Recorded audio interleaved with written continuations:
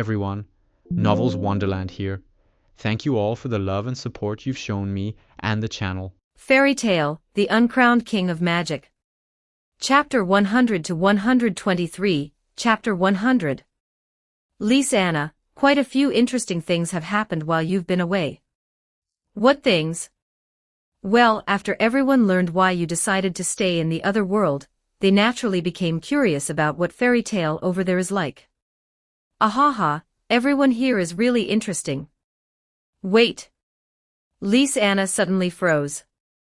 Why does everyone know what happened? Mirane, did you tell them? Huh? Didn't I mention it? Mira smiled sweetly. Marshall played your little recording for everyone in the middle of the guild hall. Huh? What? La la la, it's nothing to worry about. Mira continued in the same cheerful voice. Marshall also told me that you like him. It really isn't a big deal, is it? Huh?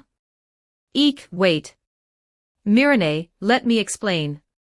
There's no need, I understand everything. Mira lifted Guga into view. Honestly, Lise Anna, you can stay in that world for as long as you like. Our family already has a new Lise Anna. Look, Guga. Say hello. Goo goo gaga.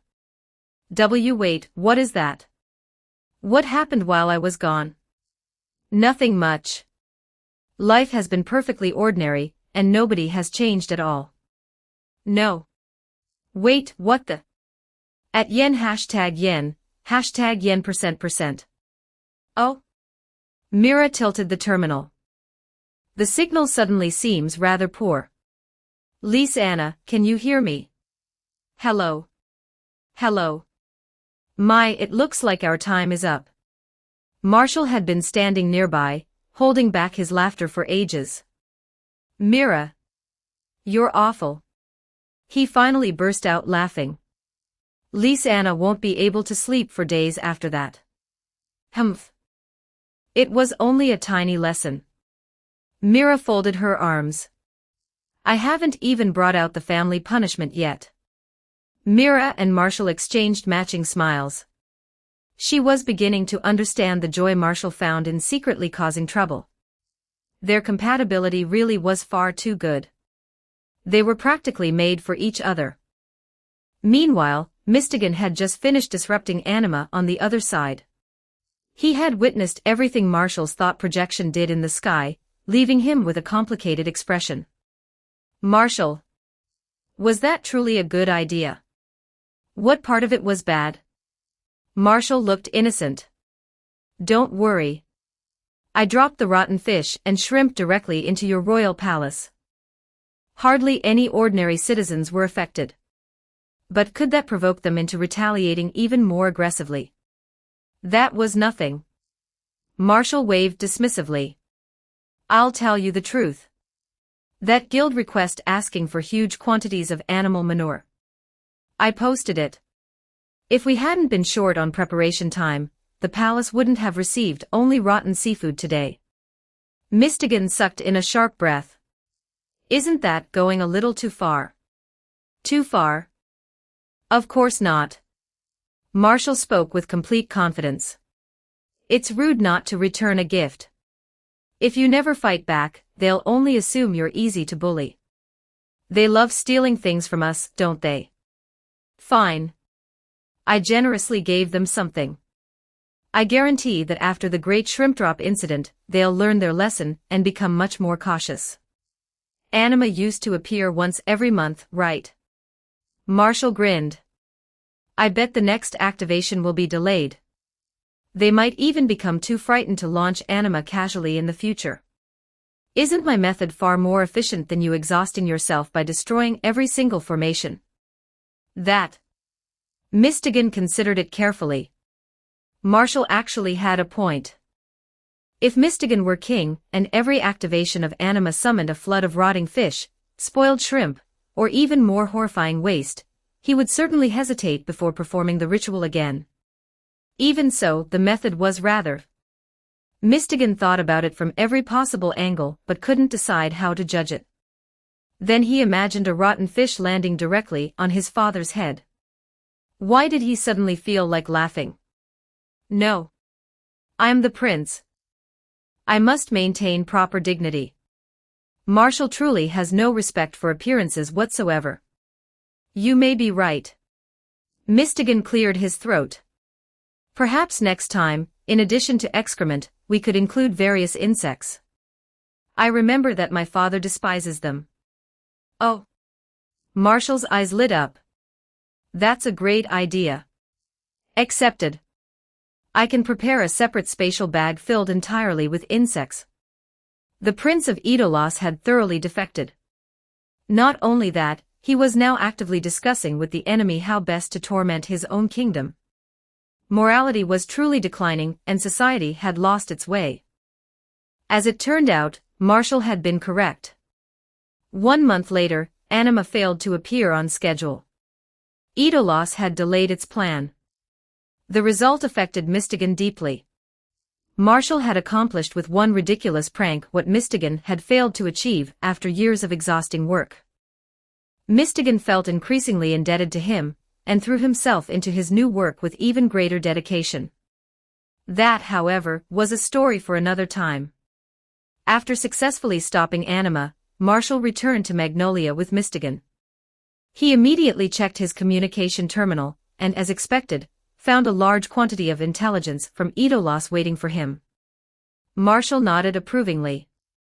Lysana had performed her assignment quite well.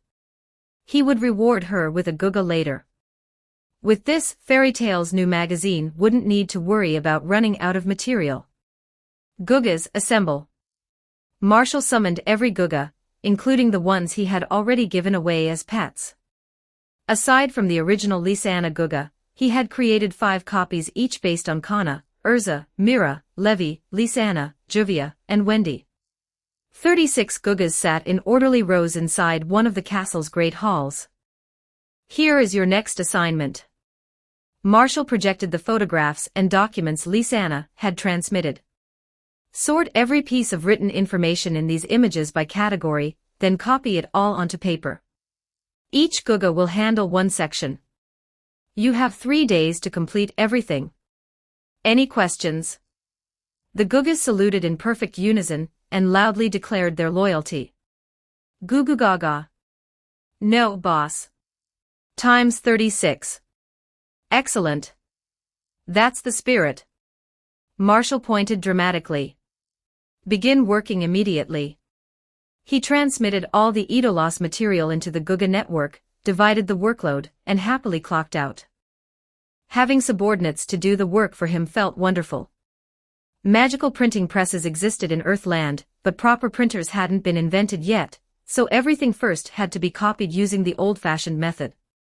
Fortunately, Marshall's Gugas were clever, obedient, and tireless. They could handle such a large assignment without difficulty. Leaving the data processing to them, Marshall headed to visit Levi. After a month of preparation, Fairy Tale's publishing company had already established its basic structure. A new printing facility had been built in Magnolia, along with an office building, and the first round of recruitment had been completed. When Marshall arrived, Levi was holding a meeting with the employees. Everyone appeared deeply engaged, so he chose not to interrupt them. Once the meeting ended, Levi returned wearily to her office, and found her troublesome little brother sitting in her chair. Oh, Marshall. She leaned against the doorway. What brings you to visit your poor, neglected Levi? Where did that come from? Marshall smiled. Levi has always been my favorite. Such a smooth talker.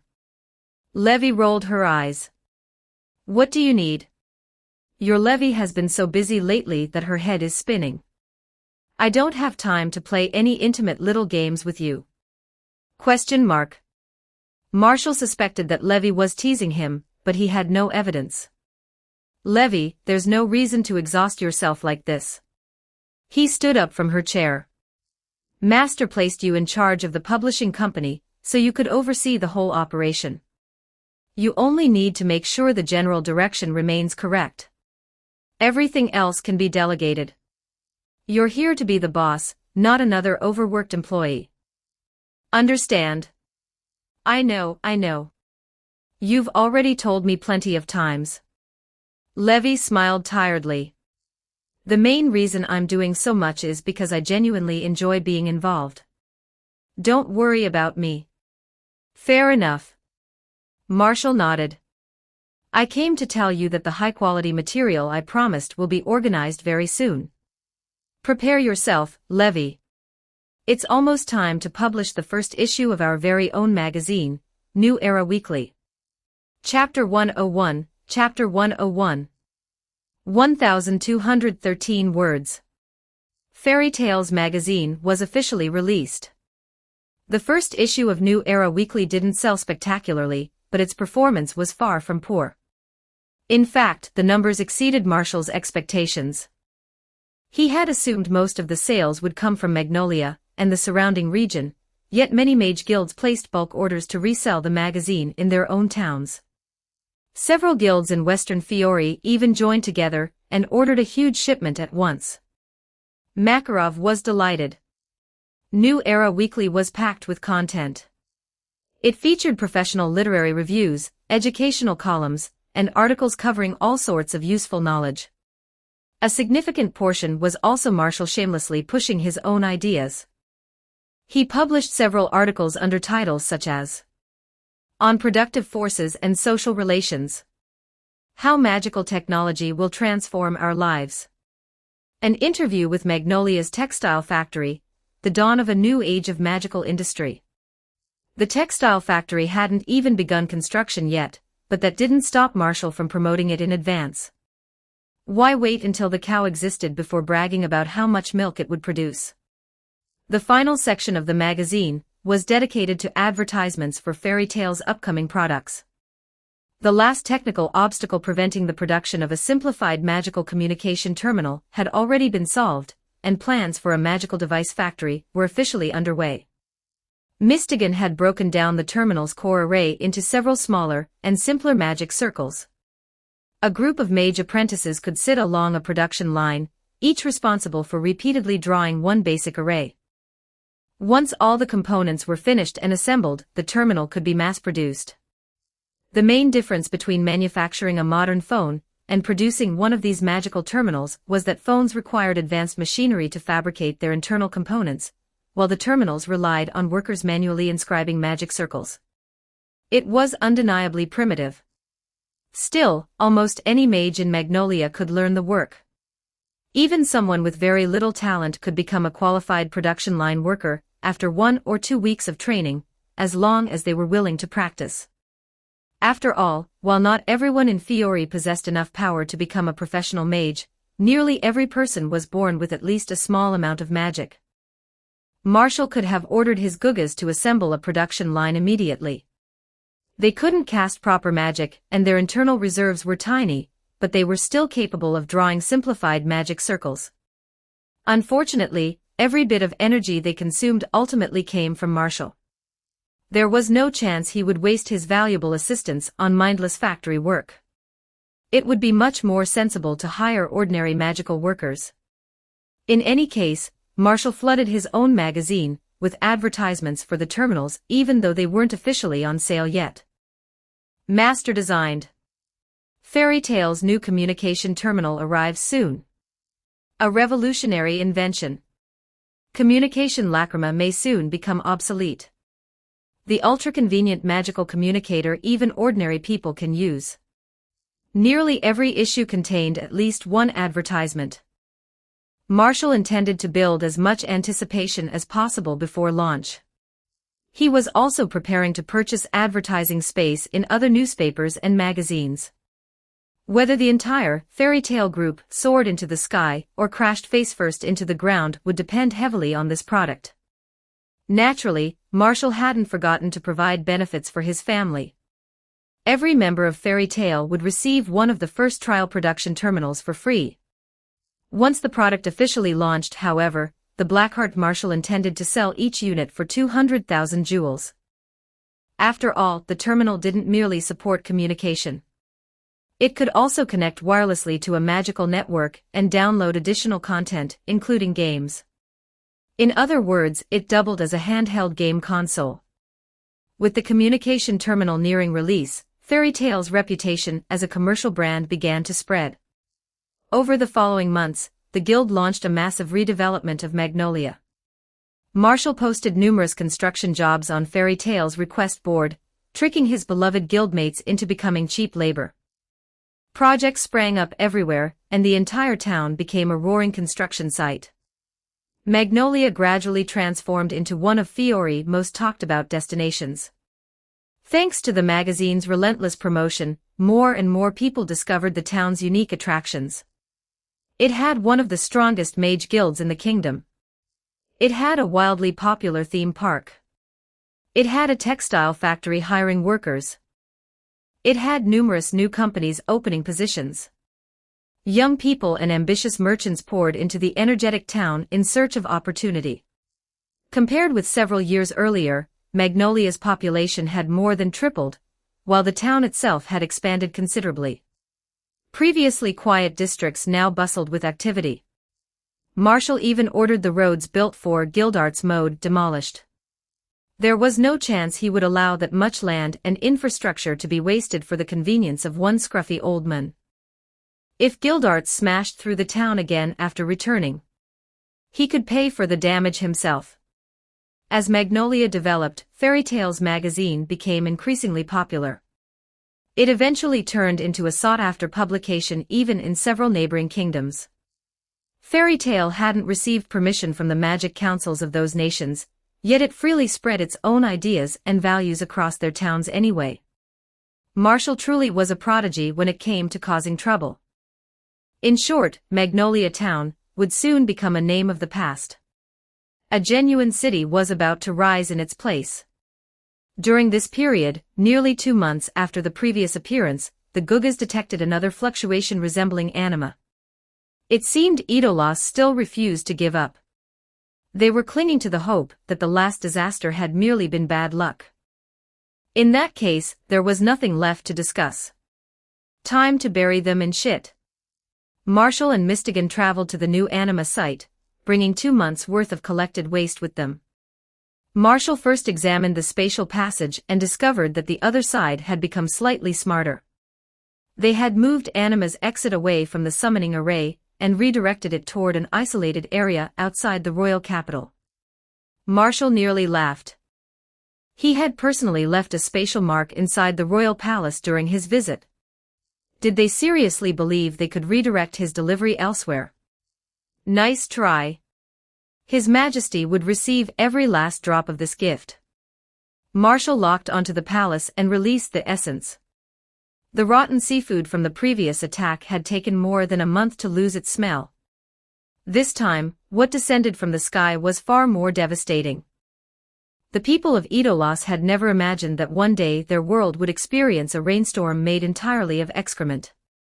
Every yellow and brown lump landed inside the royal palace with impossible precision.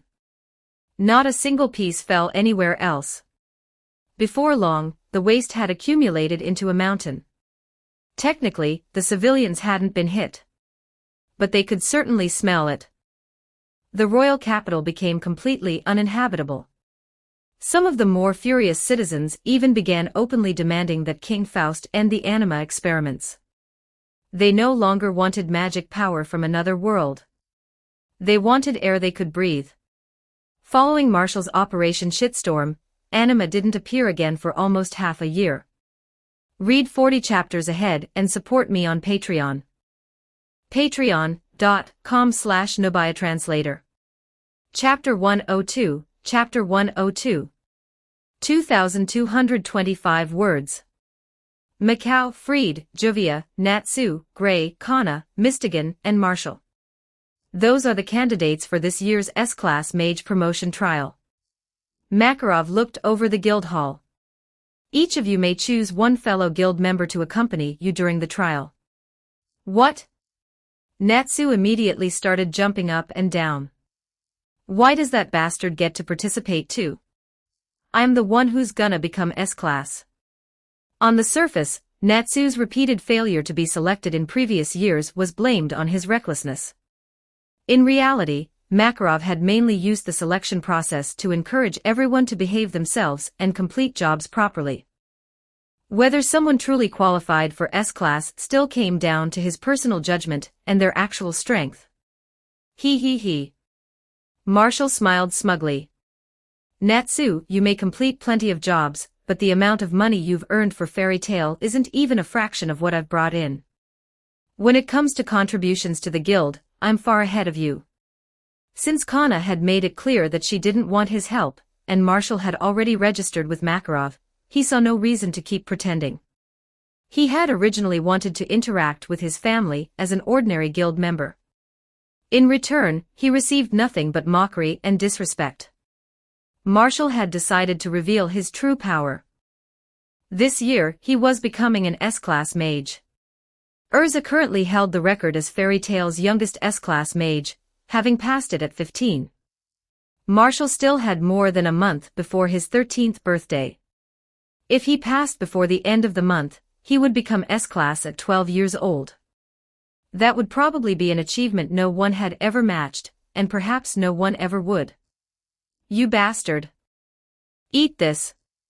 Natsu charged forward with his fist raised. Unfortunately for him, Marshall's strength was no longer what it had once been. Marshall casually snapped his fingers. A thin golden outline instantly appeared around Natsu's body, freezing him in midair. What kind of magic is that? Natsu can't move at all. Is it script magic again? Can script magic really do something like this? He isn't moving even slightly. Is it connected to that golden light? As expected of Marshall. I'd say there's a very good chance he'll be the one promoted this year. The guild members gathered around the suspended Natsu, and began examining him. Some knocked against his arms. Others poked his face or slapped various parts of his body, having far too much fun with the situation. Marshall had created this binding spell by combining script magic with spatial magic. Its true function was to lock the space surrounding the target, making physical movement impossible. The idea had come from the time he restrained Mira. As for the golden light, that was purely a visual effect. It served no practical purpose whatsoever. Marshall. You bastard. Let me go. I know you can hear me. Natsu's brain still worked well enough for him to remember Marshall's telepathy magic, so he began shouting inside his own head. Marshall pretended not to notice and turned toward Kana with a pleasant smile. Oh, Kana, I suppose I should choose a partner for the trial. What do you think of this guy? I happen to possess a little spell that can keep him quiet, so he might be useful to carry through the forest. Natsu glared so hard that his eyes nearly popped out of his skull. Bastard. Let me go and fight me one-on-one. Ahaha, Natsu really has a terrible memory. Marshall wagged a finger. Didn't we agree that before challenging me, you first had to defeat Gray? You've broken the rules again. He cheerfully waved toward Gray. Gray, Natsu is completely unable to move right now. He can still feel pain, though, so you're free to hit him as much as you like. He has no way to fight back. Wait, you can do that, several people shouted at once. Marshall, don't release him. I've been waiting ages to get revenge on this bastard. That's right. You fireball asshole, you're always beating us up. Ha ha ha. Your day has finally come. Prepare to die. Several large men rushed forward and began punching and kicking Natsu with great enthusiasm. Just as they were enjoying themselves, cracks appeared across the glowing character for bind floating above Natsu's head. Marshall sighed and waved his hand, canceling the spell. Natsu crashed to the ground before springing back up in a rage. You bastards. You used some cowardly spell to hold me still. Fight me one-on-one if you've got the guts. Are you kidding? Why would anyone fight you fairly, Natsu? No thanks. I'm going home. Bye. After throwing one final log onto the fire, Marshall happily vanished. The temperature inside the guild hall seemed to rise several degrees. You bunch of bastards. Natsu returned like an enraged dragon, and the guild immediately descended into chaos. Makarov watched the familiar scene with complete calm. He had long since become numb to it. He stroked his chin and turned toward Urza. Urza, are you confident you could defeat Marshall now? I'm not certain. Urza considered the question seriously. Marshall's spear and staff arts are already no weaker than my own combat skills, and his magic power has slightly surpassed mine. His spatial magic and script magic are also extraordinarily powerful. The only areas where I might still hold an advantage are physical maturity and combat experience. To be honest, I'm not very confident. The surrounding guild members fell silent. That's... Urza smiled brightly. I'm not troubled by it. I've decided that I'll always protect Marshall. How could I possibly stop working hard? Seeing one of the guild's next-generation pillars filled with so much determination made Makarov proud. It also gave him a headache. All of you, quiet down. Since we're talking about this, Urza, haven't you been accepting far too many jobs recently? I don't object to hard work, but you still need to rest occasionally. You've cleared out nearly every S-class request available to the guild. Oh, that's because I used to spend a great deal of time traveling while carrying all my luggage. Urza explained matter-of-factly. Marshall recently gave me a fourth-dimensional storage bag, and Mistigan allowed us to use the teleportation arrays he established between major cities. My mobility has improved considerably, so naturally my efficiency has increased. Please take more time to rest. Makarov then turned toward Mira. And Mira, could you show a little restraint during your jobs? Your title has already changed from the demon to the bloodthirsty witch. If this continues, people will start thinking Fairy Tale is a dark guild. Well. Mira smiled gently. That's only because those people were far too arrogant. And considering the nature of those requests, don't you think Fairy Tale should? Makarov covered his face. What in the world were these two talking about? In any case, both of you need to calm down. Take a break until the S-class promotion trial. Our guild has been completing requests so efficiently that other guilds are starting to complain. Makarov sighed. I'm beginning to agree more and more with Marshall. Perhaps Fairy Tale really does need a different operating model. We no longer depend on the relatively small amount of money earned from ordinary requests. Urza looked confused. Master, why should we care what other guild think about how many jobs we complete? Isn't Fairy Tale becoming more famous a good thing? You certainly seem pleased about it. Makarov lowered his voice. The truth is that many guilds have close ties to Fairy Tale. For example, the guild masters of Blue Pegasus and Quattro Cerberus were once members of our guild. What? They only left after growing older and established guilds of their own. We can't go too far and steal every job they rely on to survive. I understand. Urza nodded thoughtfully. Then the next time I meet a Chia from Blue Pegasus, or that drunkard from Quattro Cerberus, I'll be gentler with them. I may have beaten them slightly too hard before. What? Makarov stared at her. Why have I never heard anything about this? Was it worth mentioning? Fair enough. Time passed quickly, and the end of X782 arrived. Fairy Tale's annual S-Class Mage promotion trial was about to begin. Sitting inside the enormous magical vehicle Makarov had rented, Marshall glanced over his current status. Energy, 6069/6, 666. Stamina, 5060/5, 090. Magic power, 66, 666/66, 666. Below those values stretched an absurdly long list of skills. His fundamentals included Magic Control LV4 and Script Magic LV4. His more advanced abilities included Wind Magic LV3, Fire Magic LV3, Water Magic LV3, and Lightning Magic LV3. He also possessed Spatial Magic LV4, Alchemy Magic LV3, and Firearms Mastery LV3. Then came a huge collection of level 2 skills and more level 1 abilities than he could reasonably count. Marshall genuinely couldn't imagine how he was supposed to lose. Even 17-year-old Urza, whose energy and stamina were considerably higher than his, possessed only a little over 40,000 magic power. Her magic control had barely reached the threshold of level 4, while her swordsmanship was approaching level 4, and she possessed the valuable trait of mastering all weapons. Mira, also 17, only had her naturally awakened take over magic at level 4. Even her reinforcement magic hadn't yet reached that level.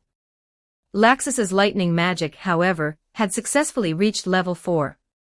Judging purely by the system's skill ratings, Marshall could almost declare himself invincible. Of course, combat strength couldn't be measured entirely through statistics. Their mature bodies gave them a genuine physical advantage, and their battle experience far surpassed his. If someone managed to close the distance and force him into direct combat, the outcome might become uncertain despite all his advantages. That possibility was extremely small, however. As long as Marshall maintained his distance, he was practically unbeatable. Looking over the trial's participants, the only people who could genuinely pressure him were Fairy Tail's established S-class mages, Urza, Mira, Laxus, and Guildarts. As for the actual candidates, Macau and Freed were respectable but hardly threats. Natsu. Juvia possessed the highest-ranked water magic in the entire guild at level 5, but her magic power was only a little over 5,000, less than both Natsu and Grey. Kana's magic power had reached the necessary threshold at roughly 15,000, but a summoner facing a spatial assassin. There was no real contest. Mystigan's magical array expertise genuinely surpassed Marshall's, but he possessed no internal magic power at all. Once again, there was no real contest. 10,000 units of magic power represented a major dividing line. Anyone above that level had entered an entirely different class. Against Marshall's magic power of over 50,000, the other candidates were facing an overwhelming difference in scale. If Marshall became serious, the trial could already be declared over. It was practically a guaranteed promotion with no suspense whatsoever. Makarov seemed to agree, which was why this year's S-class trial felt somewhat improvised. This is the Forest of Demons. Makarov pointed toward the dark wilderness ahead. It is filled with dangerous magical beasts. Do you see that tall mountain in the distance? I placed a target on the summit deep within the forest. The first candidates to reach it will qualify for the next round. Natsu raised his hand. What does that mean? Am I supposed to fly there too? That's your problem. This trial is meant to test your abilities as a mage. Kana had chosen Levi as her partner. The two climbed onto a wyvern summoned from one of Kana's cards and immediately flew away. Come on, Wendy. We can't lose to them. Juvia had selected Wendy. She transformed into a stream of water, wrapped herself around the younger girl, and rapidly vanished into the forest. The other candidates departed one after another. Only Marshall remained beside Makarov, calmly chatting as though the trial had nothing to do with him. No one was worried. Everyone knew spatial magic was his greatest specialty. Boss. When are we leaving, Naya? Marshall's partner was naturally Ruby. Choosing anyone more capable would have felt a little too much like bullying the others. Go on, Marshall. Makarov gestured toward the remaining passengers. Teleport all of us there first. The only people left inside the vehicle were the guild master and the examiners, Laxus, Urza, and Mira. Marshall spread his hands helplessly. Seriously? I'm not your personal servant. He glanced at Makarov. Master, why don't we make a bet? What would we wager? If you lose, you'll grant me access to every S-class request in the guild. I'll clear them all myself. What? Makarov stared at him. Your imagination is painfully limited, Master. Mira. I'm revoking this rotten brat's eligibility for the S-class trial. My, don't be angry, Master. Mira covered her smile. Marshall only spoke the truth. That hardly deserves disqualification. You too. Humph. After amusing himself by teasing the old man, Marshall finally asked in a leisurely voice. So, Master, what's the second round? Is there a third? The second round will be a tournament. Makarov explained. The 8 remaining candidates will fight one-on-one until only 4 remain. In the third round, those 4 will challenge the 3 S-class examiners. I don't think we need to make it that complicated. Marshall smiled. I promise I won't waste much of anyone's time. Chapter 103, Chapter 103. 1967 words. It took nearly 2 hours for all the candidates to reach the mountaintop. The journey itself obviously shouldn't have required that long. However, as proud members of Fairy Tale, everyone had immediately understood the true purpose of the first round. It was a test of how effectively they could make life miserable for their competitors. They had spent the entire journey setting traps, attacking one another, and placing every possible obstacle in each other's way. Naturally, it took ages for anyone to finish. Marshall had been the first to arrive. By the time the others reached the summit, he was already sitting comfortably on a large rock and chewing on his travel rations. The candidates arrived one after another until the last participant finally dragged himself over the edge of the mountain. Natsu came in 8th, panting heavily with an equally exhausted Happy sprawled across his head. You people are so underhanded. He climbed onto the summit with all the dignity of a half-dead dog. I can't believe you actually. Then he noticed everyone staring at him with amused expressions. Natsu froze. Damn it. How did all of you get here so fast? He whirled toward Makarov. Old man, what place did I get? 8th. Makarov stroked his beard. Now rest for a while. I'll explain the rules for the second round shortly. Marshall continued waiting patiently as though none of this concerned him. Half an hour later, Makarov announced that the tournament round was about to begin, and reached for the lots that would determine the first pair of opponents. That was when Marshall finally moved. Master, I have a suggestion that could save everyone a great deal of time. He floated into the center of the arena, and proudly raised his chin, wearing the most obnoxiously smug expression imaginable. Since certain idiots have questioned whether I deserve to participate in the S-class promotion trial, I'd like to answer everyone at once. First, let me make one thing clear. Marshall swept his gaze across the candidates. I'm not targeting anyone in particular. I mean every single person standing here. You're all small fry. Small fry. The candidates' expressions darkened. So instead of wasting time drawing lots, all 7 of you can attack me together. I'll defeat everyone at once. Nanny? Fine. Makarov studied him briefly before putting away the lots. If that's what you want, I'll allow it.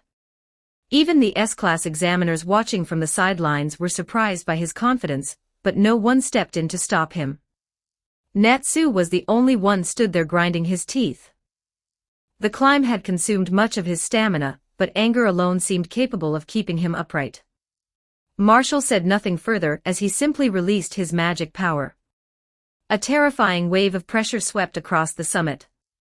A huge amount of magic surged into the open without the slightest restraint, and several candidates immediately went pale. Gray and Kana looked as though their entire understanding of the world had collapsed. You've got to be kidding. Gray stared at him. That's already higher than Urza's magic power, isn't it? So this is Marshall's real strength. Kana clenched her cards. Damn it. When did he become this powerful? 2 years earlier, when they had fought Marshall together, his magic power had only been a little higher than them. Back then, the difference between them had still seemed manageable. Marshall had shattered that expectation. After opening his second origin and reaching level for meditation, his reserves had continued rising at an absurd speed. Master, I object. Gray forced himself to speak despite the pressure. There's no way this can still be considered a fair match. Makarov glanced at Marshall. Since they're all saying that, perhaps we should forget this idea. What? Even Master agrees? The others were unwilling to admit defeat before the battle had begun, but if even Makarov acknowledged Marshall's overwhelming advantage, then they truly had no chance unless they cooperated. Juvia screamed internally. No. Being surpassed by a boy several years younger than Juvia is unacceptable, even if it's Marshall. Marshall nodded in satisfaction and handed a specially modified terminal to Ruby. Ruby, you'll be responsible for recording the battle. Make sure you capture my best angles. Aye, boss. Ruby guarantees she'll make you look amazing, Naya. This is ridiculous. Natsu charged forward. I'll never accept it. Marshall, eat my fist. Marshall smiled. Natsu, you really never learn. He snapped his fingers. Bind. A golden character appeared, and the space around Natsu instantly locked into place. Before the spell could fully stabilize, however, a block of ice formed around the glowing word and shattered it. Gray had frozen the magical script itself, disrupting the spell.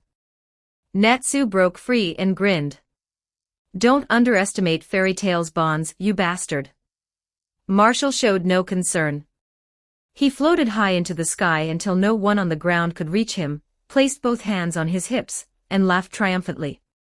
You people think you're qualified to dance with me? Go ahead and try.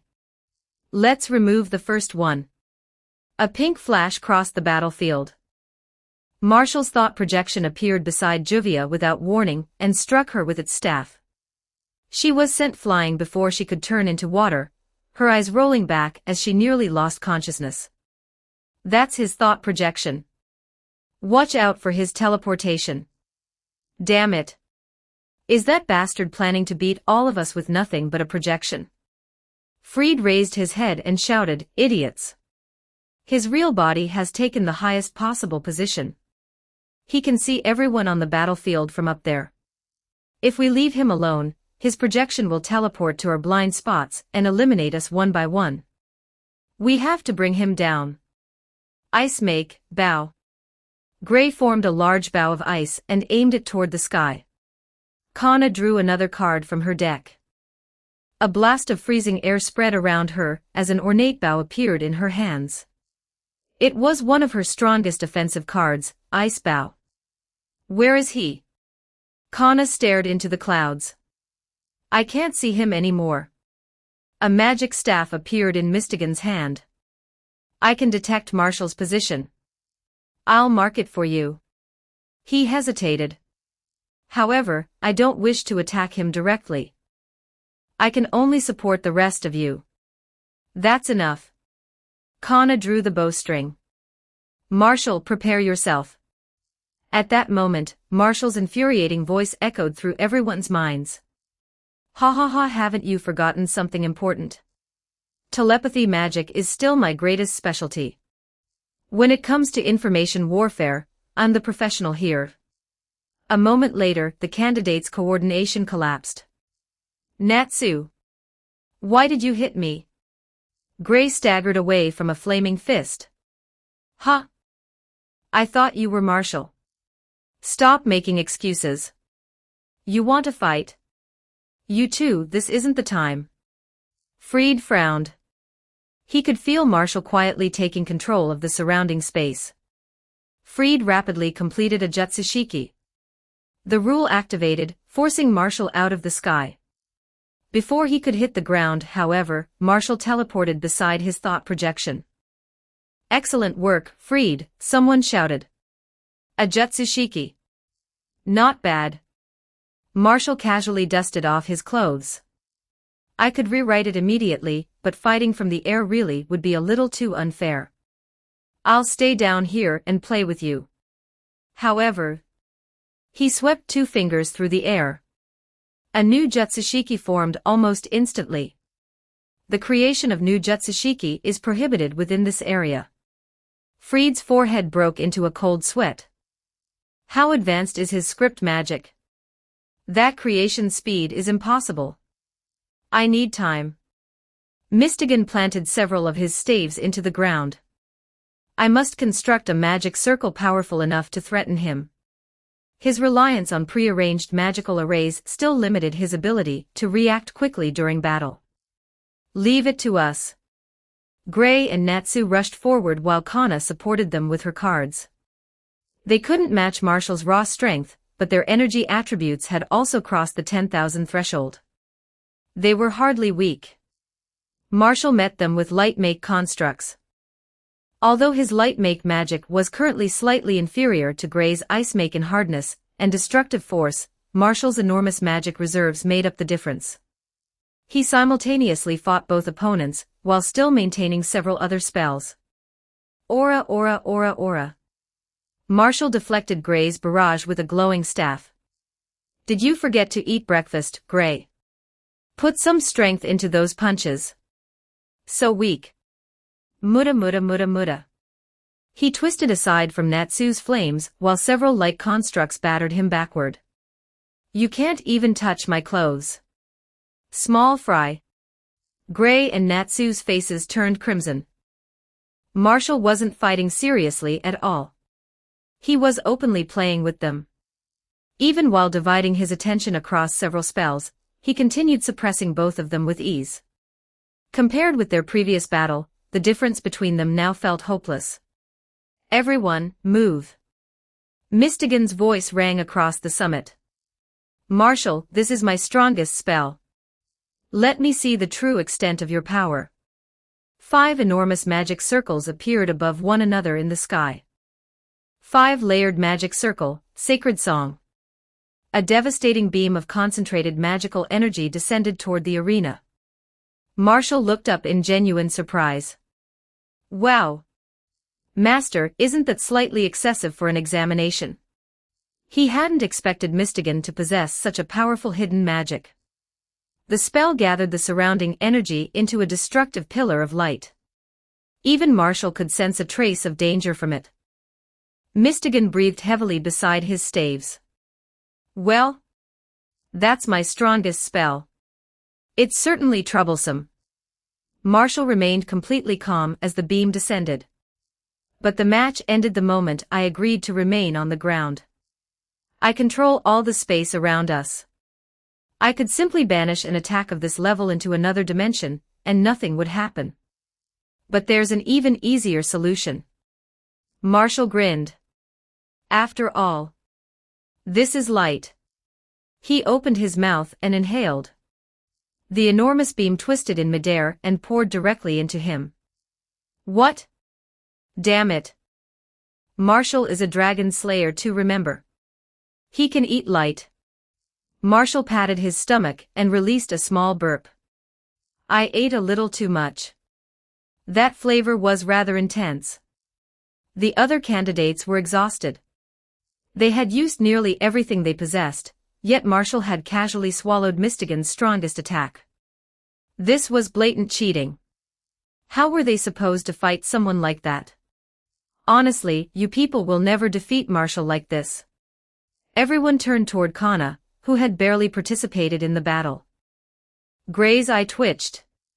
Hey! You've been slacking off this entire time, haven't you?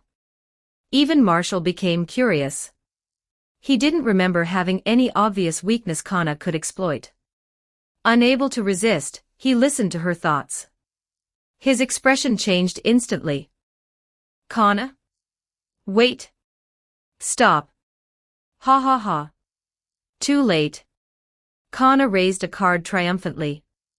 This was my plan from the very beginning. It's my turn. I activate my trap card, Marshall's ultimate weakness. Swimsuit Beauty Ambush. A flash of light filled the arena. More than a dozen beautiful women wearing swimsuits suddenly appeared around Marshall, surrounding him from every direction. Marshall has no resistance against pretty girls. Kana pointed dramatically. Now's our chance. Everyone, attack together. The atmosphere on the battlefield became strangely awkward. Everyone could see Marshall's face turning bright red. Only Marshall knew that it wasn't excitement. It was humiliation. And fury. What the hell has been going through Kana's head? Nah. Light gathered inside Marshall's mouth. You. Light dragons. Kana's face changed. Wait. Marshall, don't. Roar. A towering mushroom cloud rose into the sky. The mountaintop Makarov had worked so hard to prepare was completely flattened. After the incident, 12-year-old Marshall successfully became an S-class mage. However, everyone who participated in that year's S-class promotion trial refused to discuss the final battle. To this day, no one else knows exactly what happened on that mountain. Chapter 104, Chapter 104.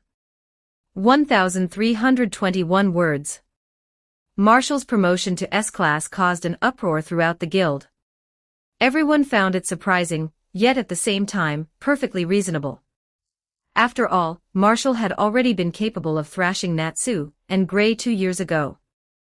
It wasn't strange that he had now qualified as an S-class mage. When the guild learned that he had defeated every other candidate through overwhelming strength, however, they became intensely curious about the final battle. Unfortunately, none of the participants would explain what had happened. Don't ask. Some things must never be spoken of. That brat has a dark side. Everyone who took the exam was silenced by Marshall. Keep prying and he might come after you next. Ahaha, stop joking. Marshall would never. He's a genuine S-class mage now. You should watch what you say. In truth, Marshall hadn't literally forced anyone to remain silent. After flattening the mountaintop, he had grabbed Kana and immediately teleported away. The only thing he left behind was a glowing message suspended in the air. If word of what happened today gets out, I'll send everyone your most embarrassing photographs. He even projected several examples of his collection across the sky. The childish threat left everyone torn between laughter and despair. Most of them hadn't intended to spread the story anyway. The girls Marshall had embarrassed were desperate to keep it secret, while Gray and the others weren't eager to admit that an entire group of them had lost to a 12-year-old brat. And so, the events of that day became a mystery. Naturally, the more secretive everyone acted, the more suspicious the rest of the guild became. But did they think that was the end of it? They had yet to witness Marshall's revenge. After capturing Kana, Marshall teleported directly back to his castle. He bound her with several glowing light-make ropes, and left her suspended slightly above the floor. Kana. Marshall stood before her with a stern expression. I am extremely angry right now, so I'm going to teach you a lesson.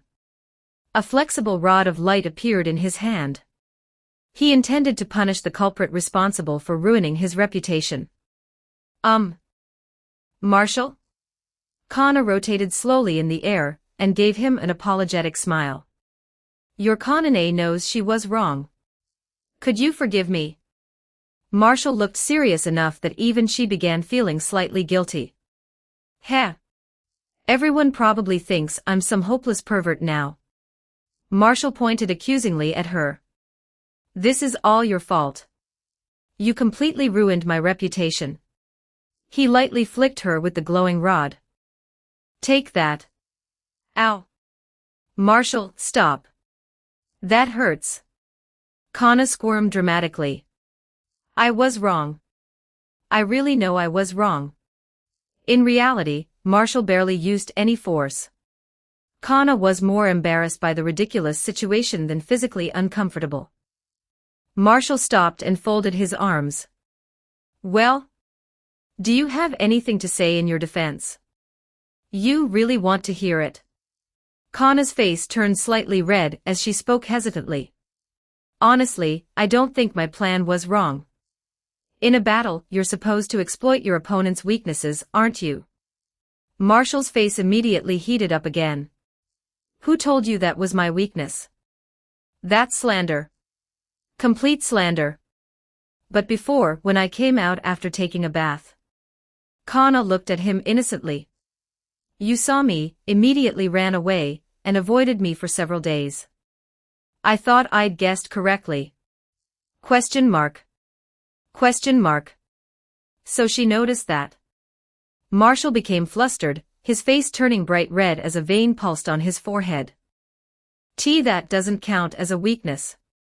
It's called averting your eyes out of politeness. I'm a respectable person.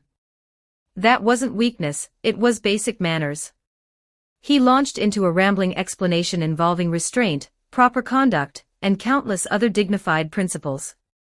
Kana had clearly spent far too much time listening to Loki's nonsense. Her head was now full of strange ideas. Ha ha ha. Kana tried not to laugh. Marshall felt as though he were trying to explain philosophy to a cow. He wasn't afraid of pretty girls.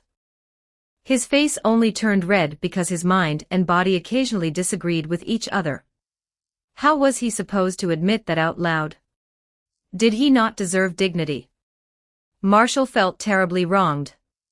If the girls began treating him like some shameless little creep, he would be accused of crimes he had never committed.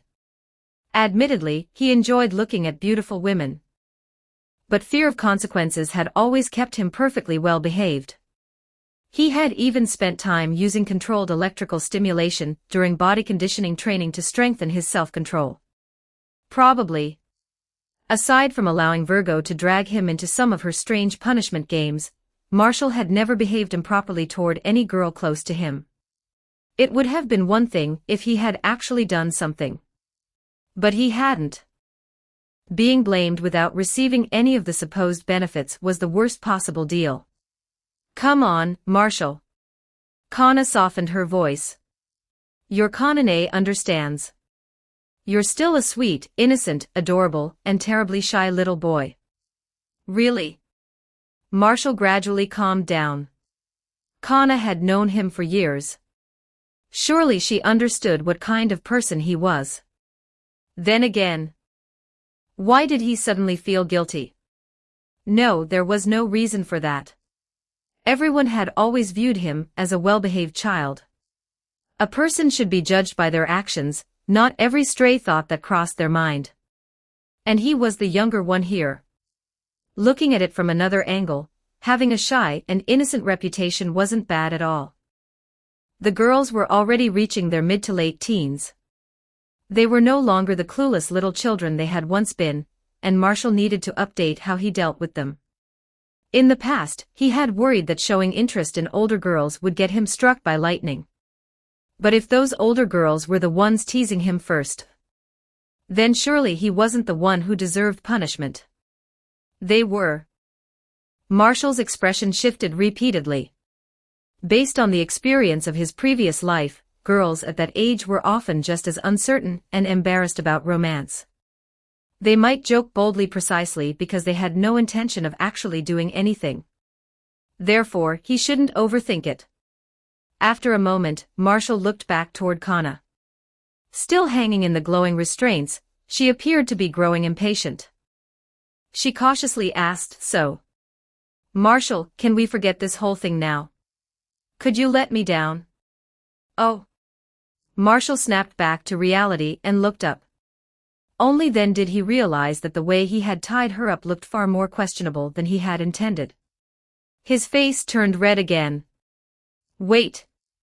Why does Kana look so composed in a situation this embarrassing? Marshall hurriedly cancelled the light make spell and vanished from the room. I'm going back to pick up Master. Kana dropped lightly onto the floor. A peculiar gleam appeared in her eyes. As expected, she hadn't guessed wrong. Marshall really did have a weakness for this kind of thing. He. Let him think he escaped this time. Now that I know his weakness, I'll have him completely under control one day.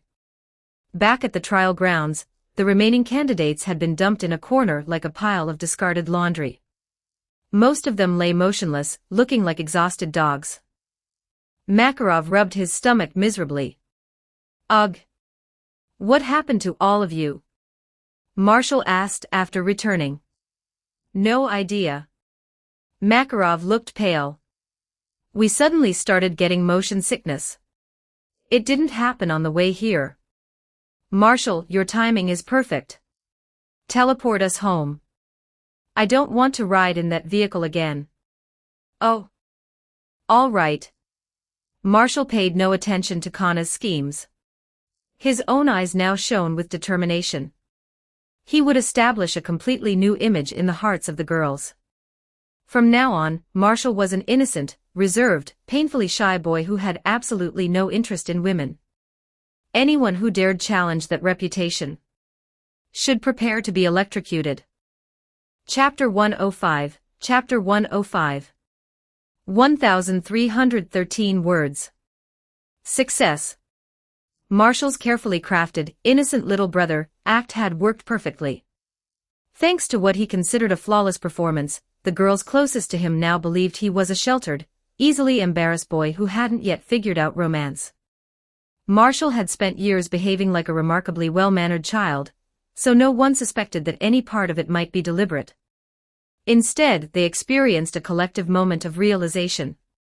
So Marshall isn't a genius at absolutely everything. He still has a childish side after all. We finally found his weakness. Marshall had always presented himself as an intelligent and unusually mature prodigy. Discovering that he was hilariously clumsy, in one particular area scratched a very specific itch for the girls. Exactly as he had predicted. Once this contrast became obvious, the girls started enjoying every opportunity to tease the supposedly innocent Marshall. They whispered jokes they assumed he was too young to understand, then laughed triumphantly when he stared at them with a confused expression and flushed cheeks. At last, after years of being mercilessly outsmarted by that irritating boy, the girls had finally reclaimed some dignity. Kana and Mira enjoyed the game more than anyone else. They were older and far more experienced at teasing people. Once they discovered that pulling Marshall into a tight hug immediately made his face turn bright red, they became addicted to doing it on purpose. Watching his ears redden while he struggled indignantly to escape gave them the intoxicating satisfaction of having finally brought the mighty Marshall under control. Even Urza had a sudden realization. She told the others that whenever she invited Marshall to bathe or change armor with her nearby, he would always turn red and quietly refuse. That testimony seemingly confirmed the existence of Marshall's great weakness beyond all doubt. And so Marshall began living a wonderful life in which beautiful older girls teased him every day. Juvia, on the other hand, disapproved of Kana and Myra's behavior. She frequently rushed forward to protect Marshall from their relentless harassment. Levi was the only one left unhappy.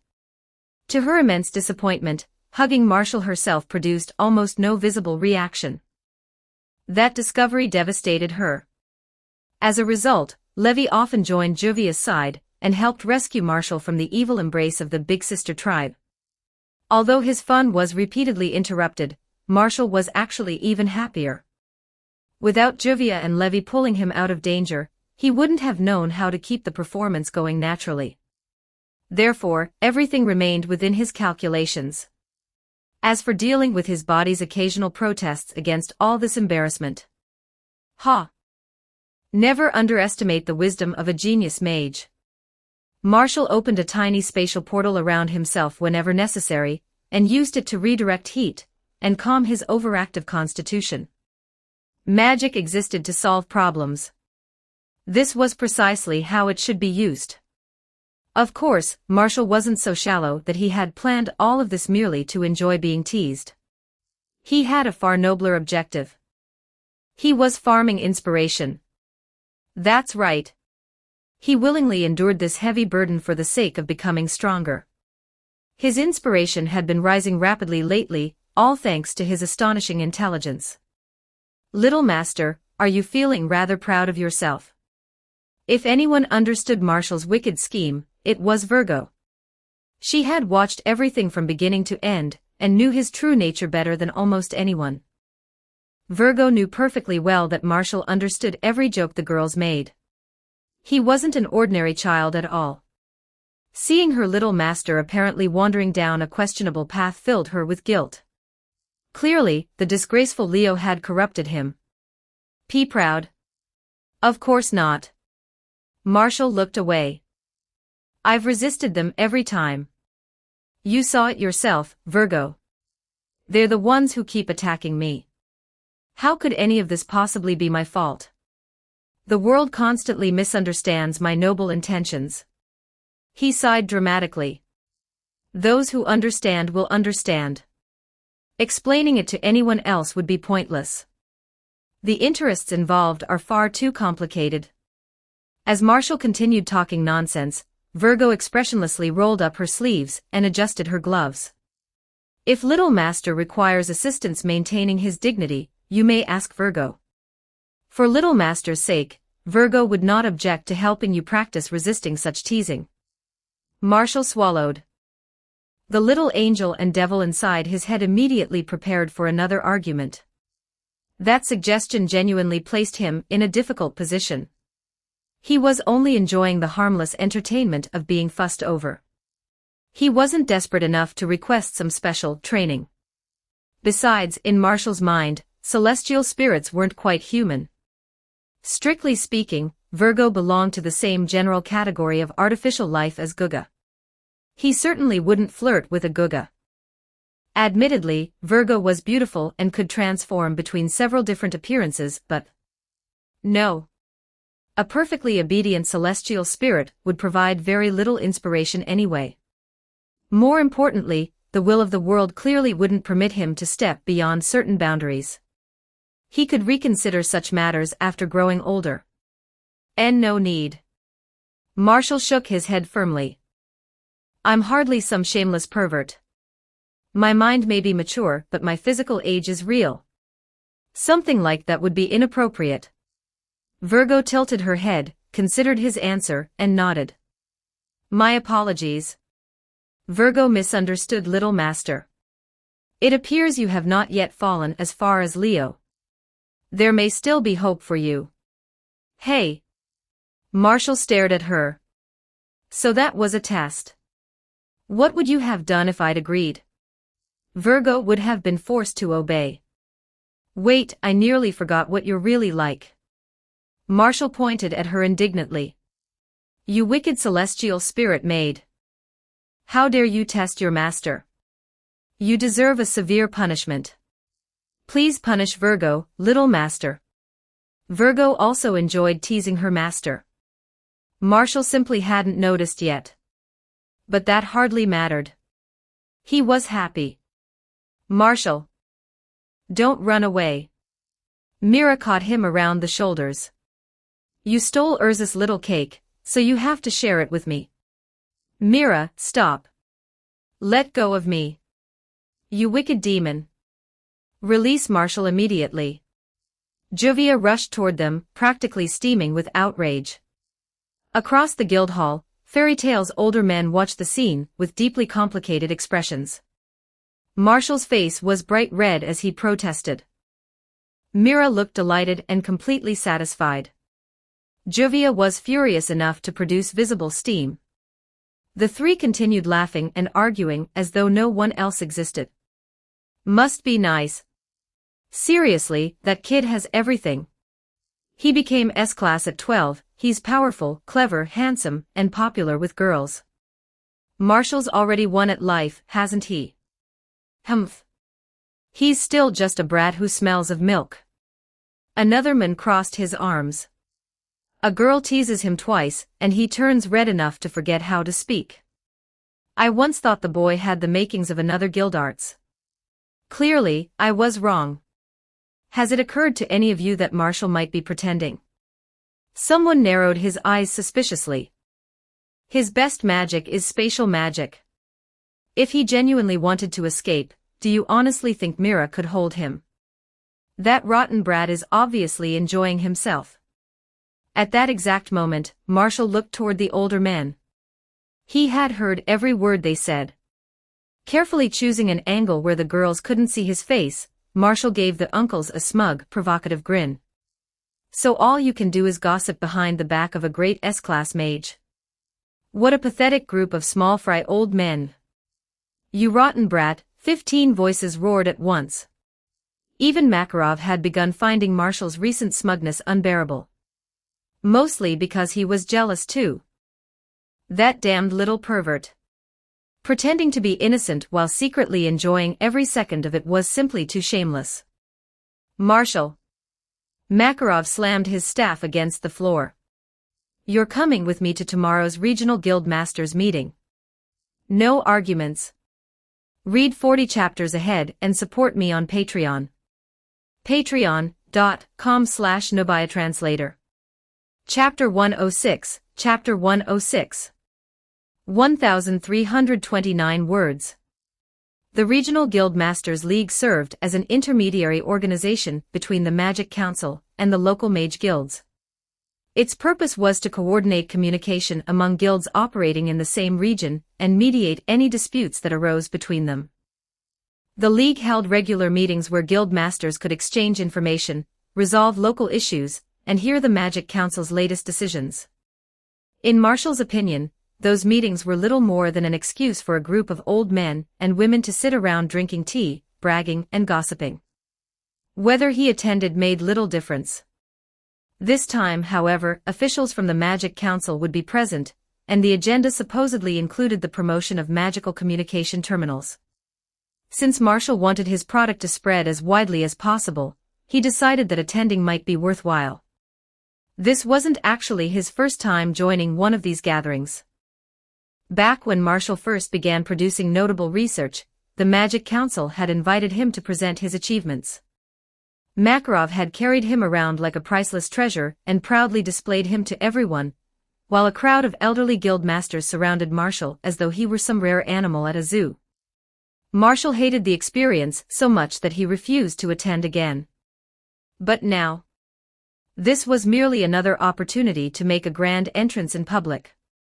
That was one field in which he possessed plenty of experience. Under normal circumstances, Marshall still wouldn't have bothered. With the magical communication terminal nearing its official release, however, attending to advertise the product wouldn't hurt. Wasn't a guild master's meeting the perfect place to hold a product launch? The following day, inside a small castle on the outskirts of Clover Town, the regional guild masters meeting was about to begin. Bob, the guild master of Blue Pegasus, was chatting with Goldmine, the guild master of Quattro Cerberus. Fairy Tale's younger generation has become increasingly active lately. Bob rested his cheek against one hand. Their achievements might eventually surpass even those of our generation. I'm almost jealous of Makarov. Ha ha ha. I heard another youngster was recently promoted to S-class. Goldmine stroked his beard. Knowing the old man, he'll probably bring the brat here to show off. Perhaps he'll suddenly pop out in front of us at any moment. That certainly sounds like him. Bob's smile faded slightly. Still, those two guilds should show some restraint. If this continues, a serious conflict between them may become unavoidable. The two guilds in question were naturally Fairy Tale and Phantom Lord. Bob and Goldmine remained relatively neutral and hadn't reached the point of choosing sides, but the hostility between Fairy Tale and Phantom Lord had persisted for years without showing any sign of ending. Jokingly calling both Blue Pegasus and Quattro Cerberus branch guilds of Fairy Tale wasn't entirely inaccurate either. Still, the meeting is about to begin. Goldmine looked toward the entrance. Where is Makarov? Don't tell me he plans to miss this one. That shouldn't be the case. He sent me a letter a few days ago saying he would attend. Bob glanced around. Perhaps something delayed him. The moment he finished speaking, a brilliant beam of light pierced the castle's domed ceiling from an unknown source. Where the light gathered, the air fractured like broken glass. A hand suddenly reached through the spatial crack, and every guild master in the chamber became alert. What an extraordinary control over space. Whoever that is remains completely unaffected by the spatial turbulence. When did Fiori gain a spatial mage this powerful? Who is it? An enemy? How dare someone force their way into the meeting hall? Wait. Look at the eyes inside that crack. That appears to be an elderly man. A tiny old man struggled his way out of the spatial fissure. It was Makarov. Ah, sorry. A youthful voice came from the other side. This old man crawls far too slowly, and got himself stuck halfway through. That's why we're late. Times everyone. Makarov, you bastard. My. I truly apologize. Makarov brushed off his clothes with an unbearably smug expression. I nearly forgot today was the regular meeting. There wasn't enough time to travel by carriage, so I had no choice but to ask Fairy Tale's newly promoted S-Class mage to open a little shortcut through space. He turned toward the crack. Marshal. Come out and greet the guild masters. This gentleman is Bob of Blue Pegasus, and over there is... Oh dear, look at my memory. Makarov slapped his forehead theatrically. Age truly is catching up with me. I nearly forgot to introduce Fairy Tale's newest S-Class mage. This is Marshall. He's 12 years old and specializes in spatial magic. Old friends, please remember to look after Fairy Tale's newest rising star from now on. Oh, right. Makarov continued before anyone could respond. Our Marshal isn't merely powerful.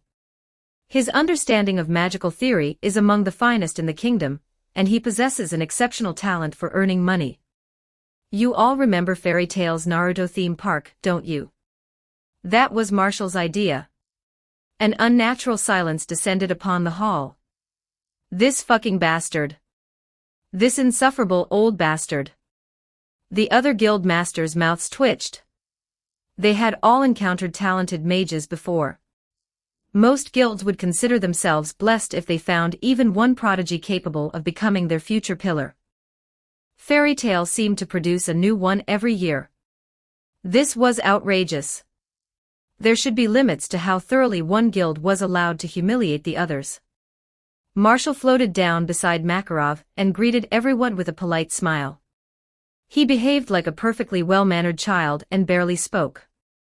There was no need for him to praise himself when Makarov was already doing such an enthusiastic job. Besides, Marshall respected his elders. It was perfectly natural for an old man to want to boast about his outstanding junior.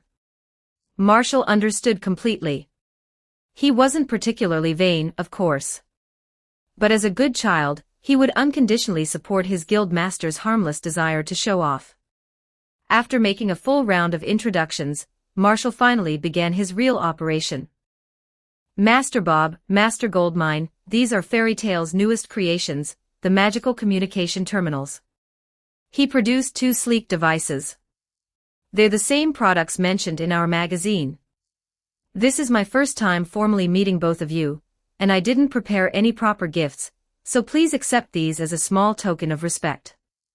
Bob accepted one and examined it curiously. This is... Goldmine pressed one of the buttons. It's a magical communication terminal. Marshall patiently explained. You can think of it as a portable communication lacrima. It allows you to speak remotely with another user at almost any time and from almost anywhere. He turned toward another guild master who had approached to watch. If you're interested, I would be happy to offer you one as well. Oh. The man's eyes immediately lit up. What a wonderful device. This design is nothing short of genius. The commotion soon attracted more guild masters. Marshall showed no stinginess and handed a free terminal to every one of them. Seeing him distribute such valuable magical devices so generously, Bob and Goldmine could only accept their own gifts with delighted smiles. The regional guild masters meeting soon transformed completely into Marshall's product launch. He openly demonstrated the terminals, taught everyone how to operate them, and advertised every useful feature without the slightest shame. The terminals received unanimous praise. Several guild masters even promised that once the devices officially went on sale, they would encourage the younger members of their guilds to visit Fairy Tale and purchase plenty of them. That was exactly what Marshall had been waiting to hear. With endorsements from so many guild masters, the initial launch would almost certainly be successful. Fairy Tale's newest money-printing machine was about to reveal its claws. The guild was one step closer to becoming the world's first cybermagical corporate giant. Chapter 107, Chapter 107. 2,436 words. X783, New Year. Marshall's birthday arrived shortly after the New Year celebrations. Although Marshall didn't care much about a birthday whose authenticity was questionable in the first place, his family still threw him a proper party. He received a mountain of gifts. Kana knitted him a scarf. Mira gave him 13 handmade sweaters. The girls worked together on several pairs of gloves, while the men contributed an assortment of ridiculous prank gifts. Come to think of it, this was the first time Marshall had received so many presents since arriving in this world. He couldn't help feeling a little emotional. Everyone in Fairy Tale really was adorable. Some of the gifts were rather baffling, and many appeared to have been made from old clothes the girls had once worn, but the sisters had clearly put a great deal of thought into them. Marshall was a simple creature. After the birthday party ended, he dumped all the cleaning onto the gugas and happily went to take a bath. When he emerged, Kana was nowhere to be seen. Sensing her coordinate marker on the roof, Marshall thought for a moment before heading upstairs. Kana was leaning against the wall, gazing across the rapidly changing city of Magnolia. Marshall still remembered that she was facing the same direction Gildarts had left in a year and a half earlier. Thinking about your father again? Kana turned and glared at him. I'm not thinking about that bastard. He's been gone for so long and hasn't sent a single message back to the guild. Who would miss such a heartless, irresponsible man? Yes, yes. Marshall nodded along. It's a shame Gildarts refused to let me place a spatial marker on him. Otherwise, I could teleport straight to his side and drag him back here. Gildarts clearly wasn't returning anytime soon. Kana. You do want him to come back, don't you? Marshall didn't press her. He walked over, wrapped an arm around her shoulders, and gently comforted her. Do you think I handled it wrongly too? Kana lowered her head. Do you think I should have told him the truth sooner? Absolutely not. Marshall answered without hesitation. I'll always stand on Kana's side. Everything is Gildarts' fault. Kana burst out laughing.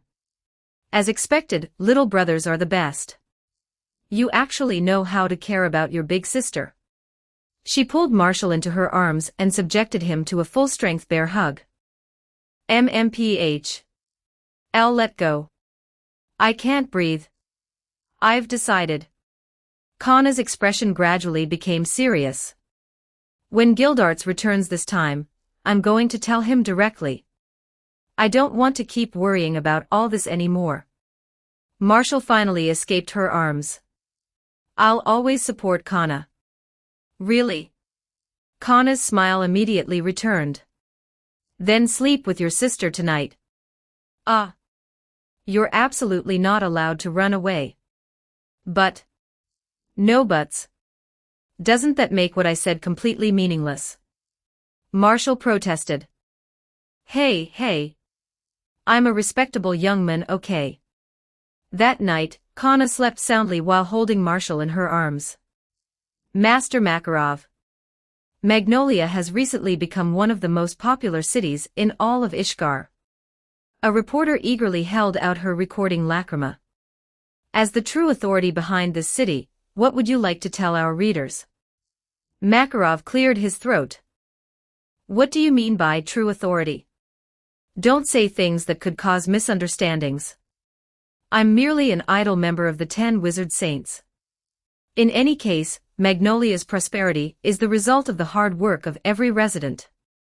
Today's Magnolia is safe, prosperous, and filled with vitality. We warmly welcome everyone to visit our city. Reporter's notes, Makarov declares that the entire city is under the protection of a member of the 10 Wizard Saints. Criminal activity will never be tolerated, making Magnolia an exceptionally safe and desirable place to settle. Master Makarov. The magical communication terminal recently released by Fairy Tale has created an enormous sensation throughout Fiori. Sales have been astonishing, and supply is unable to keep up with demand. Some claim Fairy Tale earned billions of jewels in only half a month. Is that true? No. Makarov shook his head. This product was jointly developed by our guild and Fiori Magical Technology Department. Although it has generated considerable profit, the numbers being circulated are wildly exaggerated. Reporter's notes, Makarov responded with great modesty. However, sources claim Fairy Tale's internal estimates for its communication terminal business were so conservative that even the guild itself failed to predict its true profitability. Master Makarov, you are now being praised as the greatest leader in Fairy Tale's history. Some people have even suggested that Magnolia was named after you. What is your response to that? That's a complete nonsense. Makarov's beard bristled. I'm only an insignificant old man. Fairy Tale's first and second guild masters were both far more accomplished mages than I am. Fairy Tale has always been the strongest guild. And Magnolia already had its name before I was even born. What kind of ridiculous question is this? Reporter's notes, Makarov declares that while Fairy Tale attracted little attention in the past, under his leadership its name will resound throughout the world. Magnolia shall also march toward greatness beneath his guidance. Thank you very much for your answers. Our newspaper will report today's interview exactly as it occurred. Fairy Tale had become really famous. No, it had completely exploded in popularity. The Naruto theme park had once brought widespread attention to the small town of Magnolia, but at the time, most visitors hadn't paid much attention to Fairy Tale itself. That changed when the names Fairy Tale, Magnolia, and Ishgar's fastest-growing city became inseparable. The guild located in Magnolia had finally stepped onto the center of the world's stage. And although many stories were supposedly nothing more than rumors, the reputation of Fairy Tale's current guild master had become astonishingly grand. Fairy Tale's earnings throughout Fiori had already broken past 10 billion jewels. Its exposure in newspapers and magazines remained exceptionally high, while scalpers resold limited Fairy Tale merchandise for prices reaching 1 million jewels per item on the black market. The magical communication terminals had become popular across the continent, and the single emblem engraved on the back of every compact device drew everyone's attention. Fairy Tale. In the past, claims about Fairy Tale's greatness had always sounded vague. Its guild master was a wizard saint. Its combat power ranked first in Fiori. It supposedly had connections extending all the way to the heavens. None of those claims could be easily measured. This time, however, the money was real. Fairy Tale wasn't merely selling magical devices either. It was publishing magazines, building factories, organizing merchant caravans, and expanding into one industry after another. Anyone with the slightest business sense could smell the opportunities and staggering profits hidden within Magnolia. Fairy Tale became the brightest rising star not only in Fiori but throughout Ishgar. Every day, magical trains arrived packed with visitors. New districts were constantly being developed, and fresh buildings rose from the ground one after another. The city was undergoing a complete transformation. This prosperity didn't belong solely to Fairy Tale. It belonged to Magnolia itself. Even the land surrounding Fairy Tale's guild hall was now being purchased at outrageous prices. Fairy Tale had become so famous that Marshall only needed to release the faintest rumor of a new project, and investors would practically beg him to accept their money. The communication terminal, his version of a phone, was merely the first step. Marshall's next target was the audiovisual projection device market. Television. Fairy Tale media was an important part of his future business empire, but traditional media was already well established in this world. Countless newspapers and magazines competed for readers, and defeating all of them through conventional methods would take far too long. Marshall needed to overtake them from another direction. In a magical world, broadcasting live images wasn't especially difficult. Primitive films also existed. However, projection devices were normally reserved for major public events, or wealthy people with too much money to spend. In simple terms, the technology for televisions already existed. There simply weren't enough programs worth watching, so ordinary people had no reason to buy one. Marshall intended to change that twisted media environment. His next step was to bundle communication terminals with projection devices, then create several entertaining live programs to open this untouched market completely. That alone could become another business worth tens of billions. And that didn't even include the magical spinning machines, magical looms, and lacrima processing plants he had recently commissioned. Those facilities had already begun operating, and were producing a steady stream of profit. Just as Marshall had promised, Fairy Tale would gradually penetrate every aspect of the world's economy. The enormous ship had fully set sail. Unfortunately, Marshall no longer had anything to do with most of those grand projects. At the broader level, Fairy Tale had transformed from a simple combat guild into an enormous organization. The smaller changes were already obvious too. Most notably, more and more newcomers were applying to join Fairy Tale. In the past, the guild had never maintained a particularly strict admissions process. Makarov would usually take one look at someone, decide they seemed harmless, and approve them. Later, the guild master had grown even lazier and handed the responsibility to Marshall, who possessed telepathy magic. Marshall's examination was equally simple. He asked several casual questions. As long as the applicant answered honestly and wasn't secretly plotting anything malicious, they passed. Generally speaking, very few people with hidden agendas had tried to join Fairy Tale. That system no longer worked. There were far too many applicants. If Marshall personally interviewed every one of them, he would waste an unimaginable amount of time. Worse, Fairy Tale's sudden fame attracted all kinds of strange people. Listening to some of their tangled thoughts gave Marshall a headache. "You're certainly an interesting person." Marshall studied the latest applicant. "Your soul is remarkably pure. I appreciate people like you. You aren't particularly strong yet, but you would fit into Fairy Tale rather well." He rubbed his aching forehead and sighed toward Makarov. "She doesn't appear to have any hidden schemes. Unlike the previous applicants, there's very little unnecessary clutter in her thoughts. Whether you accept her is up to you, Master." "Evergreen, was it?" Makarov examined the young woman. "You naturally awakened Stone Eyes magic. That's an excellent magical talent. You're accepted. Welcome to Fairy Tale." "Oh ho, naturally." Evergreen lifted her chin. "After all, I am a fairy." It seemed the guild had gained another eccentric. After sending away the final applicant of the day, Marshall finally exploded. "Master, I refuse to keep interviewing newcomers for you. I quit. I'm done." Makarov silently pushed a stack of papers toward him. "Then give me a better idea. There are still dozens of applications here, all from young people who admire Fairy Tale. We can't simply crush their hopes." Makarov was secretly delighted. The stronger Fairy Tale became, the happier he felt. He had also been so busy lately that his feet barely touched the ground. But he was enjoying every moment of it. "How about this?" Marshall glanced through the applications. "We accept all of them." "What?" Makarov's expression changed. "That seems dangerous.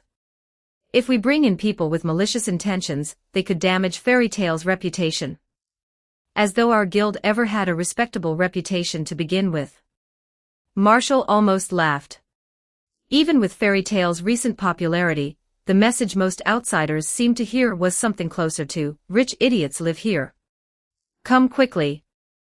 The old man was living in a dream. "Let me finish." Marshall raised a hand. "We accept them all as Fairy Tale's reserve members. Or to give them a more official title, affiliate members. The existing members of Fairy Tale would remain full members and form the guild's core. Affiliate members would receive only part of the guild's benefits. They wouldn't be permitted to enter the main guild hall freely, receive Fairy Tale's emblem, or have their names entered into the official member registry. Technically, they would be affiliated with Fairy Tale without being recognized as full guild members. However, affiliate members who perform well, prove their loyalty, and contribute enough to the guild would become eligible for promotion to full membership. Marshall spread his hands. This solves our shortage of manpower, while establishing a clear path for advancement. It also protects Fairy Tale's core interests. One move, several benefits. What do you think? Makarov's eyes lit up. He slapped his thigh. That's a wonderful idea. It may sound a little stingy, but it suits Fairy Tale's current situation perfectly.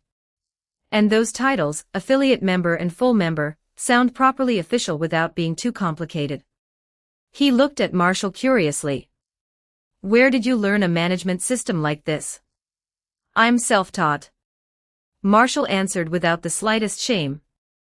In reality, it was little more than the employment system used by certain companies in his previous life, repackaged to suit the structure of a mage guild. He had simply given it a new coat of paint. Very well. We'll proceed with your proposal. Makarov gathered the papers. Though we should probably discuss the finer details with everyone first. The next day, Makarov summoned the entire guild for a meeting. The topic was Fairy Tale's new admissions system, and he encouraged everyone to offer suggestions. The response was immediate and enthusiastic. So from now on, everyone gets to decide who joins the guild. Doesn't that seem a little careless? You say that as though our old system wasn't careless. Times have changed. Too many people want to join now.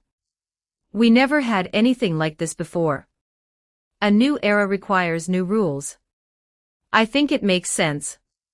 But the standards can't be too simple. What happens if people form factions and vote only for their friends? What if someone abuses their authority for personal gain? Master, we must guard against corruption. You rotten brat. Are you implying that I'm an unfair leader? I absolutely meant nothing of the sort. Then what do you suggest? We should give different votes different weights.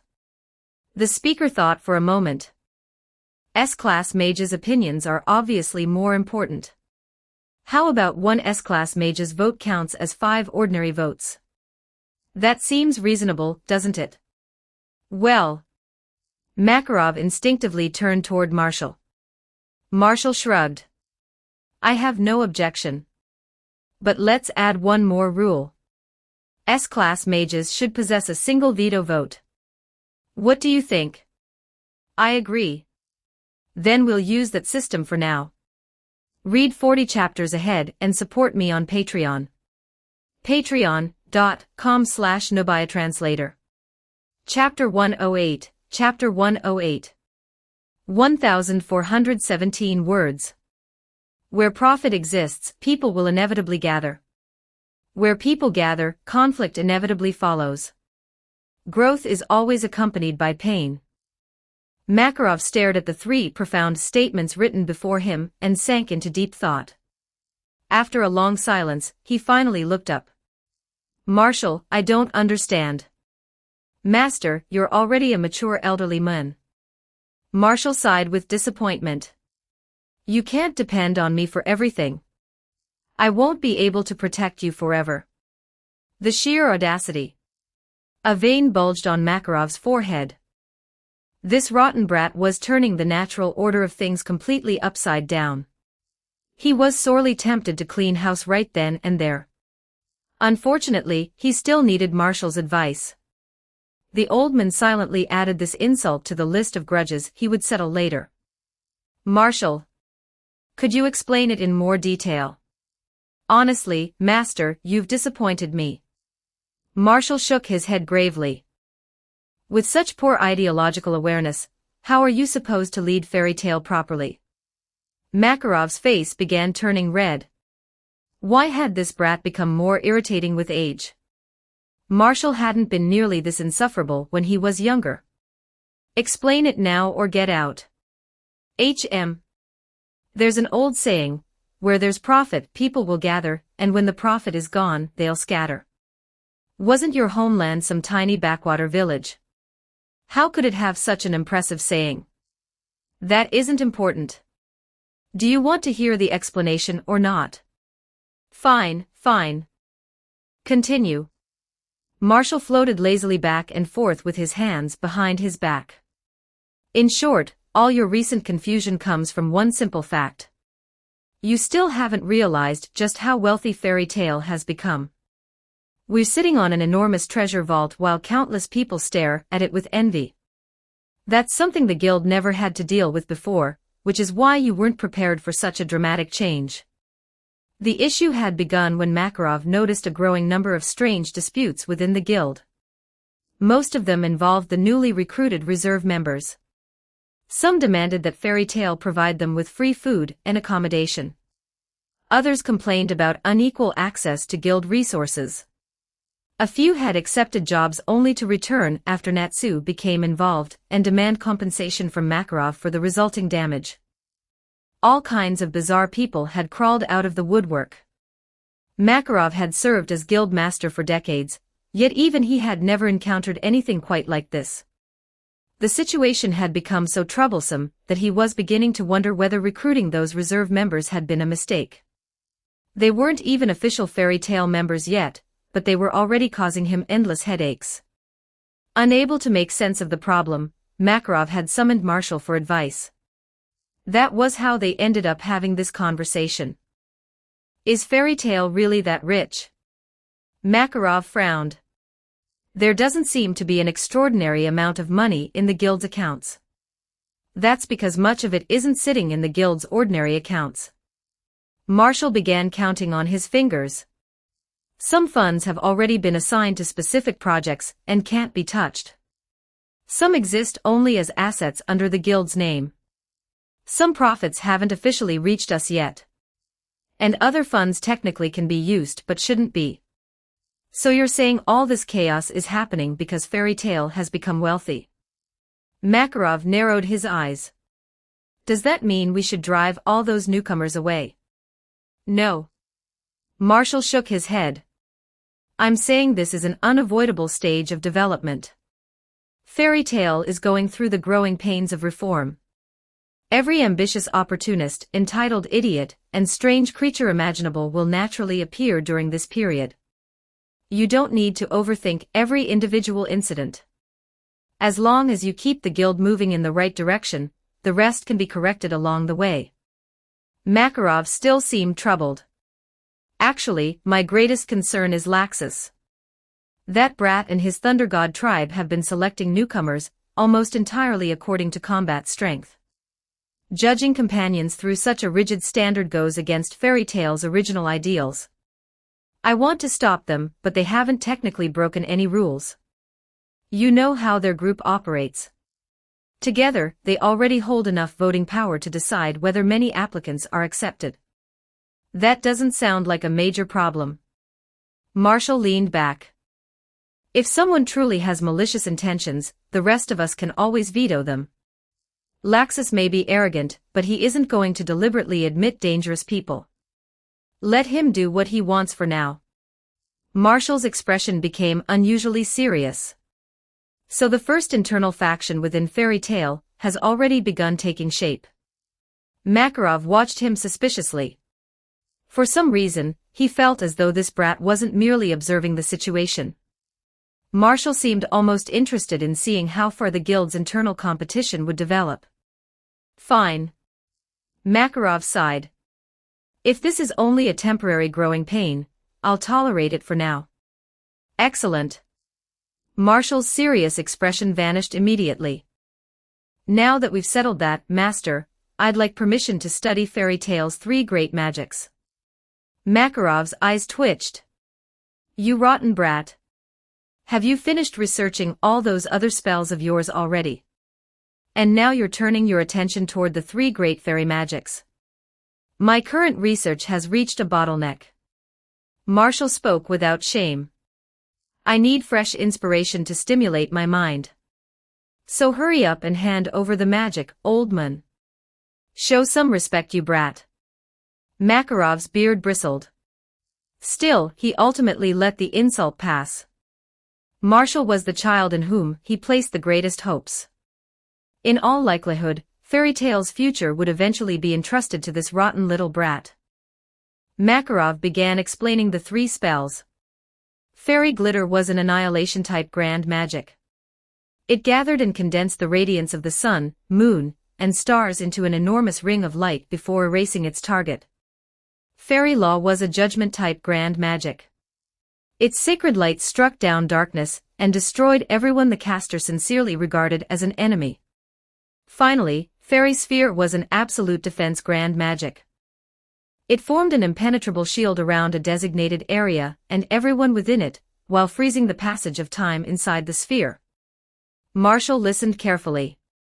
All three spells had been mentioned within Super Archive, and each fully deserved to be called grand magic. However, the one that interested him most was obvious. I'll learn fairy sphere first. You brat. Makarov studied him for a moment before smiling faintly. As expected, you're very different from Laxus. What? Marshall tilted his head. Laxus has already learned one of them. All of Fairy Tail's S-class mages are qualified to study the three great magics. Urza and Mira simply chose not to. As for Laxus, he asked to learn fairy glitter. Makarov's expression turned serious. But I only taught him fairy law. That was wrong of you, master. Marshall immediately criticized him. How could you deceive your own grandson? Fairy glitter is an extremely pure destructive spell. With Laxus's current temperament, he cannot fully control that kind of power. I refuse to take such a risk. TCH. Makarov produced another magical record. Oh, right. Since you're also a dragon slayer, I'll pass this technique on to you as well. Marshall stared at him in outrage. Master. You're actually giving a dragon slayer technique meant for Laxus to an outsider. Have you forgotten who your grandson is? Am I your real grandson? Stop talking nonsense. Makarov smacked him on the head with an arm that stretched halfway across the room. Marshall rubbed his forehead irritably. This damned old man had no respect for personal boundaries. How could such a tiny person extend his arm that far and still hit him? Laxus has been unusually restless lately. Makarov lowered his voice. I'm afraid he may be planning something. Right now, you're the only person in the guild capable of reliably stopping him. Keep an eye on him for me. Master. Marshall looked genuinely offended. How could you think that way about Laxus? He isn't merely your biological grandson, he's also my beloved friend and brother. How could I possibly spy on him? That would be a betrayal of the trust between companions. I refuse to accept such a disgraceful request. Makarov stared at him. What exactly are you trying to say? You'll have to pay more. Marshall extended his hand. One spell isn't enough. I want to. He paused. No, 3. You greedy little bastard. Once again, Makarov spent the day worrying himself sick over Fairy Tail. Chapter 109, Chapter 109. 2,261 words. In the end, Marshall failed to swindle all three grand magics out of Makarov. The old man was unusually stubborn on that point. Still, Fairy Sphere alone was enough to keep Marshall occupied for quite some time. Ever since obtaining the spell, his time magic LV2 had been gaining experience, as though someone had handed it a golden skill book. Fairy Sphere possessed an extraordinarily unusual effect. It could freeze matter within a sealed space so completely that even time ceased to flow. As Marshall continued analyzing its structure, the vague outline of time magic LV3 gradually began taking shape in his mind. Once he fully deciphered the spell, mastering it would be only a matter of course. However, to cast Fairy Sphere properly, he would first need to meet its basic requirements, at least spatial magic LV3 and time magic LV3. Marshall estimated that fully understanding Fairy Sphere would probably push his time magic to level 3 by itself. If it fell slightly short, he could simply spend some inspiration to bridge the gap. Learning the spell would be easy enough. He had also discovered that every grand magic required a certain level of mastery in its underlying magical disciplines. They weren't spells someone could learn merely by memorizing an incantation. That wasn't a serious obstacle for Marshall. He had a system. In theory, he could learn every grand magic in existence. Fairy Tale's 3 great magics would all end up in his hands eventually, so there was no reason to rush. His thought projection was currently in the laboratory studying Guga, attempting to determine whether other forms of energy could be converted into the power sustaining her existence. With his main body unexpectedly free for the day, Marshall went to the guild hall and worked behind the bar so he could listen to gossip. Whenever he decided to act as a server, Mira would naturally come over to help. These days, she usually dressed like a gentle young housewife and carried herself with warm, graceful composure. However, anyone foolish enough to cause trouble inside the guild would quickly discover the truth. Within seconds, the sweet woman holding a broom could transform into a demon. Her magic wasn't the only terrifying part. Even her gentle expression would vanish, replaced by the face of someone entirely prepared to beat an offender into the floor. Autumn had already arrived, and the weather was growing colder.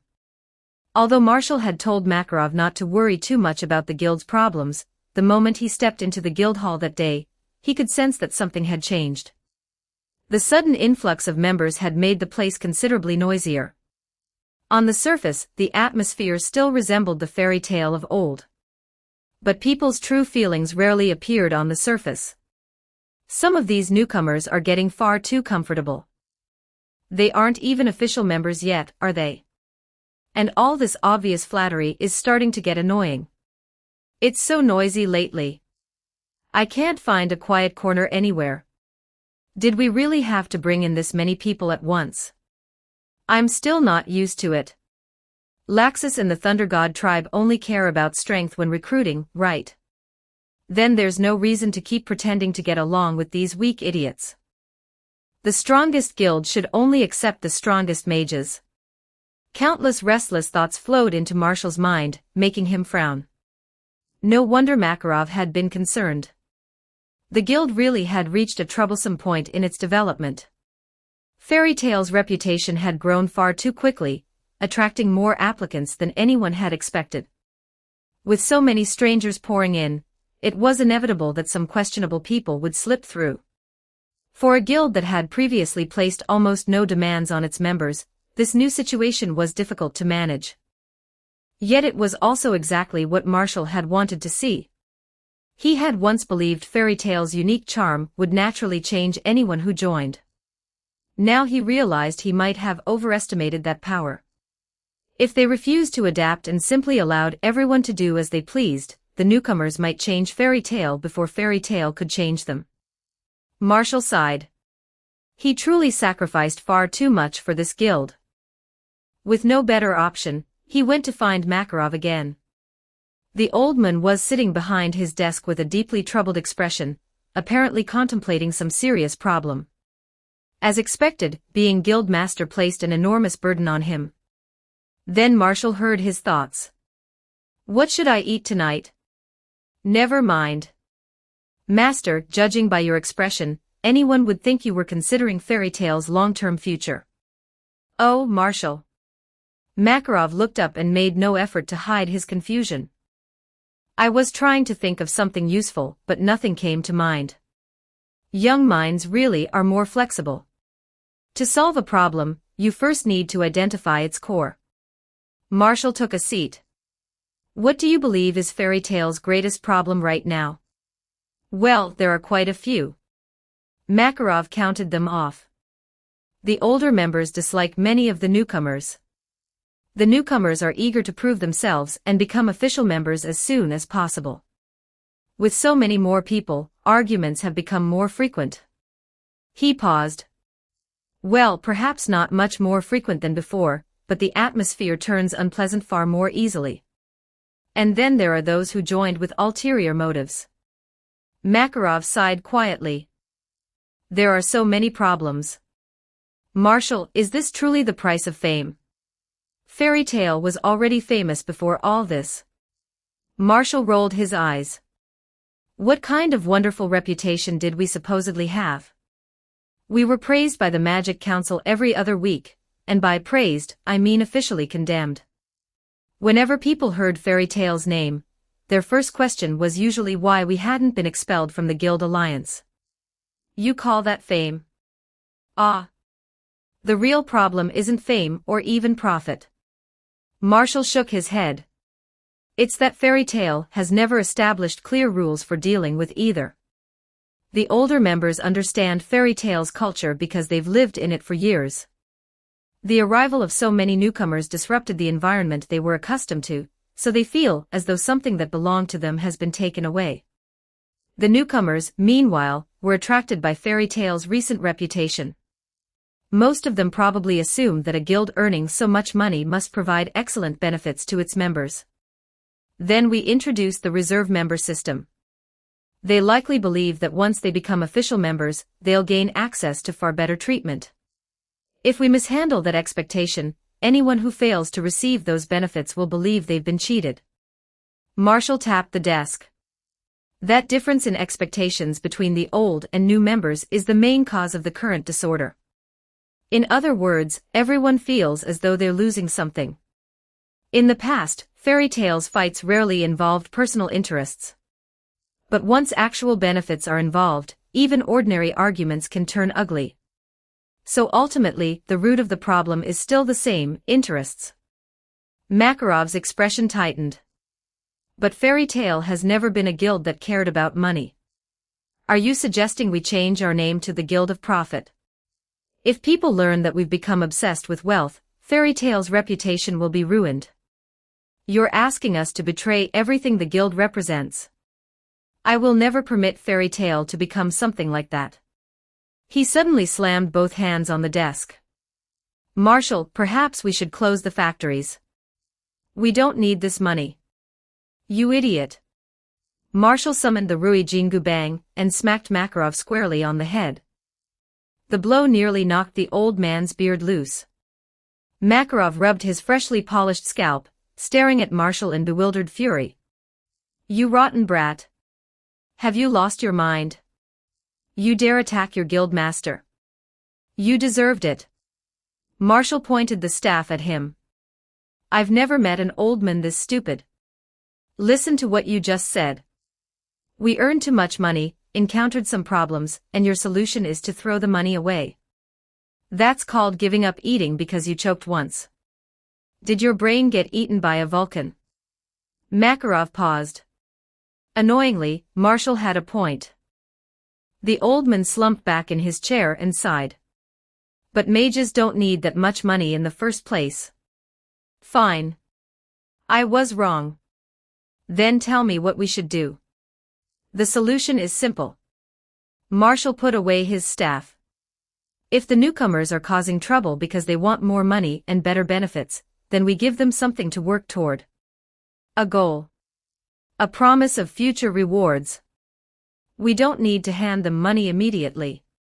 Instead, we establish clear standards. Once someone meets those standards, the corresponding benefits become available. As long as the requirements are transparent, anyone who earns enough can receive treatment equal to, or even better than, that of older members. And if you don't want to make the system too complicated, there's an even simpler solution. Since the guild's businesses are already generating stable profits, improve the benefits of every official member. Makarov blinked. How? Do we simply give everyone money? That doesn't sound right. I've already told you not to think only about cash whenever someone mentions benefits. Marshall shook his head. Many valuable things can't be bought directly. I hadn't planned to introduce this so soon, but we may as well do it now. Master, Fairy Tale needs an entirely new benefits system. You could call it insurance. We won't simply hand money to guild members, but we can make sure they have nothing to fear if something goes wrong. Taking jobs is dangerous. If one of our mages is injured, disabled, or killed during a commission, Fairy Tale should become the strongest shield protecting them and their family. Marshall explained the basic concepts of accident insurance, medical coverage, disability compensation, and support for dependents. Makarov listened in stunned silence. Was this really the same man who had once founded Fairy Tale as a home for unruly children who only wanted somewhere to belong? This actually sounds like an excellent idea. Makarov's eyes slowly brightened. It's almost like placing all our troublesome children inside a very good cage. Ha ha ha. Interesting. Improved benefits become available once members meet the proper standards. Marshall nodded. That gives everyone a goal and helps the guild operate more responsibly. In other words, it creates rules. There's one more thing. Marshall glanced around the cramped office. I recommend rebuilding, or rather expanding, the guild hall. Our current building is becoming too small, and it no longer suits the strongest guild in Fiore. Once we expand, certain facilities can be reserved exclusively for official members. That would become another benefit. For example, the second floor could be redesigned as an area only full members may enter. We could also build hot springs, a swimming pool, a game hall. He paused thoughtfully. And the girls' dormitory should probably be rebuilt too. A swimming pool. Makarov slapped the desk. That's good. Very good. Once these plans are implemented, Fairy Tale's official membership will become something people genuinely envy. The older members will receive better treatment, so they'll have less reason to resent the newcomers. The newcomers won't complain as much about their current position either. Instead, they'll be motivated to work hard and earn the right to become full members. That should ease most of the guild's current problems. Makarov nodded enthusiastically before hesitating. Still, this would require an enormous investment. We'd also need a dedicated department to administer the entire benefit system. True. Marshall shrugged. But if I were guildmaster, that's what I'd do. Lately, Marshall suspected that he had behaved a little too competent. Makarov had begun spending far too much time wondering how to place him in the position of fifth guildmaster. It left Marshall rather speechless. He had never considered himself exceptionally intelligent. He merely stood on the shoulders of giants and possessed knowledge from a more developed era. When the people of this world encountered problems they had never seen before, Marshall could often provide a different answer because he viewed them from another perspective. Ignoring the system and his other advantages, he was still an ordinary person with plenty of flaws. He was lazy, enjoyed beautiful women, and had no grand ambition to rule the world. Marshall had little interest in becoming guildmaster. At heart, he was someone who favored his loved ones over abstract fairness. He doubted he could treat every member with complete impartiality. His outlook simply wasn't broad enough for the position. More importantly, placing Marshall in charge would create one deeply troubling possibility he would rather avoid considering. If he became guildmaster, Fairy Tale might gradually turn into Marshall's private collection of beautiful older sisters. So Makarov's succession plan could remain a dream. Marshall intended to follow Gildarts's example and spend several carefree decades wandering wherever he pleased. He wasn't going to settle down anytime soon. Why become guildmaster when he could spend his days stealing delicious little cakes from his sisters? Ignoring Makarov's increasingly obvious attempts to name him as a successor, Marshall decided the old man clearly needed more work. As long as Makarov remained busy, he wouldn't have time to entertain such dangerous ideas. Making him draft Fairy Tale's new member benefits regulations was only the first step.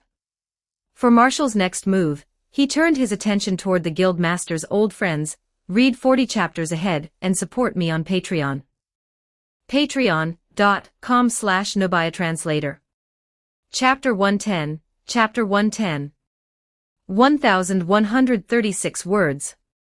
A few days after Marshall's conversation with Makarov, the guildmaster formally announced Fairy Tale's newly revised official member benefits plan.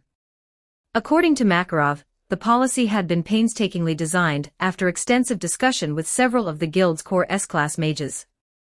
Which mostly meant Marshall. The package included workplace injury coverage, accident insurance, retirement support, discounted housing, marriage and childcare benefits, and considerably more. These weren't ordinary guild benefits. Most members' own parents had never treated them this well. The moment the announcement was made, the entire guild erupted.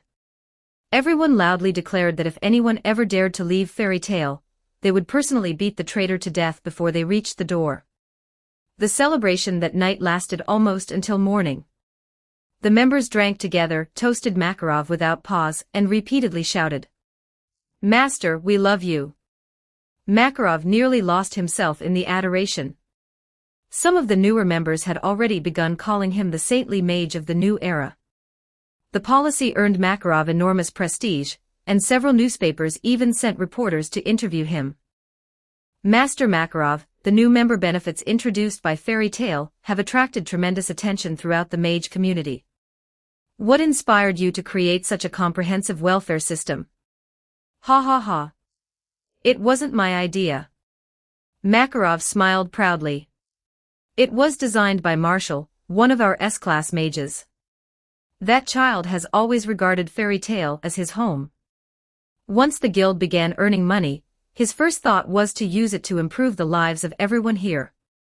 This entire policy represents his feelings for his family. I'm very proud of him. I understand. We'll report your words exactly. And then, Guildmaster Makarov has introduced an unprecedented benefits system in his attempt to turn Fairy Tale into the guild every mage dreams of joining.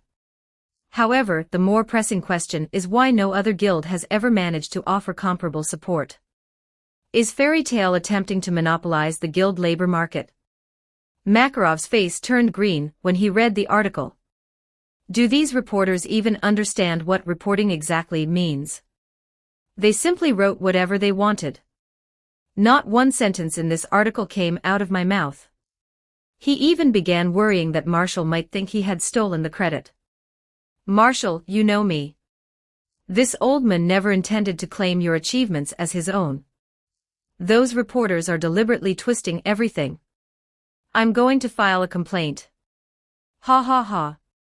This is what happens when you don't control the voice shaping public opinion. Marshall smiled knowingly. Now you understand why possessing our own media company is so important, don't you? Makarov sighed. As always, you thought several steps ahead. I'll have Levy issue a statement through our magazine, and expose those newspapers immediately. Don't panic, Master. Marshall casually stopped him. I secretly paid them to write it that way. Oh, all right. Makarov froze. Huh? You did this. Why? Because I don't need the fame.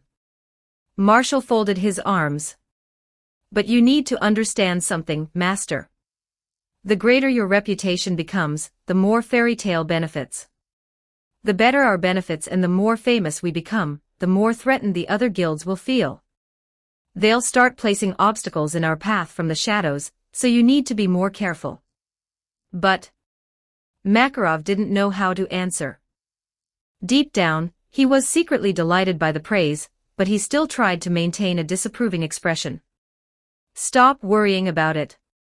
Marshall waved dismissively. I don't care, so why should you? If you have time to spare, I suggest paying more attention to your old friends. Makarov frowned. What do you mean? These articles aren't entirely harmful. Marshall leaned over the desk. Think about it, Master. There are countless mage guilds throughout Fiori, yet Fairy Tale is the only one capable of launching a welfare program on this scale. We can afford it because we're wealthy.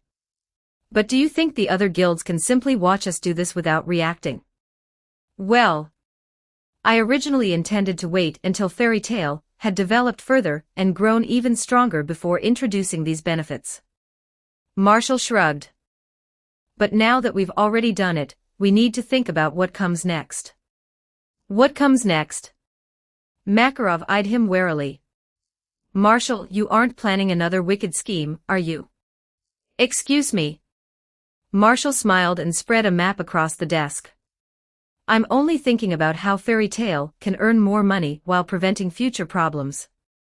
He pointed to several marked locations. Each one represented a guild situated near resources Fairy Tale's industries needed. Our factories now consume enormous quantities of raw materials. Lacrima is the most important, but we also require cotton, iron, gold, and many other resources. Plenty of merchants have offered to work with us, but merchants aren't always reliable. It would be safer to establish influence over the actual sources of those materials. Marshall tapped one location. For example, one of Fiore's largest lacrima deposits lies near Quattro Cerberus. He moved his finger to another. The town where Blue Pegasus is based is known for its textiles and surrounded by extensive cotton fields. We should bring them into our businesses and let them earn money with us. For now, Fairy Tale possesses the technological advantage. They can supply our raw materials. Later, once our technology improves further, we can transfer certain upstream and downstream industries to them. We'll create a new alliance of guilds centered around Fairy Tale, all advancing and retreating together. Marshall smiled.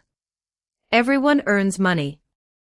I doubt many guild masters would reject an offer like that. The more Makarov listened, the brighter his eyes became. Good. Very good. This is an excellent idea. We'll do exactly that. Marshall glanced at him. Makarov suddenly felt that they might need to clarify whether Fairy Tale belonged to the guild as a whole or to Marshall personally. Perhaps the division of profits deserved a separate discussion. Also, the Hartfilia family has supported us for years. Marshall continued before the old man could interrupt. They should be brought into the alliance as well. We need as many friends as possible. It's fine if people envy us, but we must never let that envy blind them into becoming our enemies. We should form a powerful bloc that no one in Fiore dares provoke. Eventually, the entire kingdom will have only. Marshall coughed. That part is slightly premature. For now, we'll begin with this. Good luck, Master. I have other work to handle. Oh. Makarov clenched his fists, suddenly filled with passion. This old man is fired up too. He failed to notice anything suspicious and immediately hurried away to boast to his old friends. The wheels of history continued rolling forward. Along Fiore's southern coast, a brilliant sun bearing the name Fairy Tale was slowly rising.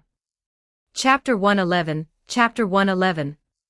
2,413 words. 1 month later, reconstruction of Fairy Tale's main guild hall was completed. After 2 months, every attached building was finished. By the 3rd month, Fairy Tale's entire industrial district had officially opened. The new guild hall had been expanded on its original site, and was now 3 times its former size.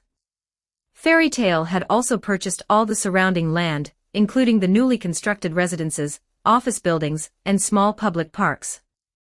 A swimming pool, hot spring pavilion, and miniature amusement park had been built behind the guild hall.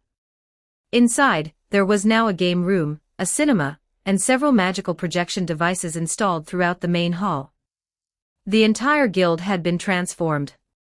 Marshall had redesigned the building according to the standards of a modern private club, and many of the new facilities left the members wide-eyed with amazement. The 2nd floor was now restricted to official members, while S-Class requests had been moved into a separate room that only S-Class mages could enter. Yet none of those additions became the guild's most popular attraction. That honor belonged to Fairy Tale's Duel Hall. To satisfy the members' ever-growing need to beat each other senseless, Makarov had spent an enormous sum constructing a dedicated arena near the guild hall. Inside, members could fight to their heart's content without destroying the rest of the building.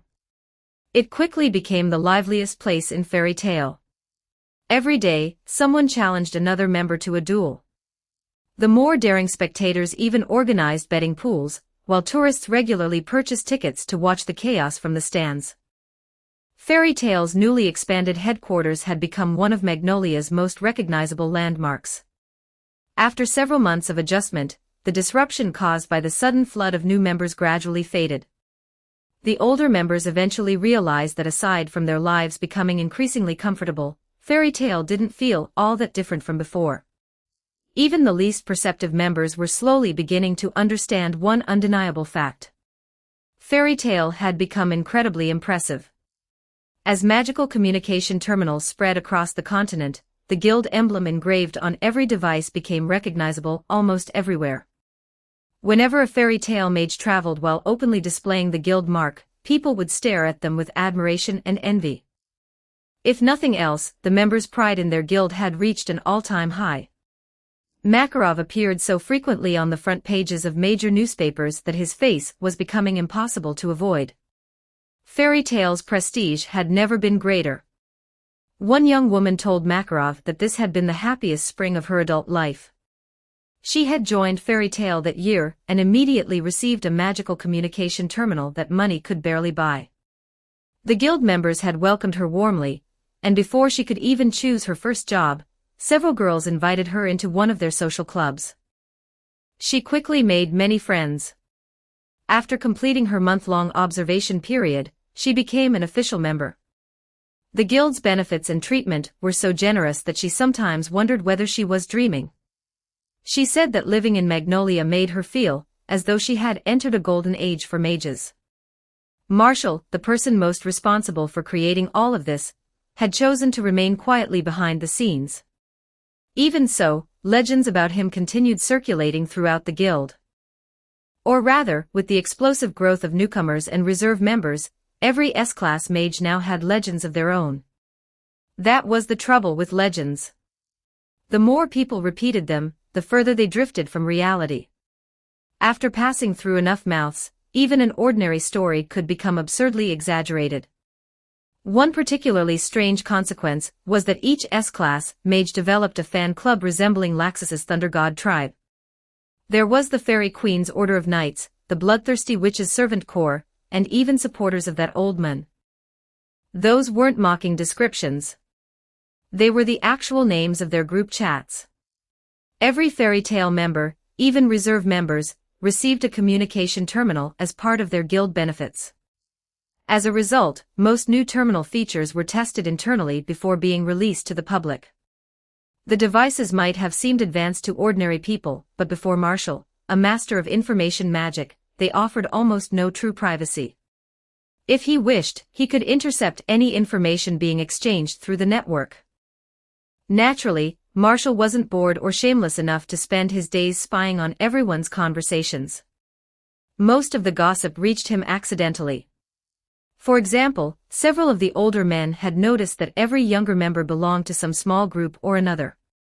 Feeling outdated and excluded, they created a Guildarts fan club of their own. They named it supporters of that old man. Marshall nearly lost control of his expression when he heard about it. But when he discovered the names of his own fan clubs, he completely failed to hold back. As the S-class mage ranked first in popularity among Fairy Tale's female members, Marshall had not one but four separate fan groups. Marshall's Wonnie-sans fans. Marshall's motherly fans. Marshall's future girlfriends. And the Fifth Master's Advisory Council. That's right. Marshall had four competing fan clubs, and every one of them regarded the others as mortal enemies. Having witnessed the entire situation unfold, Marshall had no idea what expression he was supposed to make. He could only pretend he knew nothing. In the beginning, there had only been Marshall's Wonnie-sans fans, created by Kana.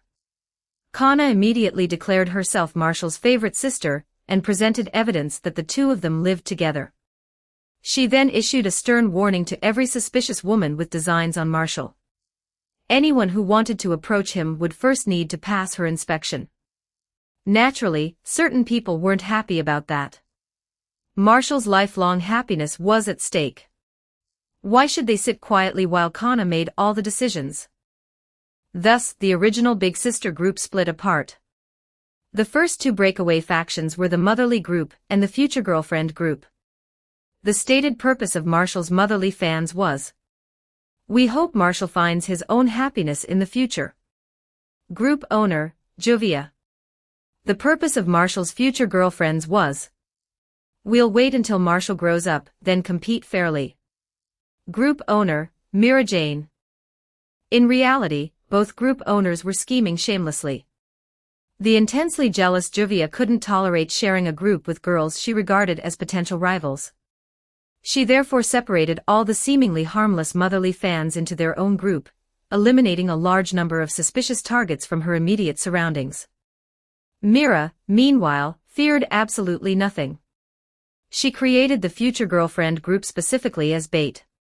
Any foolish woman who failed to understand her own position and openly admitted to having improper intentions toward Marshall would be marked for special attention. So Mira could deal with them later. By the time Marshall discovered this, his scalp was tingling. Were there any normal human beings left in this guild? And somehow, things became even more ridiculous. Some girls weren't attracted to Marshall's appearance at all. Instead, they were overwhelmed by his intelligence. They believed Fairy Tail's rapid rise had only been possible because Marshall had guided everything from behind the scenes. Convinced that he would become Fairy Tail's fifth guild master, they separated from the other fan clubs and founded the Fifth Masters Advisory Council. Its leader was an otherwise unknown newcomer named Lockie Olietta. Levy was deeply moved upon discovering what she considered a group of true intellectuals. Without hesitation, she betrayed Kana, abandoned the Big Sister faction, and transferred into the Advisory Council. Marshall was exhausted. There were far too many lunatics in this guild. Some people had even infiltrated all four groups at once simply to collect more flattering photographs of Marshall, since exchanging new pictures of him had become each chat's most important daily activity. And Urza? Urza hadn't joined any group at all. She didn't even know that she and Marshall had fan clubs. Since she spent nearly all her time completing jobs, the entire matter had escaped her notice.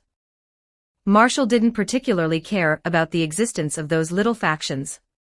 However, according to the Gugas he had stationed inside each group, Lockie possessed a suspiciously detailed understanding of him. She had correctly deduced most of his known abilities. She had also investigated nearly everything he had accomplished over the years and organized the information into extensive charts and tables, all to prove how powerful, brilliant, and perfectly suited Marshall was to become the fifth guild master. That went far beyond ordinary admiration. How had a newcomer obtained so much information about him? Marshall even suspected she might be a spy. Perhaps she had joined Fairy Tail as part of some secret conspiracy directed specifically at him. He could no longer ignore the matter. Marshall decided to confront the mysterious newcomer personally. Their first private meeting immediately went in a direction he hadn't expected. Marshall had barely paid attention to Lockie before. Now that he saw her up close, the glasses, the short purple hair, that familiar face. Why did she look so familiar? Senpai. I finally found you. The moment Lockie opened her mouth, Marshall knew his life was over. His vision darkened, and for one horrifying instant, he nearly fainted. Marshall grabbed Lockie and teleported both of them back to his castle, ensuring there would be no one nearby to overhear them. His expression had never looked so serious. What nonsense are you talking about? He glared at her. Newcomer, watch your words. Senpai. Have you forgotten me? Lockie stared at him eagerly. I'm Lockie, the first president of the Magic Academy's Hana fan club. We spoke for whole sentences to each other at the academy. Marshall felt as though the sky were collapsing. It really was her. Why? He had already graduated and cut every connection with his academy identity. How had this woman still managed to follow him all the way to Fairy Tail? Senpai. Hana senpai. Lockie stepped closer. Have you truly forgotten everything we shared? Silence. Marshall recoiled. I don't know anyone by that name. Please don't say that. Lockie looked heartbroken. I already learned the truth. I understand that you were forced to enroll under another identity. But I truly admired Hana senpai from the bottom of my heart. Please don't deny such a wonderful and inspiring name. Marshall waved his hand and teleported Lockie into the room, where he and Virgo stored their theatrical punishment equipment. Glowing ropes wrapped around her and lifted her slightly off the floor. Marshall picked up a training whip and forced out a stiff, increasingly dangerous smile. Heh. He. You know far too much. I'm going to need to keep you under very close control. Instead of becoming frightened, Lockie looked around at the room filled with bizarre training implements, and her eyes lit up. So Senpai also enjoys collecting interrogation equipment. How wonderful. Sharing an interest with my idol makes me so happy. Fuck me, there really weren't any normal people left in Fairy Tail. Marshall once again felt his soul leave his body. He took a deep breath and spoke slowly. You will forget everything you know. Lockie, if the story of my time at the academy becomes public, I cannot guarantee that I'll continue behaving rationally. I'll keep it secret. Lockie nodded furiously. I knew Senpai didn't want the truth exposed, so I never told anyone. Only I truly understand your talent and ambitions. Senpai, we're on the same side. You'd better be. Marshall considered the matter before lowering her back to the floor. She appeared to be nothing more than an excessively devoted fan. For the moment, she didn't seem particularly dangerous. Start talking. Marshall crossed his arms. Why did you join Fairy Tail? Who sent you? What are you planning? Tell me everything. Huh? Lockie blinked. I already wrote all of that on my application. I recently graduated from the Magic Academy. I didn't want to work for the Magic Council, so I came to see whether Fairy Tail would suit me. I never expected to meet Senpai here. I already thought the senior who graduated 3 years ahead of me was incredible, but then I learned your real age. You're Fairy Tail's youngest S-class mage, and you've accomplished so many magnificent. Enough. Stop. Marshall pinched the bridge of his nose. He could feel his blood pressure rising. His ability to remain calm clearly required more training. So this was all a coincidence. Yes. Lockie paused, then corrected herself passionately. No. It was a reunion ordained by fate. Senpai, this time I will become your most loyal subordinate. Please look at me a little more. What can you actually do? Huh? Lockie's momentum immediately faltered. I specialize in wood-make magic. My memory is quite good, and I can handle documents and gather information. Her voice grew quieter with every sentence. Lockie knew she wasn't exceptional. That was precisely why she had admired the seemingly omnipotent Hana-senpai, who always took first place no matter what she attempted. She desperately wanted to stand closer to her idol. But could someone as ordinary as her truly be useful? I know everything about Senpai. Lockie forced herself to meet his eyes. I'm certain I can help you. So she really was nothing more than an absurdly devoted fan.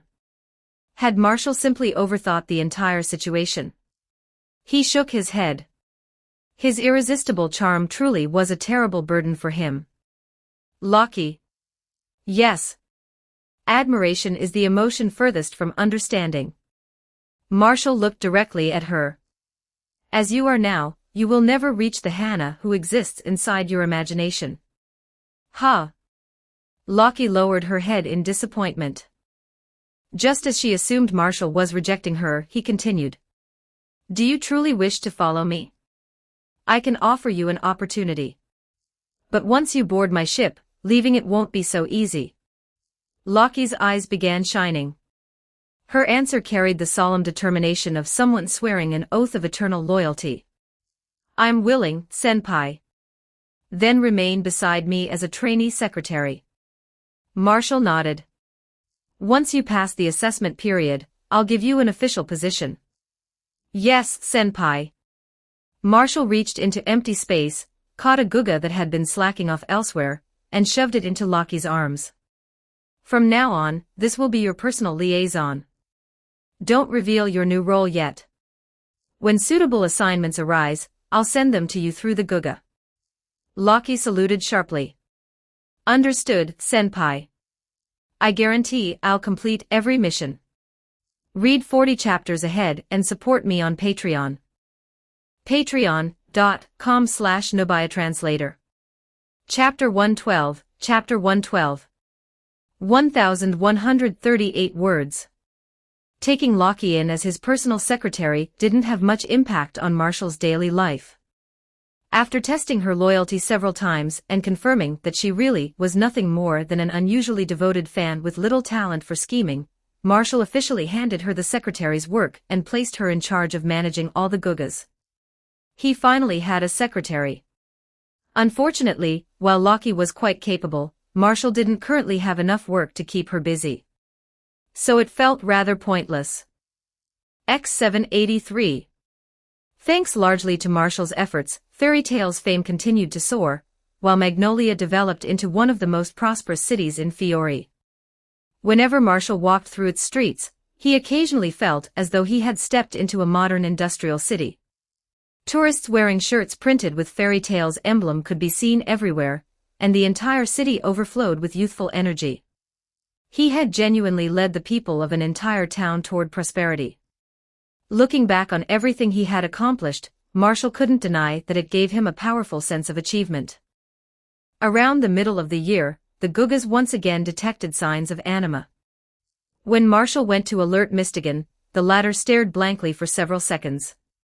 He had become so absorbed in his current work that he had nearly forgotten why he had originally come to Earthland. Mystigan still helped Marshall research magical arrays, but most of his time was now devoted to another project, the possibility Marshall had proposed of replacing magic power with electricity. If successful, it could solve the fundamental problem of Idolas's dwindling magic supply.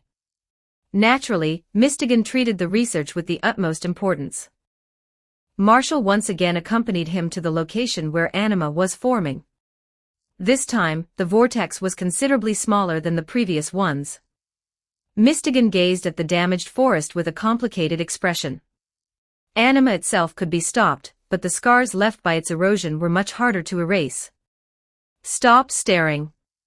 Let's go. Marshall reached the subspace convergence point and extended his spatial perception through the rift. A moment later, he almost laughed from sheer irritation. The people of Idolas had moved the entire anima formation out of the royal palace and activated it somewhere else, somewhere Marshall hadn't left a spatial marker. What a clever little trick. Did they honestly believe that moving the ritual meant Marshall could no longer find their palace? Spatial magic wasn't nearly that inconvenient. Here it came. Another delivery of shit. A quantity of foul waste larger than both previous shipments combined poured through the passage, accompanied by an impressive collection of insects. Once again, Marshall made an outstanding contribution to friendly relations between the peoples of two worlds. Whether the other side fell into despair, he couldn't say. All Marshall knew was that he had thoroughly enjoyed making the delivery. After finishing with the waste and insects, however, he didn't immediately withdraw. Before Mystigan destroyed anima, Marshall placed a small magical device inside the convergence point. Marshall, what are you doing? Mystigan stared at the device. It didn't appear to have activated. I'm thinking about solving Idolas's problem once and for all. Marshall adjusted the device. This should allow me to receive signals from that side and send it commands whenever necessary. I see. Mystigan examined it with admiration. Your skill in crafting magical devices has already surpassed mine. The prince fell silent for a moment before speaking again. Marshall, I have a plan. I want to completely remove all magic power from Idolas. Do you think that sounds insane? Insane. Marshall considered it. Not particularly. It's neither a good choice nor a bad one. It's simply a desperate solution. Once your world loses all magic, no one there will be able to cast spells anymore. Other magical worlds will probably lose interest in Idolas as well. But your people will have to create an entirely new path forward, one that doesn't rely on magic. Mystigan looked at him curiously. You truly believe a world without magic can continue functioning normally? Why wouldn't it? Marshall pointed at him. You don't possess any internal magic power, yet you're perfectly alive. Magic isn't something life absolutely requires. Besides, your world is already entering an age where magic is dying out. Stealing power from other worlds will never be a lasting solution. If you can't reverse Idola's inevitable decline, then removing the remaining magic entirely might actually be better for ordinary people. Mistigan fell into deep thought. Perhaps you're right. But accomplishing something like that would require an unimaginably great price. If my plan fails, I could destroy my entire world. Draining all of Idola's magic would certainly be dangerous, Marshall said. But once your world truly has none left, people from magical worlds would have no reason to invade it either. Thank you. Determination gradually appeared in Mistigan's eyes. I think I know what I must do. Oh? Marshall glanced at him. What have you decided? I will decipher Anima's complete structure and reverse its flow. Mistigan faced him with a solemn expression.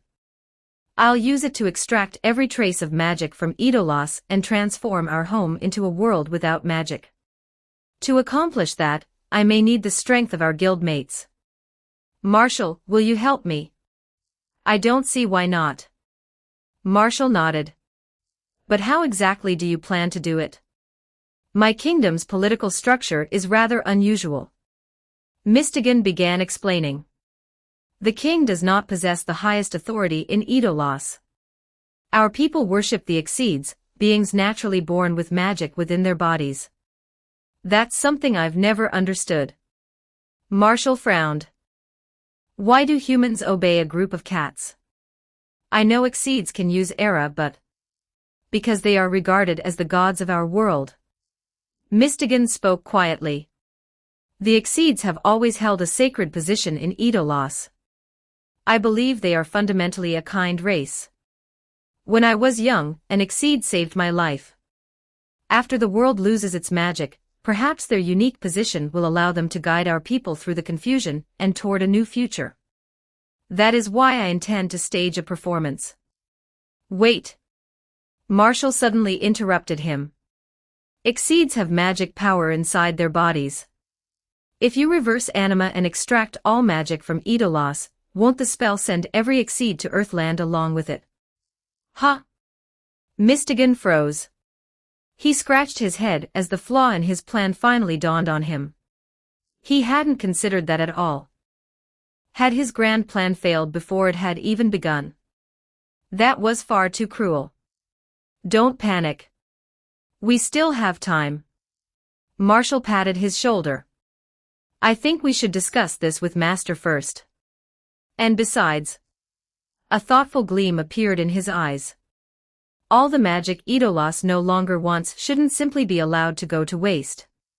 Chapter 113, Chapter 113. 1,180 words. Mistigan's plans couldn't be rushed. They still hadn't deciphered the spell required to reverse Anima, so it was far too early to start arranging the grand performance he intended to stage in Idolas. Meanwhile, ever since Marshall installed the space-time signal relay, Lysana had begun secretly calling him from the other world every few days. Marshall answered the first call and endured 3 uninterrupted minutes of complaints. Most of them amounted to, "How could you set me up like that? Do you not care about me anymore?" And other accusations along those lines. Marshall quickly learned how to deal with her. Whenever Lysana launched into another rapid-fire barrage, he simply continued reading while offering the occasional, or I see. Every so often, he would adopt an appropriately remorseful tone before carefully ending the call. After 2 or 3 conversations failed to produce any meaningful response from him, Lysana switched to sending messages incessantly after each call. Marshall skimmed through them. Her attitude shifted from furious to arrogant to willing to negotiate, then to pleading, before finally ending with a pitiful mixture of complaints and apologies. Watching her awkwardly go from aggressive to submissive nearly made him laugh. Among all that largely useless information, Marshall detected an overwhelming amount of homesickness. That troublesome little sister probably wanted to come home. She was simply too embarrassed to admit it directly, so she kept babbling about everything except the one thing she actually wanted. Well, if she refused to say it, then Marshall wouldn't mention it either. He could play this game all day. Transforming into the world's most oblivious boy, Marshall offered a few distracted responses before claiming he needed to conduct an experiment and leaving Lisa hanging. Now that he had established a proper signal station, everyone could message her whenever they liked. She certainly wasn't short of people to talk to. More importantly, Marshall's experiment really had achieved a breakthrough. Through months of diligent practice, his progress had reached Light Magic LV3, 94.7%. Only a tiny amount of experience remained. Marshall had plenty of inspiration to spare, and waiting would have accomplished nothing. And so, a blinding flash erupted in an isolated mountain range. A razor-thin beam of light instantly sliced through the peak before him. It was a variation of light magic, Light Cutter.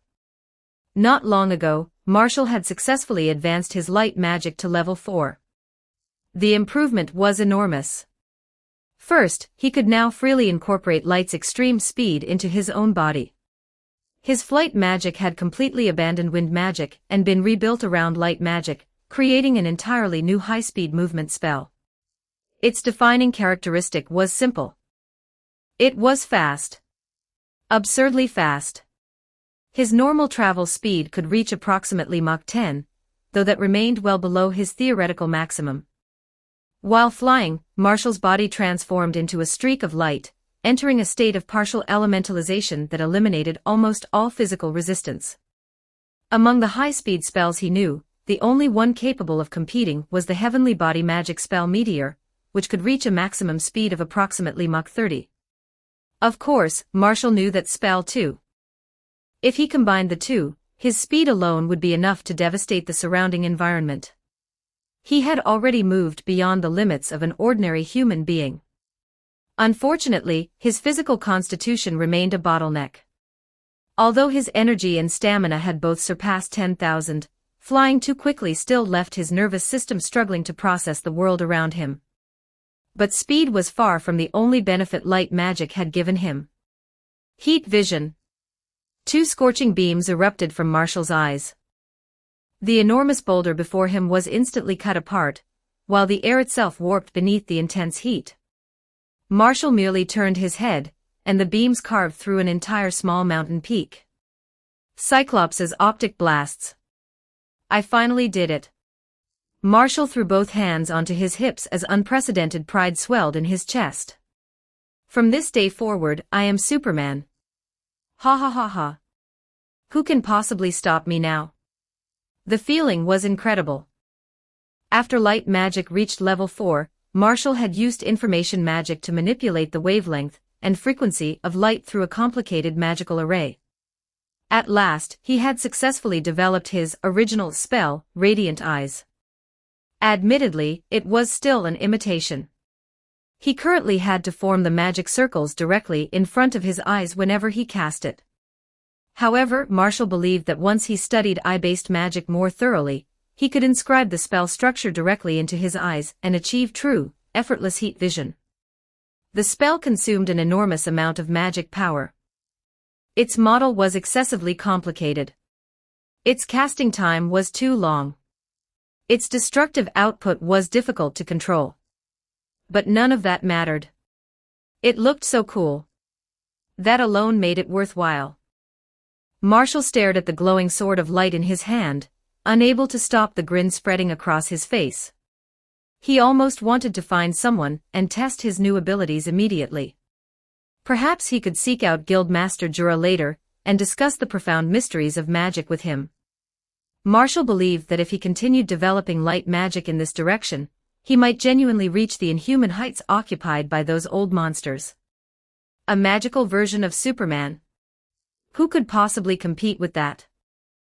Makarov. Humph. He was merely one of the 10 wizard saints. Nothing to fear from him. Marshall's magic power had already risen above 60,000 units, and he could vaguely sense the next major threshold, 100,000.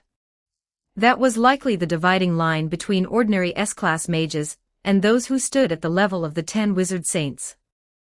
Every true wizard saint probably possessed at least 100,000 units of magic power. Makarov's rank among them was likely quite high, though even now, Marshall still couldn't accurately sense the full depth of the old man's reserves. All right. Perhaps he was becoming slightly overconfident. He should endure for a little longer. After several more years of steady training, once he finally reached adulthood, he ought to become genuinely invincible. Since he couldn't quite be Superman yet, he would settle for playing Homelander for now. His terminal suddenly rang. Kana? What's wrong? Marshall, it's almost the end of the year again. Aha. And? This year's S-Class promotion trial. Kana hesitated. Do you think I can defeat Mistigan? This again? Marshall rubbed his chin and raised one hand. How about I beat Mistigan till he's unconscious before the trial begins? Stop joking. I'm being serious. Come on, Kana. Have some confidence in yourself. Marshall smiled encouragingly. You're already stronger than almost everyone else, aren't you? Mistigan's only particularly troublesome ability is that hypnosis array. And I already made you a magical device that can temporarily seal your soul and protect you from mental magic. Trust yourself. You can definitely beat him. Kana's uncertainty vanished. All right. If Marshall believes in me, then this year, I'm definitely becoming S-Class. Good luck, Kana. Read 40 chapters ahead and support me on Patreon. Patreon.com/NobiaTranslator. Chapter 114, Chapter 114. 2,428 words. Wha? Marshall. Mistigan cheated. Kana clung to him and complained through her tears. He created some weird anti-spatial array that sent all my summons back. Otherwise, I definitely would have won. Marshall felt as though he had heard something remarkably similar before. For a moment, he didn't know how to comfort her. No, that wasn't entirely true. He knew what he should say. He simply felt no sympathy whatsoever, and was struggling not to laugh. Around 20 candidates had entered this year's S-Class promotion trial. Even without Marshall interfering to make things easier for her, Kana had successfully reached the third round. Then she lost to Mistigan. 3 consecutive years of entering the trial. 3 consecutive years of crashing and burning on the path to S-Class. Was Kana's promotion cursed? Her magic power had already exceeded 20,000. By every reasonable standard, she was qualified to become an S-Class mage. Urza had possessed only a little over 10,000 when she passed at 15. So how had Kana still lost? She had practically charged into battle riding a dragon and somehow managed to fall off before reaching the enemy.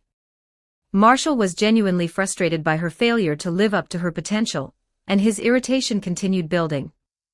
It probably didn't help that Kana looked unusually easy to bully when she cried. Before Marshall could stop himself, his true thoughts slipped out. Kana. He looked down at her. You really are a small fry. Wha, huh? Kana's crying stopped abruptly. What did you say? You were carrying an entire set of magical devices I made specifically for you, weren't you? Marshall crossed his arms. Your magic power ranks among the highest in the guild. Even if Mistigan sealed your summoning cards, didn't you have any other cards you could use? How did you lose to someone who doesn't even possess magic power inside his body? Did you genuinely take this trial seriously? You didn't prepare properly beforehand, and now that you've lost, you've come crying to me. What kind of attitude is that? My dear Kanane, the person who should be explaining herself to me isn't Mistigan. It's you. Wha? Marshall's words were like a stick driven into a hornet's nest. Kana, who had been sobbing pitifully moments earlier, suddenly became fierce. Marshall. How dare you call me useless? It was that underhanded bastard who cheated. Angry? Marshall smiled pleasantly. Why would I be angry with Kanane? I merely find a certain hopeless, talentless, overconfident, completely useless piece of small fry slightly unpleasant to look at. That's horrible. Kana's anger collapsed almost immediately. She hadn't expected Marshall to stab her repeatedly instead of comforting her, but since she couldn't refute any of it, she only cried harder. She curled into a miserable little ball, looking as though she wanted to dissolve into the floor. Wah! I'm sorry. I'm useless small fry. I disappointed Marshall. I'm terribly sorry. Marshall was helpless. He hadn't felt like comforting her before, but now he couldn't remain angry either. Kana was so soft that trying to stay mad at her felt like punching cotton. Perhaps he had gone too far. More importantly, Marshall finally understood what her real problem was. Kana didn't actually care that much about winning or losing. What mattered to her was whether she could help him. Whenever she failed to do so, she regarded it as a personal failure. Deep down, she even worried that Marshall might decide she was useless and no longer needed her. Marshall sighed. Kana truly was exhausting. Even without him, she was still one of the strongest mages in Fairy Tale. Couldn't she show a little more confidence? When Marshall advised her to reveal the truth to Guildarts, her first instinct had been resistance rather than agreement. In the end, however, she had still persuaded herself to follow his suggestion. Kana had once been an indecisive and emotionally conflicted girl, but at least she had possessed a strong independent streak.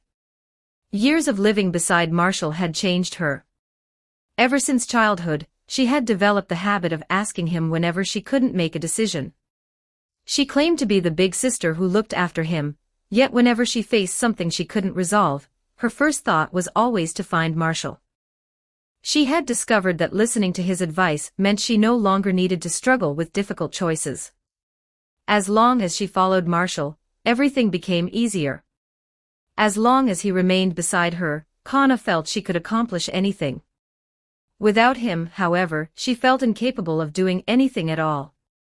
That was why Kana believed she could never afford to lose Marshall. Listening to her sniffles, Marshall's heart softened.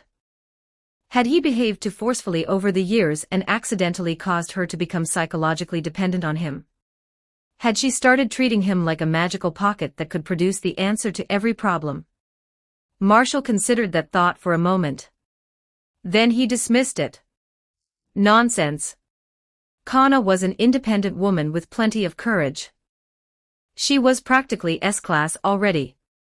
Marshall intended to become Superman. Why should he demand that Kana become invincible too? Did he not possess enough strength to protect his own family? Whether Kana was powerful had never mattered that much. Marshall had never lacked strong companions. He had been looking at the problem from the wrong angle. Taking a deep breath, he allowed his expression to soften. He naturally reached out, took Kana's hand, and spoke gently. I'm the one who should apologize. I lost my patience and said some cruel things. You didn't do anything wrong, Kanane. Becoming S-class isn't particularly important, and I'm not disappointed in you. Whether you're strong or weak doesn't matter to me. What matters is that Kanane is happy. Marshall patted his chest proudly. I'm already very strong, so it's fine if you depend on me a little more. I'll protect you. Kana stared at him through watery eyes, then pulled him into a tight embrace. Wah! All right. She continued sniffling quietly as she nodded. But I still refuse to give up. This defeat really was an accident. Next time, next year, I'll definitely become S-class. Yes, yes. Do whatever you like. Marshall patted her back. I've already accepted it. Even if Kanane becomes an uneducated, unemployed shut-in, who does nothing except drink all day, as long as you remain beautiful, I'll support you for the rest of your life. Wait. Kana immediately released him. Why did that become increasingly insulting? And why is staying beautiful a condition? If your sister becomes ugly, are you planning to abandon her? Correct. Marshall answered with complete seriousness. Long-term alcohol consumption can make your scalp and face excessively oily, dry out and thin your hair, cause facial swelling and sagging, accelerate aging, and produce a beer belly and double chin. Stop. If Kanane continues drinking every day, eventually you won't even retain your most basic beauty or figure. At that point, you'll have become completely useless, and I'll be forced to abandon you without mercy. I understand. Stop talking. Kana covered her ears. I won't drink any more. She hesitated. I'll only drink a tiny bit. A tiny bit should be fine, right? Once a week. Once a month. Wah. Kana looked at the other girls in the guild.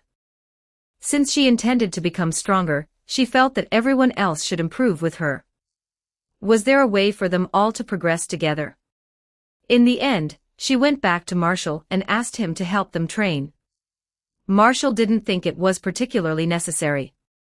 If they ever encountered an enemy they couldn't defeat, they could simply use a card to summon his thought projection. What magic could possibly provide better protection than that? Still, since Kana had made the request, Marshall naturally agreed.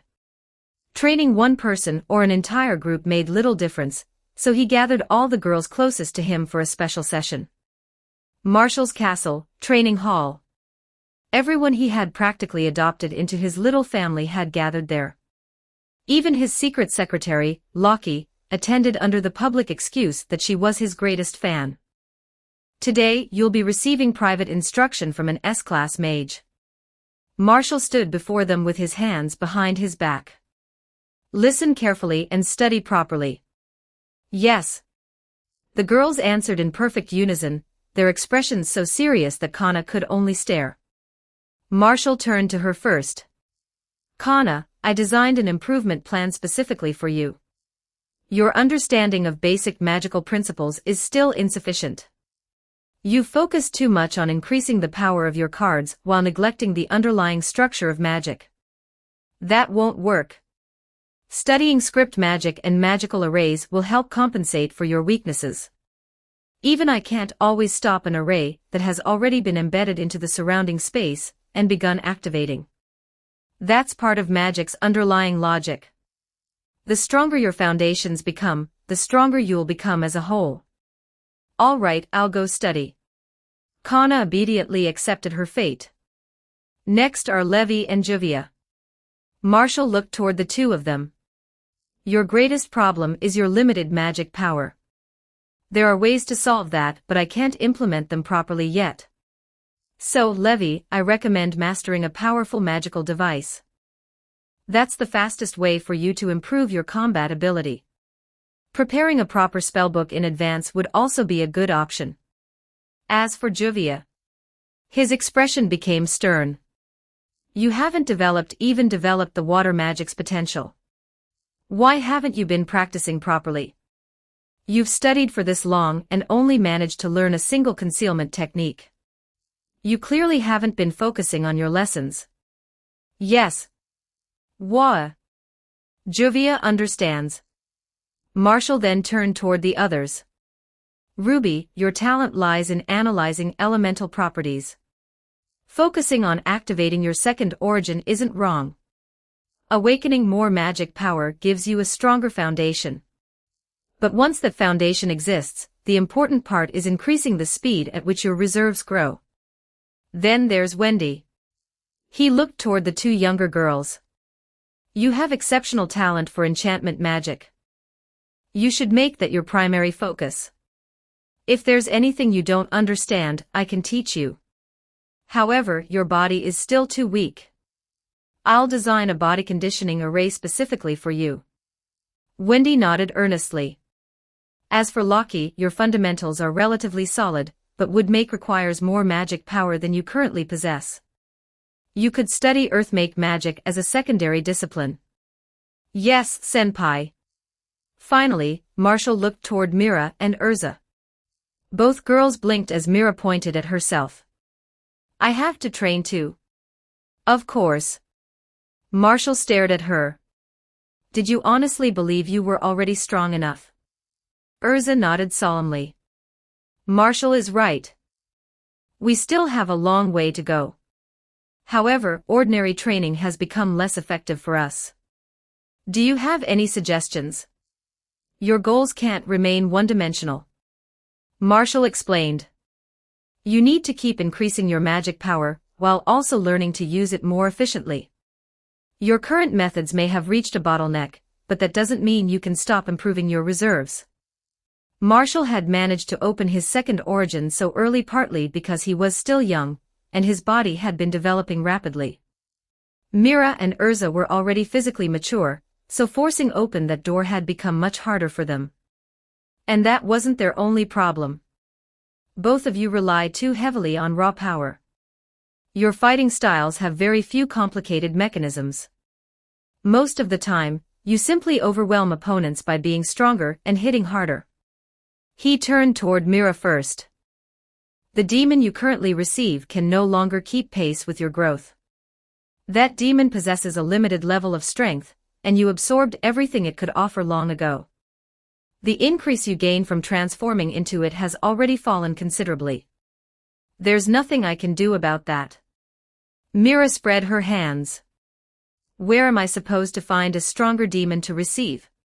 It may not necessarily need to be a demon. Marshall considered her. In theory, couldn't you receive a Guga? Huh? Mira stared at him. Why would I receive one of those little things? It wouldn't improve my combat ability. An ordinary Guga wouldn't. Marshall nodded. But it points toward another possibility. I've always suspected that demons, celestial spirits, and Gugas are fundamentally the same category of life. If you can receive a demon, then you may also be capable of receiving the other two. I'd rather not let you experiment on a celestial spirit yet. There's a chance the spirit could reverse the process and absorb you instead. Artificial magical life would be the safest direction. Although Myra's combat style was straightforward, the idea opened an entirely new path for her. Even if the target was artificial, finding a sufficiently advanced magical life form could give her countless ways to improve. Think about what kind of ability you'd want if you obtained a new form. All right. Mira fell into thought, already imagining the possibilities. Marshall then faced Urza. Finally, Urza. You've been training in the correct direction, and your strength has continued rising steadily. However, you practice too many different weapons. That divides your attention and slows your progress. I think you should choose one weapon to specialize in. There's also no need to complete so many jobs. They're no longer contributing much to your growth. You'd benefit more from withdrawing for a while and focusing entirely on training. What do you think? Urza was undoubtedly a genius. Her spear, sword, saber, and shield techniques had all reached level 3. Her reinforcement magic and magic control were also level 3. Only her spatial magic lagged behind at level 2. The problem was that she had spread herself too widely, and had yet to push any single ability to level 4. Her various magical armors were powerful and compensated for weaknesses in her fighting style, but against truly overwhelming opponents, constantly switching equipment could become more of a burden than an advantage. At that level, directly reinforcing her body and overpowering the enemy might prove more effective. The quickest method of making Urza stronger would be to build her magical armor comparable to a level 4 spell. Unfortunately, that wasn't currently realistic. Encouraging her to specialize in one weapon and push that skill to level 4 would be far more practical. I understand. Urza drew her sword. Then, Marshall, practice weapon techniques with me. For the sake of his female friend's progress, Marshall was truly working himself to the bone. Chapter 115, Chapter 115. 1,268 words. X784. At the beginning of the year, Marshall had a strange feeling that something extraordinary was going to happen. Sure enough, only a few days into the new year, he received a major piece of news.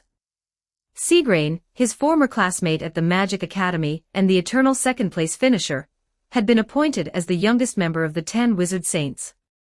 Together with another familiar face, Altair Milkovich, he had also become a member of the Magic Council. This was the first time Marshall had heard any news about his old classmates since cutting ties with the Magic Academy. The report left him staring blankly at the newspaper. Seagrain. That guy. A wizard saint. Marshall had already known that both of them intended to join the Magic Council, so becoming counselors wasn't particularly shocking. A council seat didn't necessarily require overwhelming combat ability. But one of the 10 wizard saints. On what basis? That bastard must have used connections. There was no other explanation for that. When Marshall graduated from the Magic Academy, his magic power had been approaching 30,000 units. Seagrain's reserves had been roughly comparable to his own at the time. How had the guy reached the level of a wizard saint in less than 2 years? Could it be? Did he have some kind of cheat too? Marshall felt slightly unwilling to accept it. He could guess that Seagrain had probably awakened his second origin, which would explain the sudden leap in power. Even so, Marshall's own magic power had only recently passed 80,000 and still hadn't quite reached the threshold of the 10 wizard saints. Seeing one of his classmates earn the title first left a sour taste in his mouth. Wait. Seagrain was around 20 this year, wasn't he? He was 6 years older than Marshall. That made everything fine. Marshall was only 14. A young prodigy whose first cry would soon startle the world. There was absolutely no reason to compare himself to an elderly 20-year-old. Marshall still remembered Seagrain as a quiet, earnest student at the academy. The young man had been energetic, diligent, and fond of challenging Marshall to sparring matches because there were so few students capable of giving him a proper fight. Anyone with ambition and talent would naturally seek stronger opponents. Marshall was exactly the same. It was difficult to imagine that, only a few years later, this seemingly honest student would become the breathtaking young man who captured the hearts of countless girls across an entire generation. Marshall remained full of confidence in his own future. Perhaps he was simply biased against Altair, but he couldn't shake the feeling that neither of those two had joined the Magic Council with entirely innocent intentions. Altair was a deeply troubled woman with plenty of darkness in her heart. Who knew what she might be plotting? Then again, what did any of that have to do with him? The Magic Council's problems were its own. No matter how much trouble erupted within it, Fairy Tail wouldn't be dragged down easily. Fairy Tail was now one of the most influential mage guilds in all of Ishgar. Makarov's friends could be found throughout Fiori political and magical circles. The guild's products sold across the continent, and its reputation had reached unprecedented heights.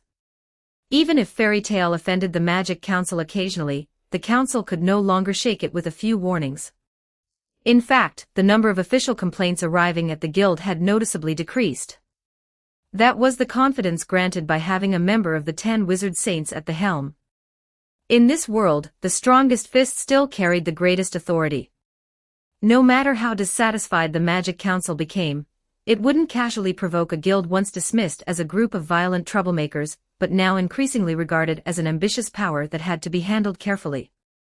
So whatever Seagrain intended to do, Marshall couldn't be bothered to interfere, unless the men directly threatened Fairy Tail. Besides, Seagrain was Mistigan's counterpart in Earthland. Mistigan was a decent person, so surely his counterpart couldn't be that terrible. Probably. Just as Marshall lowered the newspaper, Urza entered the guild hall with a short-haired girl beside her. Marshall, register this newcomer for me. She'll be joining as a reserve member. The green-haired girl wore an outfit resembling a Western gunslinger, and carried a small mouse in her arms. She looked rather wild, but for some reason, she appeared extremely nervous. Hello. I'm Biska Mulan. She fidgeted under Marshall's gaze. I come from the Western continent, and I specialize in firearm-based magic. Another Western-style gunner. She would probably have plenty to discuss with Alzak, and she seemed like a fairly innocent girl. Then Marshall took a closer look at her face, and suddenly remembered who she was. Urza casually explained, her family suffered a disaster, and she eventually fell in with a group of bandits. I happened to encounter them and brought her back with me. She sighed. Being a good person truly is difficult. She has nowhere else to go, no legal identity, and no way to find proper work. Fairy Tale is probably the only place willing to accept her. I see. Marshall produced an identification card bearing Bisca's portrait and Fairy Tale's emblem. Then there's no helping it. Here. This proves that you're one of Fairy Tale's reserve members. Work hard and try to become a full member soon. Thank you. Bisca accepted the card with both hands, deeply moved. She had originally come to join Fairy Tale because she admired Urza, but now she felt she might truly have made the right decision. Marshall, would you like to train together? Urza stopped halfway through her sentence. Her gaze had fallen on the newspaper lying on the table. The face printed across its front page was one she could never forget. Her entire body stiffened. With trembling fingers, Urza picked up the newspaper. That man. He had become one of the 10 wizard saints. That's impossible. Her voice was cold and unsteady. Marshall immediately noticed the drastic change in her expression. Urza, what are you hiding from? I'm sorry, Marshall. Urza placed the newspaper down. I need to deal with a personal matter. This has nothing to do with the guild, so please don't stop me. Marshall had long suspected that Urza shared some history with the men known as Seagrain, but he hadn't expected her reaction to be this intense. It seemed he had misunderstood the relationship. This Seagrain wasn't merely an old acquaintance of hers. Marshall knew that Urza had escaped from a cult that practiced dark magic, and had suffered through an unimaginably painful childhood.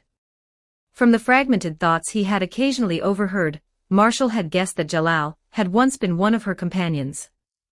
At some point, however, their paths had diverged.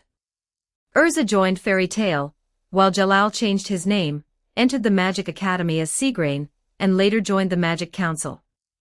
Marshall had never wanted to tear open Urza's old wounds, so he had deliberately avoided mentioning the matter in front of her. But judging by her reaction now, there was far more to that history than he had realized.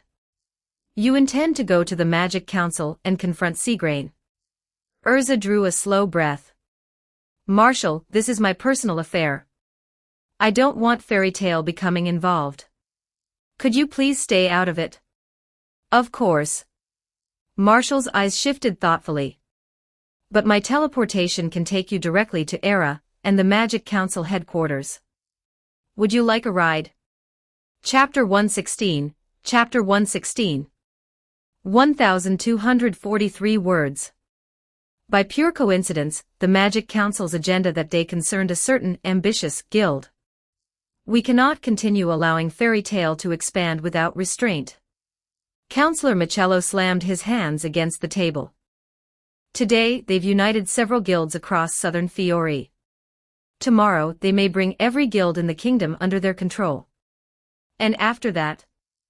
Are we supposed to surrender the Magic Council itself and let Makarov sit in the chairman's seat? Calm down, Michello. Another counselor tried to mediate. Fairy Tale has never committed any truly heinous crime. They're undeniably powerful, but we... Be quiet. Michello cut him off. If preserving the council's authority demands a sacrifice, then so be it. We wouldn't be in such a passive position if you didn't constantly defend them. The counselor he was berating was one of the most respected members of the council, second only to the chairman himself. Having someone like that repeatedly speak in Fairy Tale's defense was undoubtedly one of the guild's greatest advantages. You be quiet too. The older counselor snapped back. I still don't understand how an inexperienced brat like you became a counselor. Seagrain smiled faintly. Because I possess a great deal of magic power. Altair. That includes you. Michello turned toward the woman beside him. Stop playing with your crystal ball during meetings. Altair continued rolling the orb between her fingers as though none of this had anything to do with her. Shouldn't everyone return to the actual subject? This was more or less what meetings of the Magic Council looked like. A group of people gathered every day to argue with one another. They could fight from morning until night without reaching a single useful conclusion. Marshall had never understood how anyone tolerated the place. He had no idea what could possibly have possessed Seagrain and Altair to become counselors. The meeting had only just begun when Altair, still idly playing with her crystal ball, suddenly received a message directly inside her mind. Altair, bring Seagrain outside. Someone is here to see him. Her hand froze. That's impossible. No. That unmistakably infuriating tone could belong to only one person. It had to be her imagination. Altair's expression changed so drastically that even Seagrain noticed. It was the first time he had ever seen her lose her composure so completely. After Hannah disappeared from the Magic Academy, Altair had searched through both the Council's resources and her own underground contacts, yet found nothing. It was as though the woman had vanished from the world. Now, after all this time, she had heard that unforgettable voice again. How could she possibly remain calm? Seagrain, come with me. Altair seized his arm. We need to meet someone. What? Seagrain barely had time to react before she dragged him out of the council chamber. He had no idea what was happening. Then he stepped outside and saw that familiar head of scarlet hair waiting in the distance. His heart shook violently. Jalal. Urza drew her sword without hesitation and slashed at him. The blade carried unmistakable killing intent. She was entirely serious. Seagrain's expression changed. Urza's sword stopped only a few inches from his throat. She stared at him, her hands trembling around the hilt. How can this be? How can you look exactly like him? He should still be in that place. Her voice shook. What is your relationship with Jalal? What? Seagrain paused before shaking his head. Impossible. You look exactly like he did when we were children.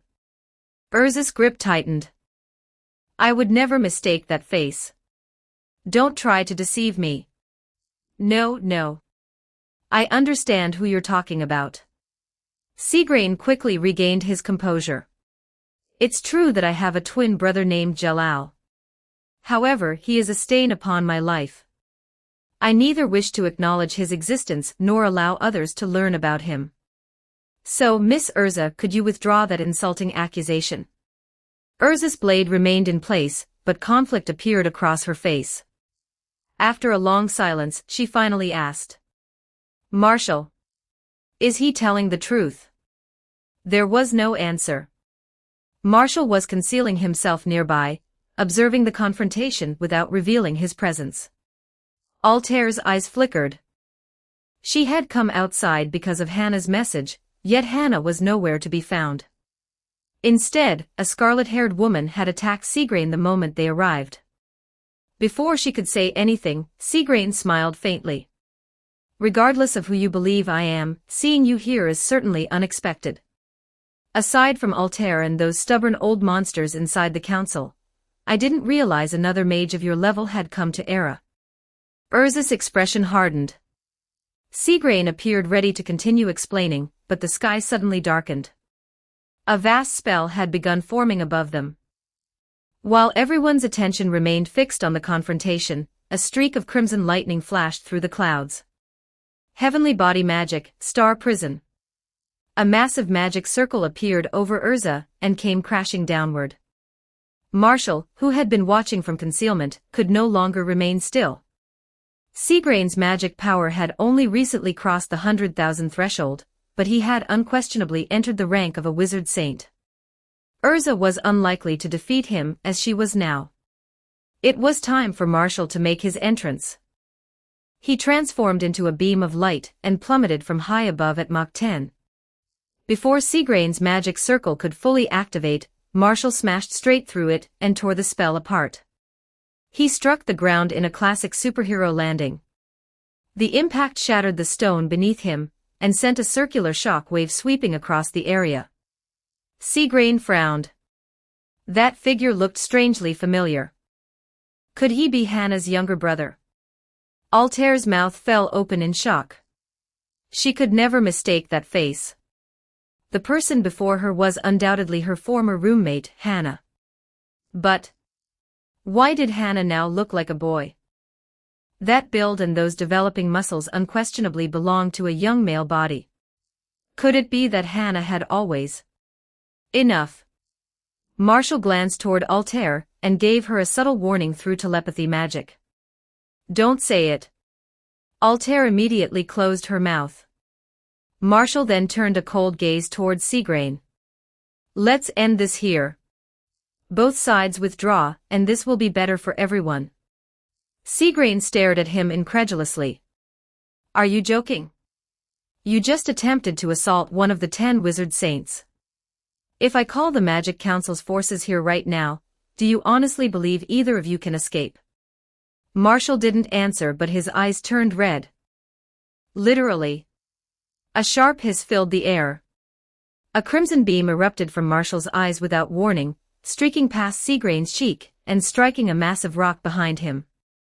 The boulder was pierced through and exploded into fragments. I wasn't negotiating. Marshall's voice turned dangerously calm. If I decide to leave, no one here can stop me. The killing intent radiating from him was entirely genuine. Seagrain's pupils contracted. He hadn't reacted at all.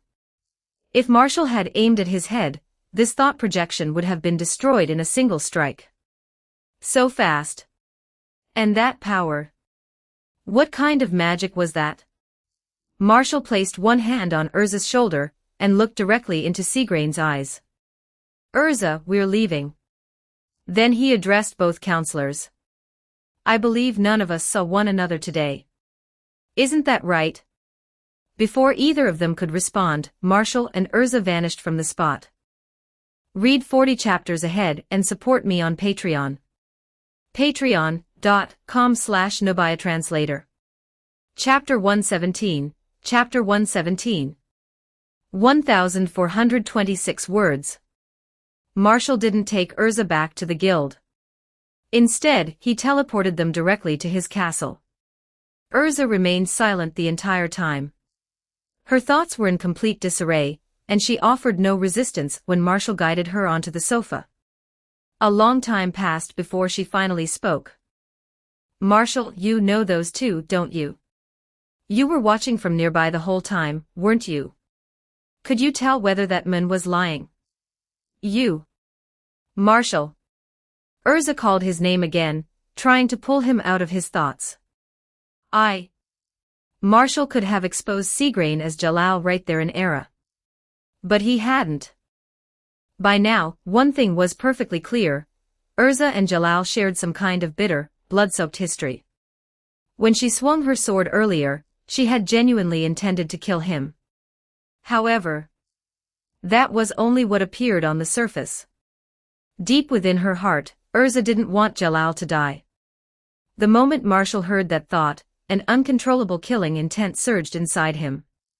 In that instant, many things suddenly made sense.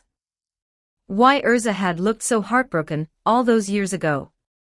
Why, Northwest matter how close they became, Marshall had never been able to fill the emptiness buried inside her. She had locked a door deep within her heart and built walls around it, yet she had never truly let go of what remained behind them. So that was it. That brief moment of hesitation he had once noticed had been connected to Jalal all along. But Marshall couldn't say so yet. If he tore through that final layer of denial now, Urza would never let the matter rest. She would insist on fighting Jalal to the bitter end.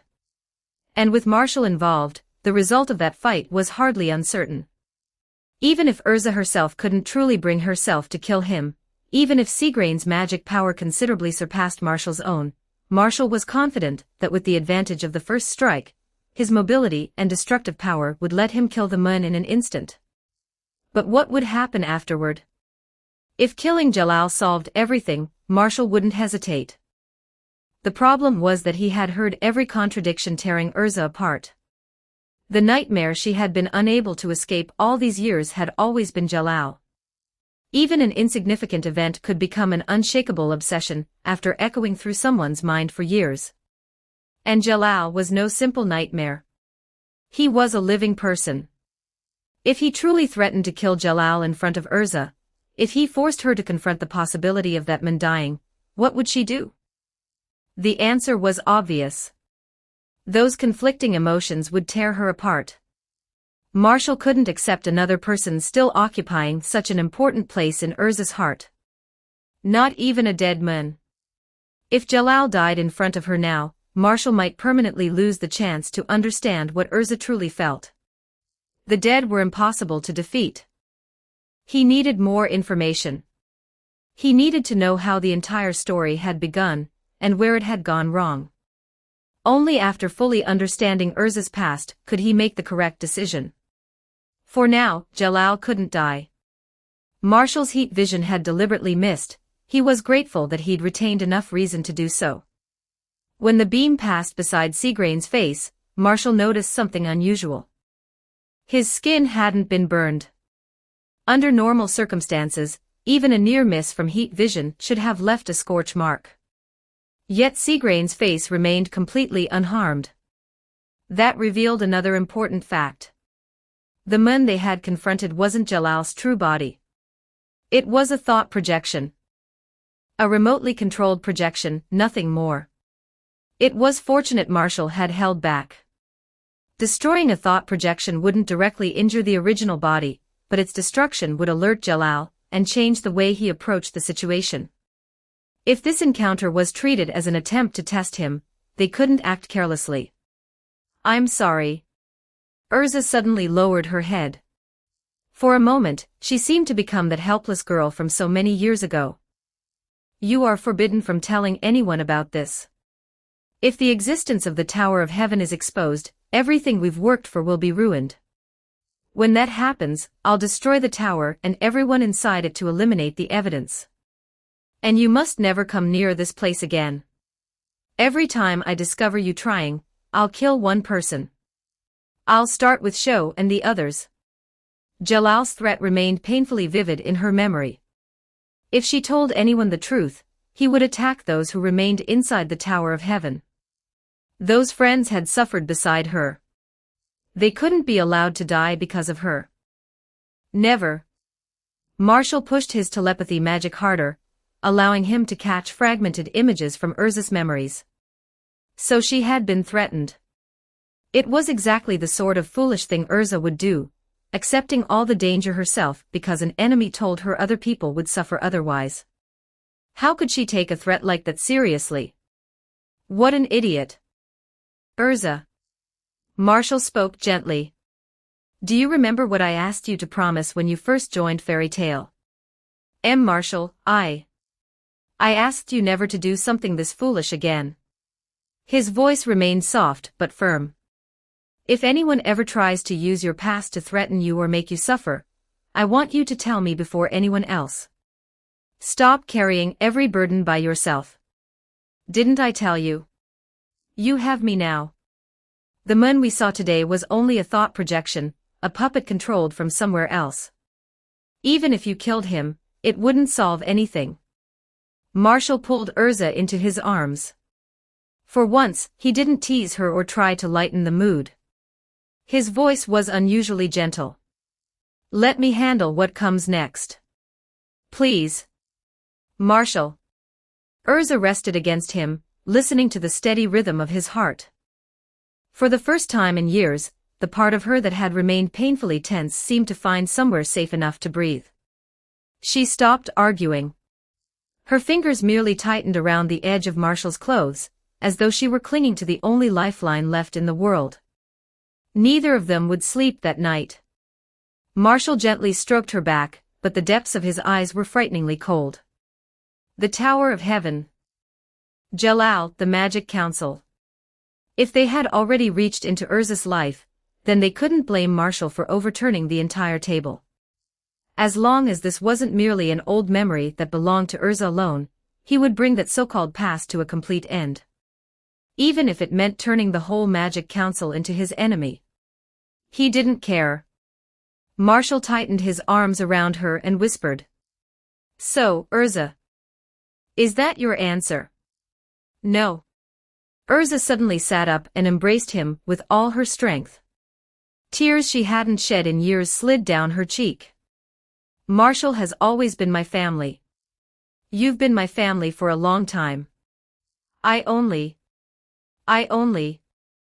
Marshall could feel every trace of her pain and hesitation. But he couldn't soften now. He needed Urza to choose between him and Jalal. And she had to say that choice aloud herself. Do you still not trust me, Urza? You should already know there's almost nothing I can't accomplish. I'm stronger than you now. If there's a problem you can't solve, give it to me. If there's something you can't do, I'll do it for you. And I'll always stand beside you. I'll always help you. Have you forgotten what you once told me? Family means staying beside one another no matter what happens. No matter what that person becomes. No matter what they've done. Can you hear me, Urza? Those were the words you once said to me yourself. No matter how filthy her past was, no matter how painful or shameful it felt to speak about. Please trust me, Urzane. All right. Marshall. Urza could no longer restrain her tears. Even her artificial right eye, which had remained dry for so long, now felt strangely warm. That's right. She was no longer the helpless little girl she had been back then. She had a powerful guild. She had a family who loved her. And she had Marshall. Perhaps she could finally lower this crushing burden. Perhaps she was allowed to relax, even if only a little. Marshall, I'll tell you everything. Urza held him tightly. But you have to promise me that you won't do anything reckless. All right. Marshall answered without hesitation. I promise. Chapter 118, Chapter 118. 1,299 words. Back then, Jalal was the one who led all of us. He had such a strong sense of justice, and I admired him more than anyone. Urza lowered her eyes. But for some reason, he suddenly became someone I didn't recognize at all. If a person can turn into a demon, then that's what happened to Jalal. She told Marshall everything from the beginning. How she and the other children from her village had been abducted by a cult of dark mages.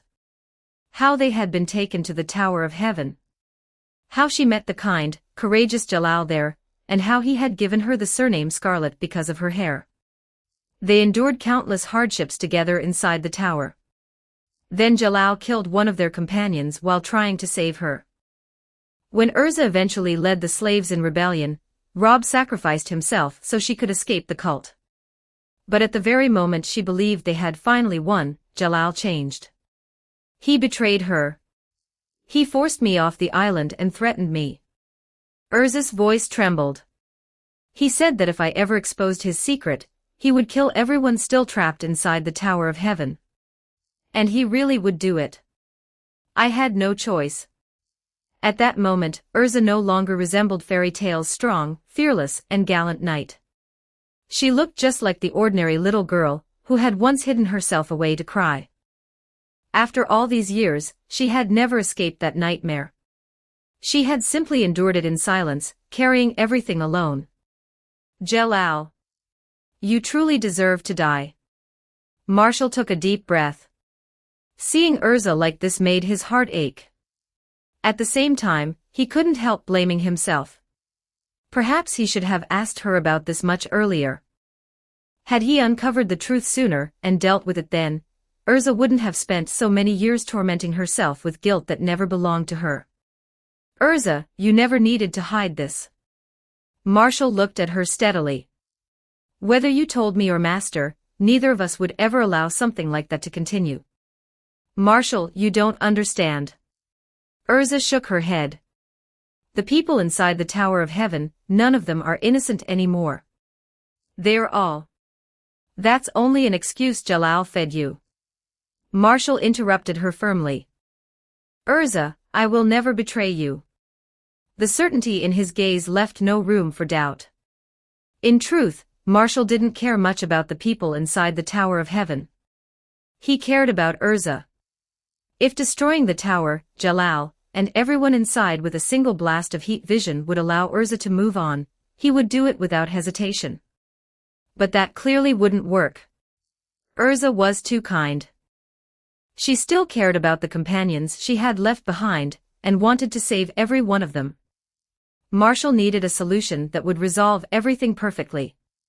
And by perfectly, he didn't merely mean rescuing everyone in the tower. He needed Urza to lose every remaining illusion she held about Jalal. She had finally opened her heart to him. All the trust Marshall had built over the years hadn't been wasted. His place in Urza's heart clearly outweighed that of a certain blue-haired, tattooed bastard who had done nothing worthy of her feelings. The source of her conflict was equally obvious. She couldn't understand how the righteous Jalal she once knew had transformed into someone so cruel. The answer was simple. He had been corrupted, or perhaps possessed, by what he believed to be the spirit of the black mage Ziraf.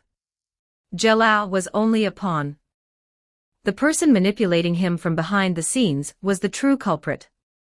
Marshall would help Urza bring this matter to a complete end. Even if Jalal still had to answer for the crimes he had committed, Marshall would first drag the mastermind into the open and beat them to death with his own hands. And as for what had caused Jalal's sudden change, Marshall might already have an idea. Urza finally remembered the question she had meant to ask. "Marshall, were you able to tell whether Seagrain was lying?" She looked at him anxiously. "Do you really believe Jalal has a twin brother?"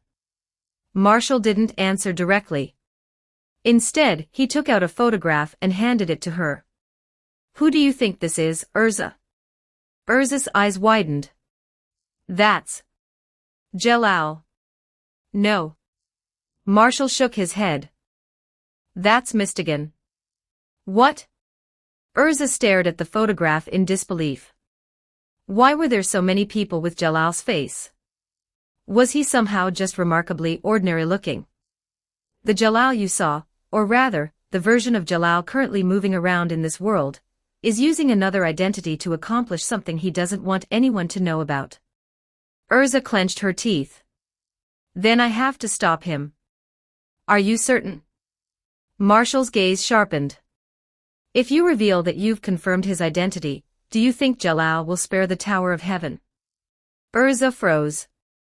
"That." Her hands curled into fists. "Damn him."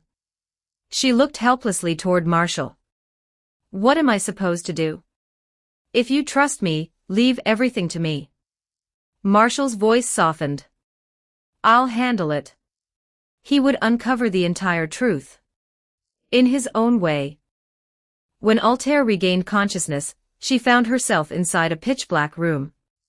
There were no windows. The only illumination came from a few magical crystals emitting a faint, ghostly glow. Chains held her against a large wooden frame with her arms and legs spread apart. Her magic had been completely sealed, leaving her unable to move. She had been captured. And whoever had done it had brought her here without her noticing anything. Yes. Marshall sat cross-legged on the floor, looking up at the restrained Altair with an amused glint in his eyes. "Hannah." Altair's eyes widened. "It's you. What is the meaning of this? Why did you capture me? Let me go. Aren't we friends?" She had initially been alarmed, but after realizing that her kidnapper was Hannah, she felt strangely reassured. For some reason, she was no longer quite as frightened. "First, stop calling me by that name." Marshall raised one finger. "My real name is Marshall. Hannah was merely a false identity I used while attending the Magic Academy." He raised a second. "Second, we aren't friends, so stop trying to act familiar with me." Then a third. "And third, you now know my greatest secret." His smile became deeply unpleasant.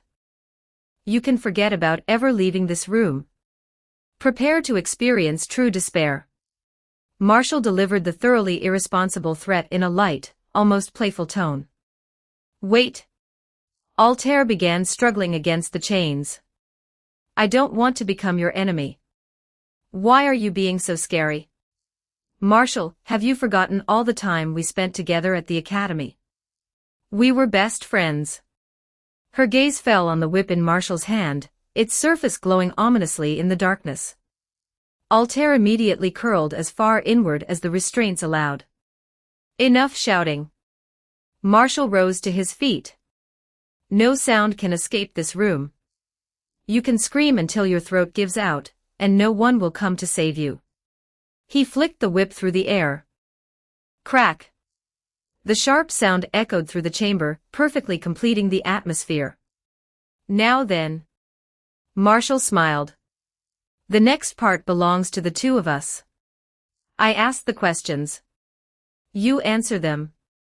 If your answers satisfy me, perhaps I'll be in a good enough mood to let you go. Understood. Yes. Of course. Altair nodded rapidly. I'll tell you anything I know. Good. Marshall's expression turned cold. You and Jalal have infiltrated the Magic Council. What exactly are you plotting? Tell me everything. Altair's expression shifted repeatedly. After a long struggle, she stiffened her neck and turned her head away. Guh. Just kill me. Chapter 119, Chapter 119. 1,129 words. Thanks to Virgo's years of enthusiastic demonstrations, Marshall possessed a fair amount of practical knowledge about how to torment someone. Getting a person to tell the truth didn't always require conventional torture. Marshall had mastered far more specialized techniques. What did you do to me? Altair watched helplessly as Marshall approached and inscribed a series of strange magical runes across her body with script magic. A closer inspection would reveal that they weren't ordinary offensive spells. Instead, the runes dramatically heightened the sensitivity of her sensory nerves, making even the slightest impact feel far more intense than normal. Altair's skin flushed as she struggled uselessly against the restraints. You've reached your limit already. Marshall gave her a pleasant smile. This is a formula I personally refined. It increases your entire body's sensitivity to pain.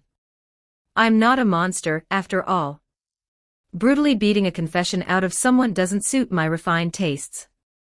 So I prefer a more efficient method of encouraging honesty. Don't be frightened. Altair became genuinely alarmed and shook her head desperately. A moment later, Marshall lightly struck one of the activated runes. Ah!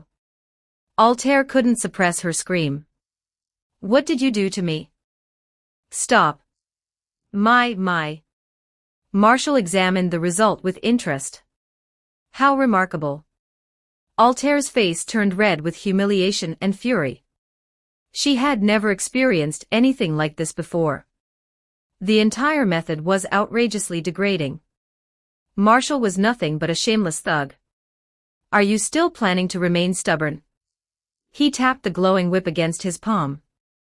If you intend to delay me through sheer persistence, you're being far too optimistic.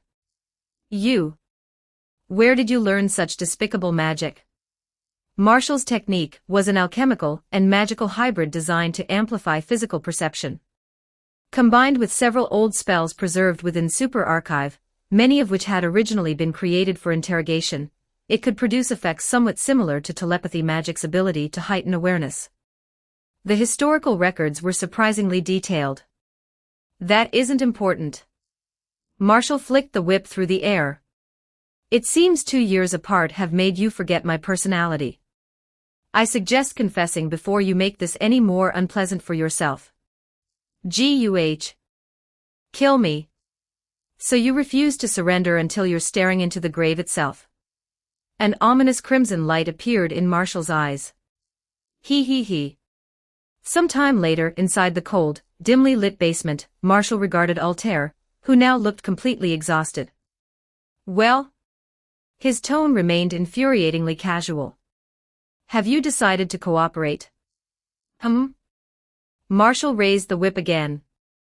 Apparently, the lesson wasn't memorable enough. What do you want to know? There we go.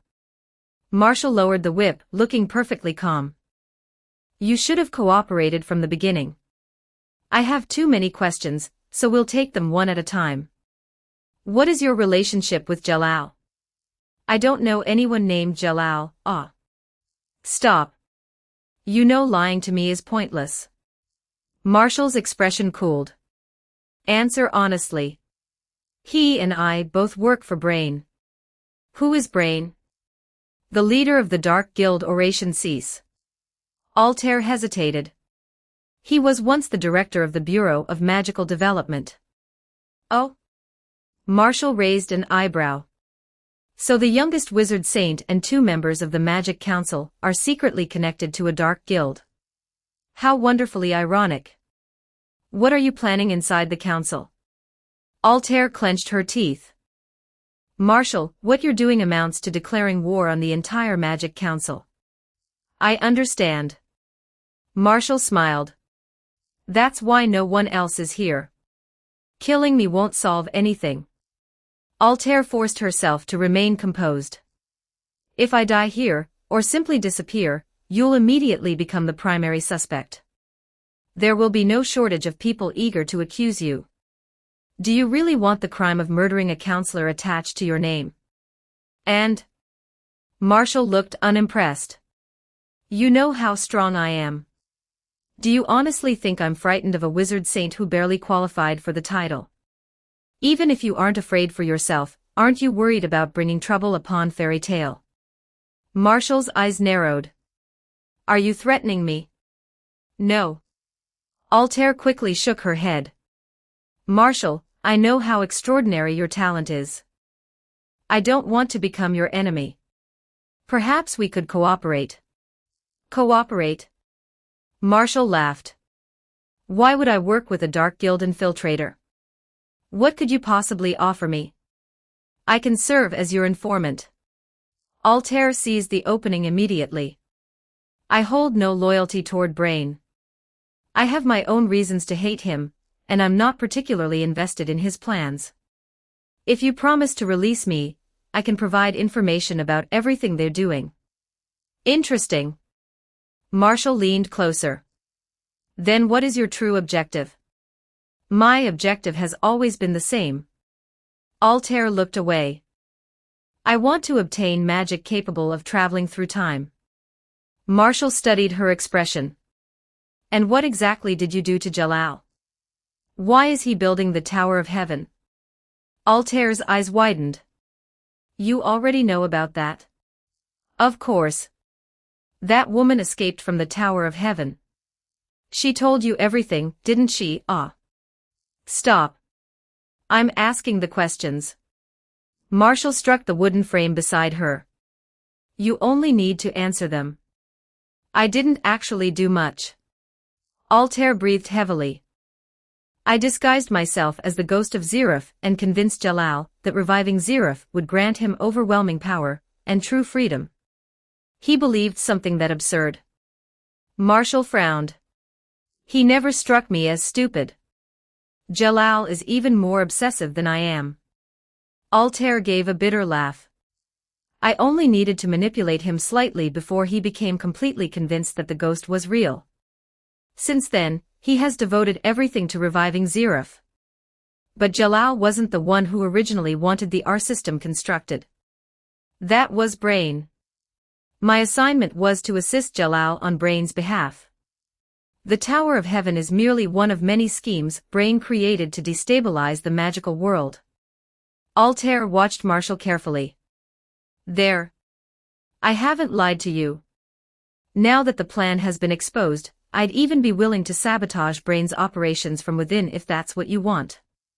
All I ask is that you release me. I can't waste my time trapped here. There's still something I absolutely must accomplish. Marshall fell silent in thought. Altair might be a thoroughly dangerous woman, but she could also prove extremely useful. She was intelligent, well-connected, and remarkably well-informed. Sparing her might not be such a bad idea. Altair. Marshall rested the whip across his shoulder. How about you stop working for those idiots and follow me instead? I believe my chances of successfully developing true time travel magic are considerably higher than your chances of finding whatever vague miracle you've been chasing. Altair stared at him. Are you serious? Read 40 chapters ahead and support me on Patreon. Patreon.com/NobiaTranslator. Chapter 120, Chapter 120. 2,227 words. After studying Fairy Sphere and steadily accumulating experience, Marshall successfully advanced his time magic to level 3. It proved that his talent wasn't limited to spatial magic. He was equally gifted in time magic. The only reason it had developed more slowly was that temporal spells involved far more obscure theories, consumed an absurd amount of magic power, and generally provided less immediate value. Time magic LV3 finally allowed Marshall to cast Fairy Sphere properly. His magic was no longer limited to influencing the flow of time around inanimate objects either. He had begun touching the deeper principles governing living beings and temporal movement. True travel through time remained far beyond him, but it was no longer an entirely impossible fantasy. That alone was enough to seize Altair's attention. Her eyes burned with unsettling intensity. Altair had never been truly loyal to anyone. Her only desire was to reclaim the happiness she believed had been stolen from her. This version of the world was nothing more than a failed first attempt. She intended to return to the past and create a second life that belonged to her. A friendly warning. Marshall easily heard the thoughts raging through her mind. Even if you travel into the past, it would be your current body going back. You wouldn't magically turn into a child again. And I've always believed that the past cannot truly be changed. Don't fill your head with unrealistic expectations. Reincarnating into your younger self probably isn't possible. Altair's expression stiffened. She already knew Marshall could hear her thoughts, but having absolutely no privacy in front of him was still deeply uncomfortable. That doesn't matter. Her voice grew quieter. Even if I can't reclaim my happiness, I still have to return to the past. Marshall studied her for a moment. The two of them were more alike than Altair would ever admit. Very well. His smile widened. Since you've already made your decision, I won't hold back. Marshall began drawing a complex magical seal. His artistic ability was nothing remarkable, but the design didn't need to look beautiful. It only needed to function. After completing the final line, he produced a golden summoning card and pressed it against Altair's forehead. Stop resisting. The card released a brief flash. There. The contract is complete. From this moment onward, you belong to me. Marshall snapped his fingers, releasing Altair from the wooden frame. Her legs nearly gave out when she landed. She steadied herself against the wall, then looked down at the pink magical seal slowly fading beneath her clothes. What does that mark do? Her voice sounded distinctly aggrieved. And what was that card? What kind of contract did we just sign? The seal is primarily a spatial marker. Marshall answered casually. I can track your location at any time. If necessary, I can also listen to your thoughts remotely. And that card allows me to forcibly summon you to my side whenever I want. So don't imagine you can escape from me in the future. The modified seal had another function.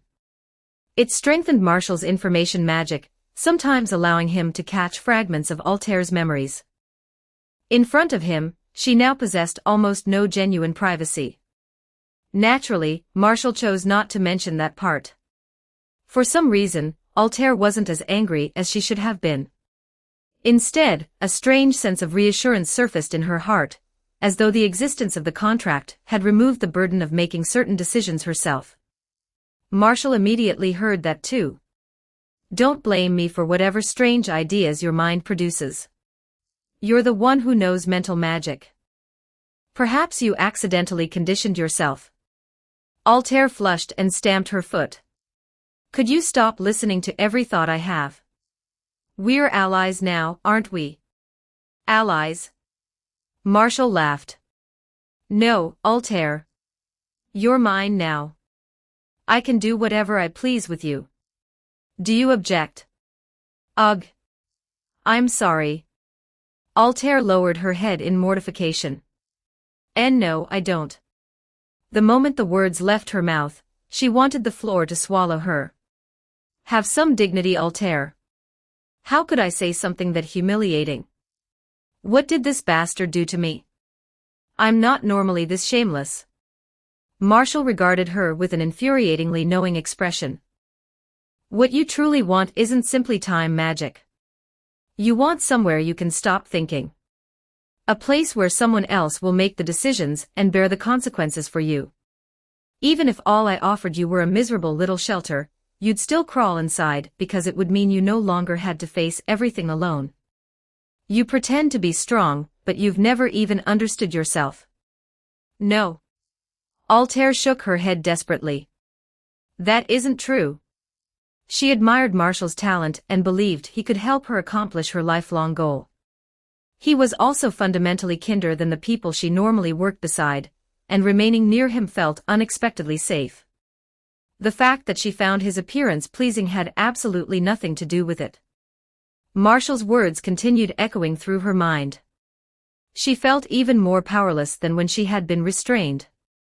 It was as though he had stripped away every layer of protection and exposed the secrets she most desperately wished to conceal. You've been exhausted for years, haven't you? Marshall's voice softened. You surrounded yourself with a dark guild, yet never truly belonged in that life. You constantly question the path you chose. You regret the mistakes you've made. You want to escape all of it. That's why you're so desperate to return to the past. No.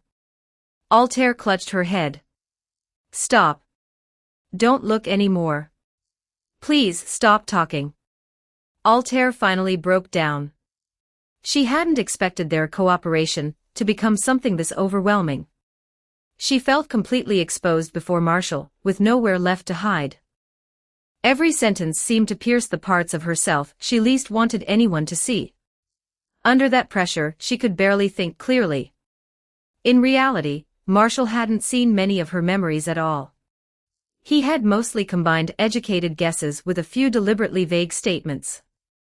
He hadn't expected Altair's emotional defenses to collapse so easily. That worked in his favor. He might as well secure her loyalty while he had the opportunity. Marshall approached Altair, who was crouched on the floor with her arms over her head. He rested a hand on her hair and gently stroked it, soothing her as though she were a frightened animal. Don't be afraid, Altair. We're on the same side now, aren't we? I'm your friend. I'm your companion. If there's something you can't accomplish, leave it to me.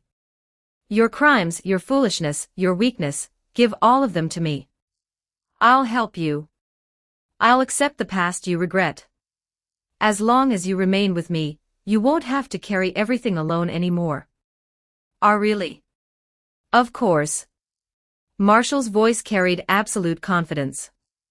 As long as you follow my instructions, I promise I'll give you the strength to keep moving forward. I can help you become one of the strongest mages of this era. Perhaps you could even reach the realm of the strongest mage in legend.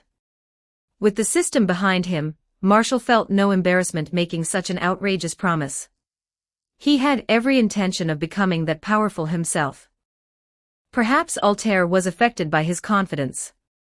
Perhaps years of knowing him at the Magic Academy had already left a deeper impression than either of them realized. Whatever the reason, she believed him. Altair had met plenty of powerful mages. Hades was among the strongest she had ever encountered. Yet even the man who had spent decades staring into the deepest abyss of magic had never given her the same overwhelming impression as Marshall. She had already reached that conclusion during their academy days. She had always believed that he would surpass Hades eventually. As for reaching the level of Zeref himself. All right. Altair slowly raised her head, and light returned to her eyes. I believe you. Compared with the distant miracle she had pursued for years, she preferred the hope standing directly in front of her. Marshall smiled. "You're far too tense right now. Clean yourself up and get some rest. I'm still young, so certain promises will have to wait until I've grown older. But when the time comes, I'll help you properly." Successfully dragging Altair away from the darkness would be quite an achievement.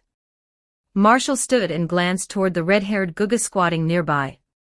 Take her to bathe and find her some clean clothes. Then he vanished from the room, leaving Altair and the little Guga staring awkwardly at one another. Goo goo gaga. After cleaning herself up, Altair followed the Guga on a brief tour of Marshall's castle. One glance through the windows confirmed that she was in Magnolia, deep within fairy tales territory. That meant Marshall's true identity was exactly what she suspected. He was fairy tale's youngest S-class mage. And he was only 14 years old. Altair felt even more confident about his future. Still, how could someone this young already possess so many wicked ideas?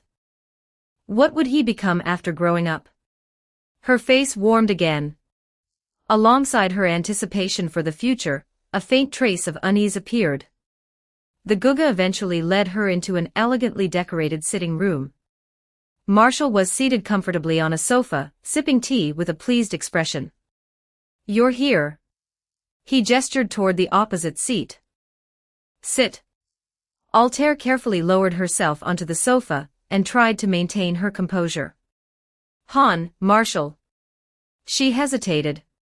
"Do we truly have to treat each other like this? Call me whatever you like. I don't particularly care."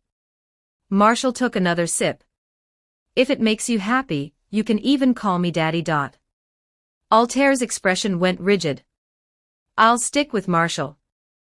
"Good. Then let's discuss serious business." Marshall set down his cup. "Altair, here is your first order.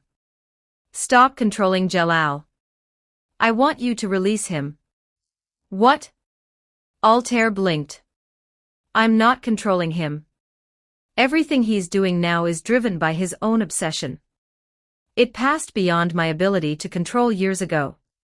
He has made reviving Zerif his life's purpose. Even if I destroy the false ghost I created, he'll continue pursuing that ideal. I could tell him the truth, but..." She considered it. Given how obsessive he is, he probably wouldn't believe me even if I admitted that the ghost of Zerif was fake. Instead of becoming displeased, Marshall's eyes lit up. "Oh?" He added the rest of the performance himself. "That makes this much easier. The trauma left by his childhood abuse has carved itself too deeply into him." Altair leaned back. "If you want to push him in a particular direction now, you only need the right trigger." Marshall fell into thought. So Jalal's current behavior wasn't the direct result of ongoing mind control. He had merely been manipulated once, then willingly committed every crime that followed. That meant there was no excuse capable of absolving him. He deserved to spend the rest of his life in prison. Marshall only needed to ensure that Urza abandoned every remaining idealized memory of him. "Altair." Marshall pointed at her. "I order you to devise a plan that will utterly humiliate Jalal." Altair stared at him. "What?" "I need him to disgrace himself in front of Urza. You know Urza, don't you? When she was young, Jalal once helped her, and she still remembers the good person he used to be. She even believes there may be some hidden reason behind all the terrible things he's done. I want you to destroy that image completely. The only person Urza should be thinking about is me." Altair's mouth twitched. She checked his expression several times, hoping she had misunderstood. Then her intelligence finally reasserted itself. All the scattered details connected, revealing a truth she found almost impossible to accept. "You." She pointed at him with a trembling hand. "You kidnapped and interrogated me because you were jealous. So what?" Marshall crossed his arms without the slightest shame. "Yes, I'm jealous. Is there a problem with that?" "You." Altair's face flushed with rage. I'm done. I refuse to work for you. I'm leaving. She didn't even understand why she was so furious. She simply couldn't tolerate it. This shameless little brat was only 14. Why was his head already filled with women? She had wanted to follow a brilliant, ambitious future king of magic, not an infuriating child whose schemes revolved around romantic jealousy. Marshall's eyes narrowed. Oh? You're insulting me inside your head again. What do you think this place is? You can't simply arrive and leave whenever you please. It seems you've already forgotten who is in charge. Marshall silently activated the sensitivity runes embedded in Altair's contract seal. Their effect multiplied sharply. Altair jolted. Ah! Stop. Turn it off.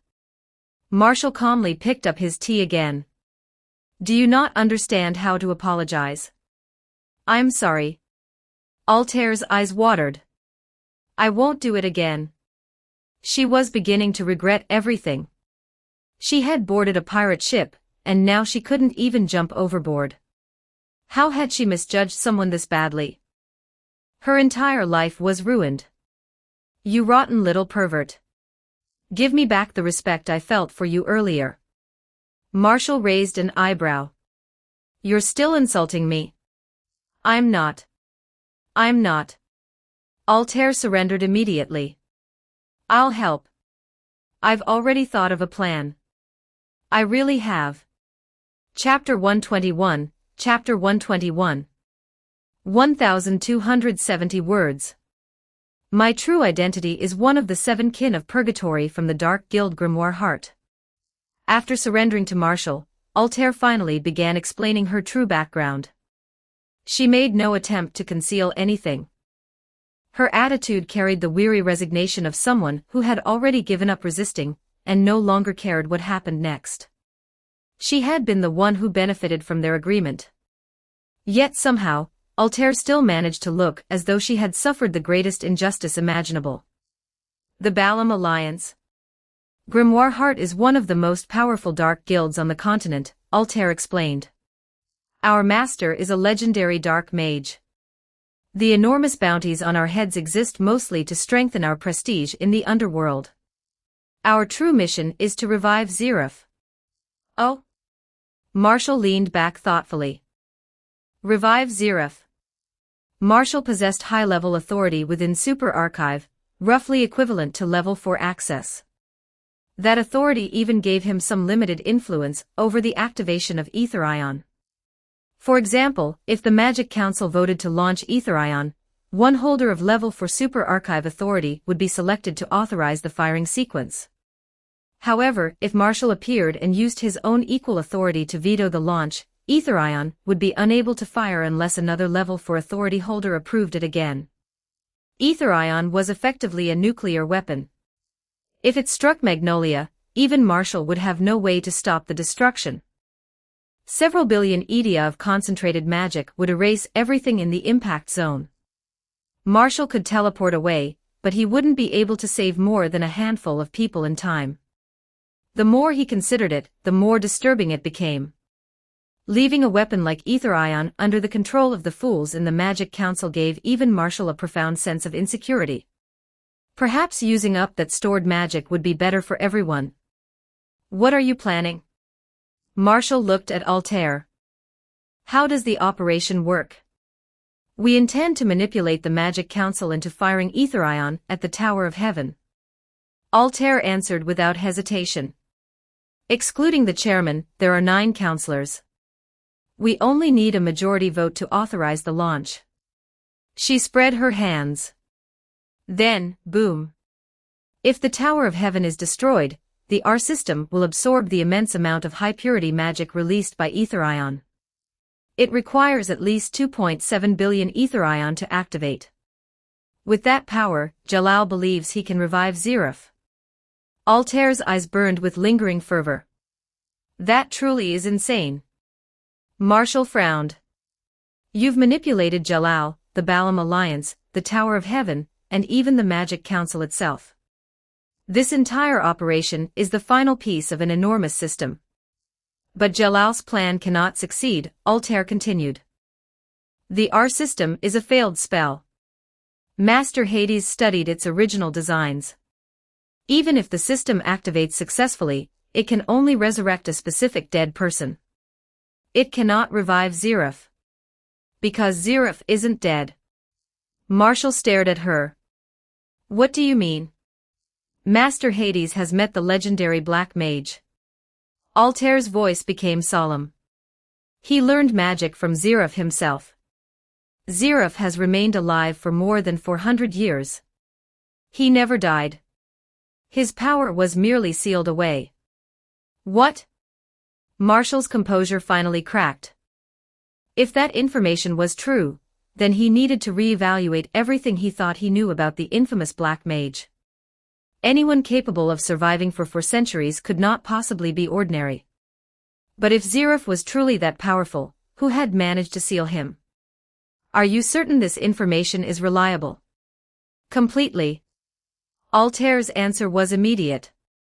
Master Hades said Zeref is sleeping somewhere in this world. He is the origin of everything Grimoire Heart seeks, and in a way, the origin of fairy tale as well. Our ultimate goal is to awaken him, and create the great magic world. Marshall nearly jumped to his feet. He had expected to uncover useful intelligence, but not a secret of this magnitude. Wait. He stared at Altair in disbelief. Are you telling me that your superior, the master of Grimoire Heart, is one of Fairy Tale's former guild masters? Yes. Altair nodded. Grimoire Heart exists to awaken Zeref and transform the world into the great magic world. What exactly does that mean? Marshall searched through what he remembered from Super Archive. I've encountered the concept before. A world where everyone can use magic, where spells are incomparably powerful, and where sufficiently powerful humans can supposedly ascend to godhood, something along those lines. He looked at her incredulously. You actually believe that? Even if such an age once existed, it would belong to the distant past. Does everyone in Grimoire Heart seriously want to drag civilization back into antiquity? Altair shook her head. Creating the great magic world is our shared objective, but everyone has their own reason for pursuing it. Hades might have grown old, but his ambition had never diminished. He wanted to awaken the Zeref he truly worshipped and have him rise as the demon king of the current era.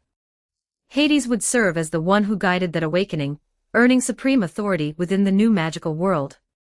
Altair, meanwhile, wanted the ultimate magic that supposedly transcended time and space. With it, she hoped to return to the past, to the point where her life had first gone wrong. Pfft. Marshall burst out laughing. Altair's face reddened. What are you laughing at? You managed to say all of that with a straight face. Marshall covered his mouth. How could I not laugh? There's nothing funny about it. Altair bristled as though he had personally trampled on everything she had spent years pursuing. Master Hades is immensely powerful, yet even he chose to believe in Zeref. Zeref is the greatest black mage in history. If he cannot lead us into the great magic world, then who can? I think all of you are either fools or lunatics. Marshall shook his head.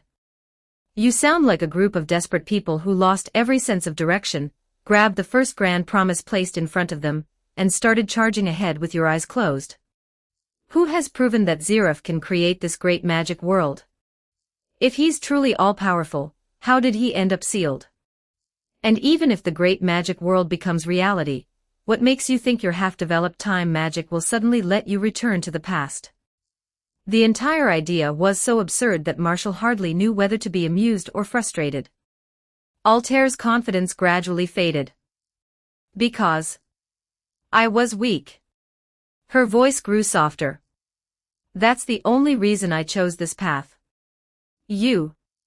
She had considered all of those doubts before. Of course she had. But she hadn't known what else to do. Hades was the most powerful mage she knew, and until today, following him had seemed like the only possible route toward fulfilling her wish. But if Marshall genuinely believed he could one day surpass even the legendary Zeref, Altair's thoughts wavered. Unfortunately, what came out of her mouth was a quiet, resentful complaint. Fine. You're brilliant. You're amazing. If you're so powerful, then prove it to me. What kind of accomplishment is mocking someone else's dream? Marshall's eyebrow twitched. You're getting rather bold again, aren't you? How dare you speak to me like that? He considered activating the heightened sensitivity spell to teach her another lesson, then decided against it. Knowing Altair, she might somehow enjoy the attention and make the entire punishment pointless. Forget it. Marshall waved dismissively. That's enough for today. The information you've given me is much more explosive than I expected. I need time to think carefully about what comes next. Chapter 122, Chapter 122. 1,287 words. Altair had been missing for quite a while, so to avoid attracting unnecessary suspicion, Marshall teleported her back to the Magic Council first. He wasn't worried about her turning against him again. Now that he understood what she truly wanted, keeping her under control was easy. Besides, Marshall had left both a spatial marker and a spell capable of remotely monitoring her thoughts.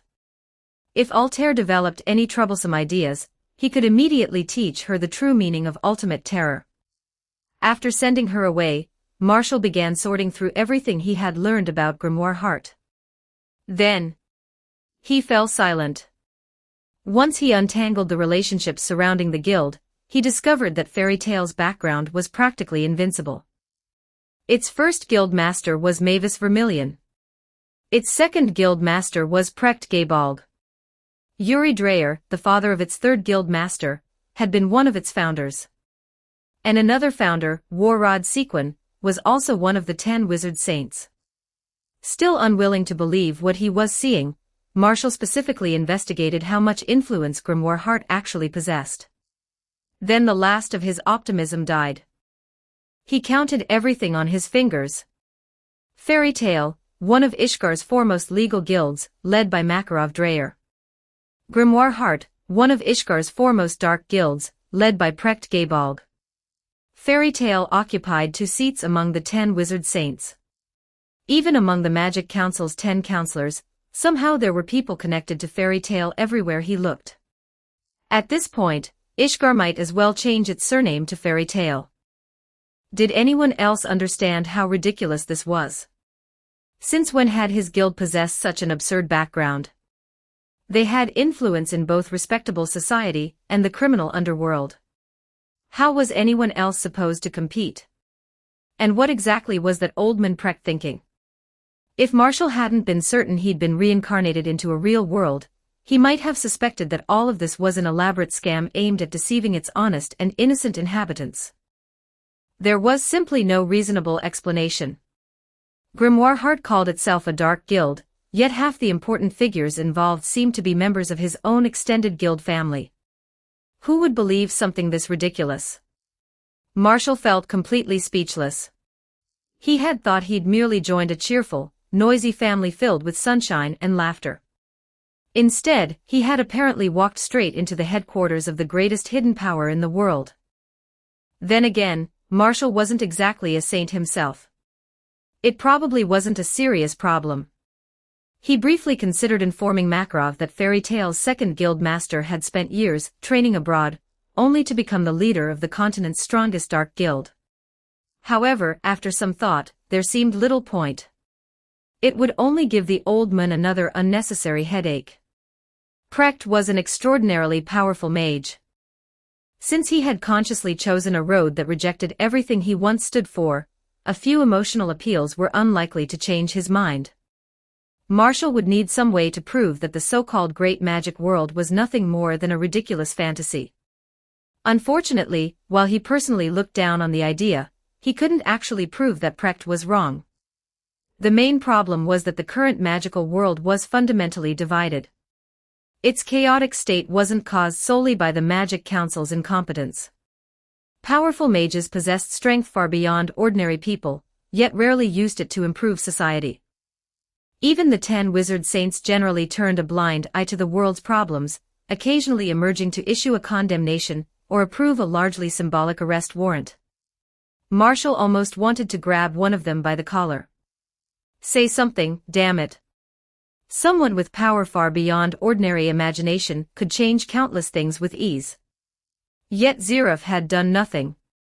Or rather, the world's current chaos might be exactly what he had deliberately allowed, and perhaps even wanted, to continue. No wonder he was known as the most evil black mage in history. The title suited him perfectly. Still, Marshall wasn't the sort of person who blindly accepted his first conclusion. Without emotional bias clouding his judgment, he could generally remain objective. Until he had seen the entire truth, he wouldn't pass final judgment. After confirming that Altair's information was largely credible, Marshall immediately went to see Urza. He found her inside Fairy Tale's duel hall, where she was training, or more accurately, beating the life out of, Natsu and Gray. She appeared to have regained her composure. None of the vulnerability she had shown before remained on her face. That fragile expression had never suited Urza. The strong, determined knight standing before him was far more pleasing to see. Jalal, you really deserve to die. Marshall? Urza noticed him approaching. It's nothing important. I just wanted to see how you were doing. The two chatted for a while. When Urza mentioned Jalal, Marshall could still detect the killing intent and powerful desire for revenge lingering in her eyes. Her resolve was as hard as stone. One day, she intended to end that painful chapter of her past with her own hands. Now that she knew Jalal might be secretly planning something even more sinister, she believed she had no choice but to stop him. Marshall revealed nothing. Altair had already told him Jalal's entire plan. The Tower of Heaven was only a few months away from completion. Once it was finished, Jalal intended to use Urza's childhood companions to lure her back to the island. The R system required a sacrifice with an exceptionally powerful body. And Jalal had chosen Urza. When Marshall learned that, he nearly laughed from sheer fury. What had his Urza ever done to deserve this? She had saved Jalal's life, yet he repaid her by driving her from the island and nearly getting her killed. Afterward, he had apparently spread lies behind her back, convincing the other victims imprisoned in the tower that Urza was the traitor who had abandoned them. Apparently, not a single blue-haired bastard named Jalal could be trusted. This one had certainly committed every crime imaginable. Even the most patient person eventually reached a breaking point. Jalal should prepare himself to experience true despair. How much hatred did someone need to build an entire plan around sacrificing the person who had once saved them? Marshall had initially worried that Jalal's threats might complicate matters. Now, however, he saw the man as nothing more than a pathetic clown.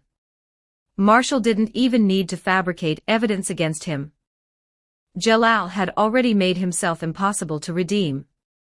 Urza merely needed to witness his true intentions. Once she understood what kind of person he had become, her remaining faith in him would collapse naturally. And there was no place more suitable for revealing Jalal's true face than the Tower of Heaven itself. This would be the perfect opportunity. Marshall began setting his plan in motion. Urza, I've already uncovered Jalal's plan. Urza froze in the middle of parrying Natsu's attack. What? How did you learn that? Do you remember the woman accompanying him at the Magic Council? I captured Altair, and after being moved by my sincere efforts to guide her back onto the right path, she agreed to become my informant. Huh? Urza stopped fighting entirely. For some reason, Marshall's explanation gave her an immediate sense that something deeply questionable had happened. But since it was Marshall, she decided to trust him for now. How much did you discover? Everything. The Tower of Heaven is nearly complete. Jalal infiltrated the Magic Council because he intends to activate the R system.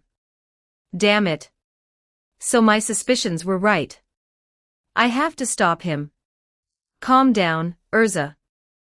If we act too early, Jalal may kill the hostages. But right now, we have an opportunity. Chapter 123, Chapter 123. 1,382 words. Marshall selectively told Urza part of the truth. He focused on the reason Jalal's personality had changed so drastically, and made one point especially clear: Jalal was no longer under anyone's control. Everything he was doing now came from his own conscious decisions. Marshall also told her that Jalal was being used as a pawn by the Dark Guild Oration Cease. He left Grimoire Heart out of it. Then he revealed Jalal's plan to use Urza as the sacrifice for the R system, and manipulate the Magic Council into firing Ether Ion to provide the necessary power.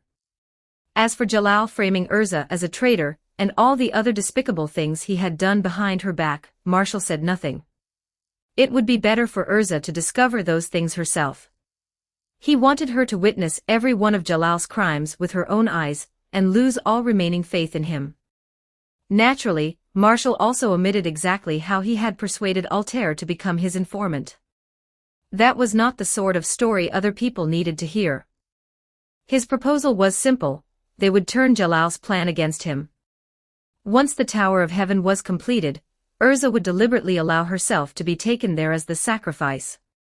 Together they would infiltrate the tower and completely destroy Jalal's ambitions from within. Urza considered the idea before agreeing. With both her and Marshall involved, she was confident they could defeat Jalal completely. More importantly, Jalal still believed they knew nothing about his plan. The enemy was exposed while they remained hidden. The advantage was theirs. Neither of them intended to tell the rest of the guild. Urza believed this was her personal problem, and saw no reason to trouble everyone else. Marshall's reasoning was different. He had promised Urza that he would keep it secret, so of course he wouldn't tell anyone. Besides, he heard deeply private thoughts every day, and knew more secrets than most people could imagine. He had never gone around spreading them. Marshall was the most tight-lipped man in fairy tale. As for unexpected dangers, he wasn't worried. If something truly went wrong, he could simply grab Urza and teleport them both to safety. Someone with spatial magic had little reason to fear entering dangerous territory. In fact, Marshall was rather excited to finally have a chance to fight an opponent at the level of the 10 Wizard Saints. He had yet to encounter a single enemy who could truly challenge him. Jalal barely qualified as a whetstone, and a stepping stone. In a few more months, Marshall's magic power should surpass 90,000. That wasn't far behind Jalal's reserves of just over 100,000.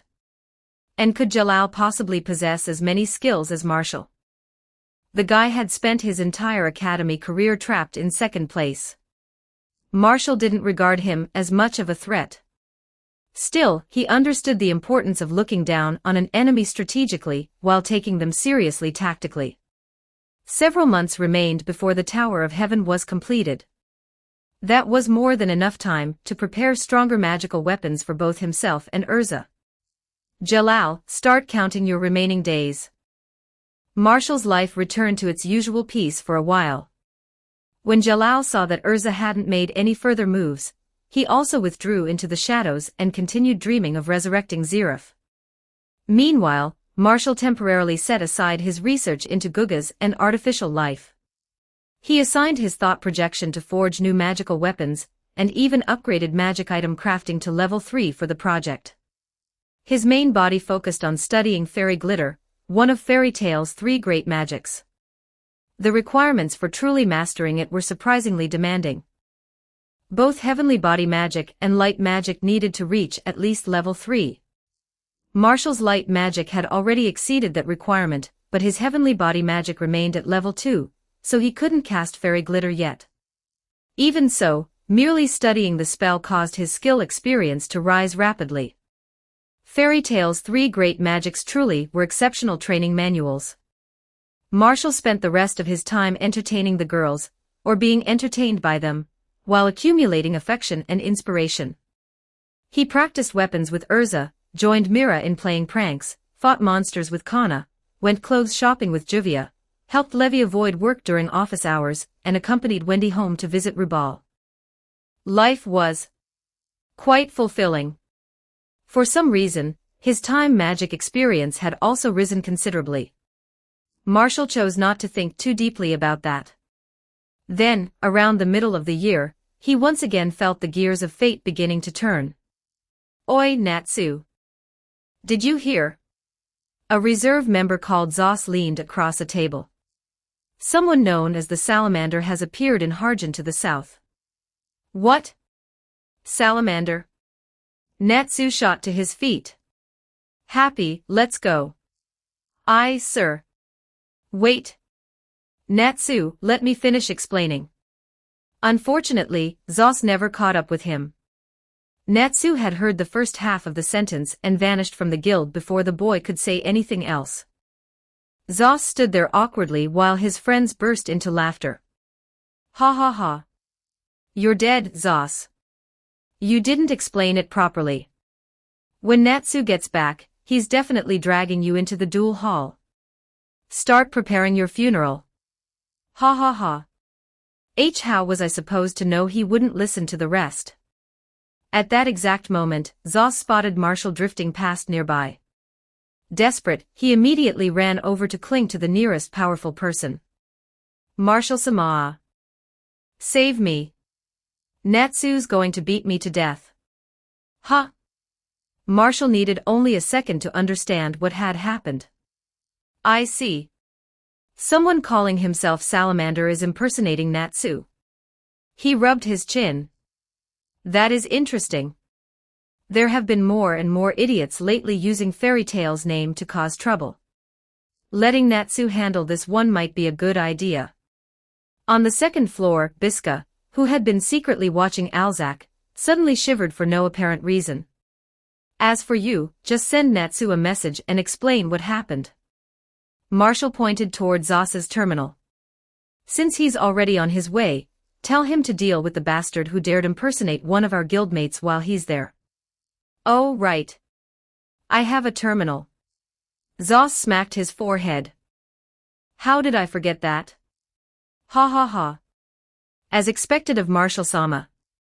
You always have a solution for everything. Thank you. At that moment, Myra's voice called down from the second floor. Marshall Master wants to see you. Coming. When Marshall entered Makarov's office, he was surprised to find the old man awake rather than napping. Makarov sat behind his desk, staring at a letter with a deeply conflicted expression. Now that magical communication terminals were becoming increasingly widespread, anyone who still relied on physical letters was usually either the Magic Council delivering another warning or someone attempting to discuss a matter too important to entrust to ordinary communications. What is it, Master? Marshall, the guild has encountered a small problem. Makarov tapped the letter on his desk and sighed heavily. The head of the Hartfilia family sent me a message. Apparently, his daughter has run away from home. The Hartfilia family's daughter. That could only be Lucy. And before leaving, she said she intended to come here and join Fairy Tail. Oh. Marshall blinked. So what's the problem? That is the problem. Makarov threw up his hands. Jude Hartfilia asked me to take especially good care of his precious daughter. The Hartfilia family has been one of Fairy Tail's most important business partners for years. Under normal circumstances, I can hardly refuse him that favor. But we don't know what kind of girl she is. What if she's spoiled and unreasonable? What if she demands to become a full member the moment she arrives? The others would certainly resent it, and granting her special treatment would violate the guild's principles. But if I refuse her entirely... Stop. Marshall raised a hand.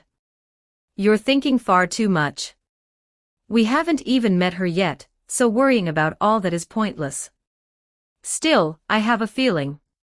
Marshall remembered the tragedy of his younger, more innocent self attempting to strike up a conversation with Lucy years ago, and being rejected.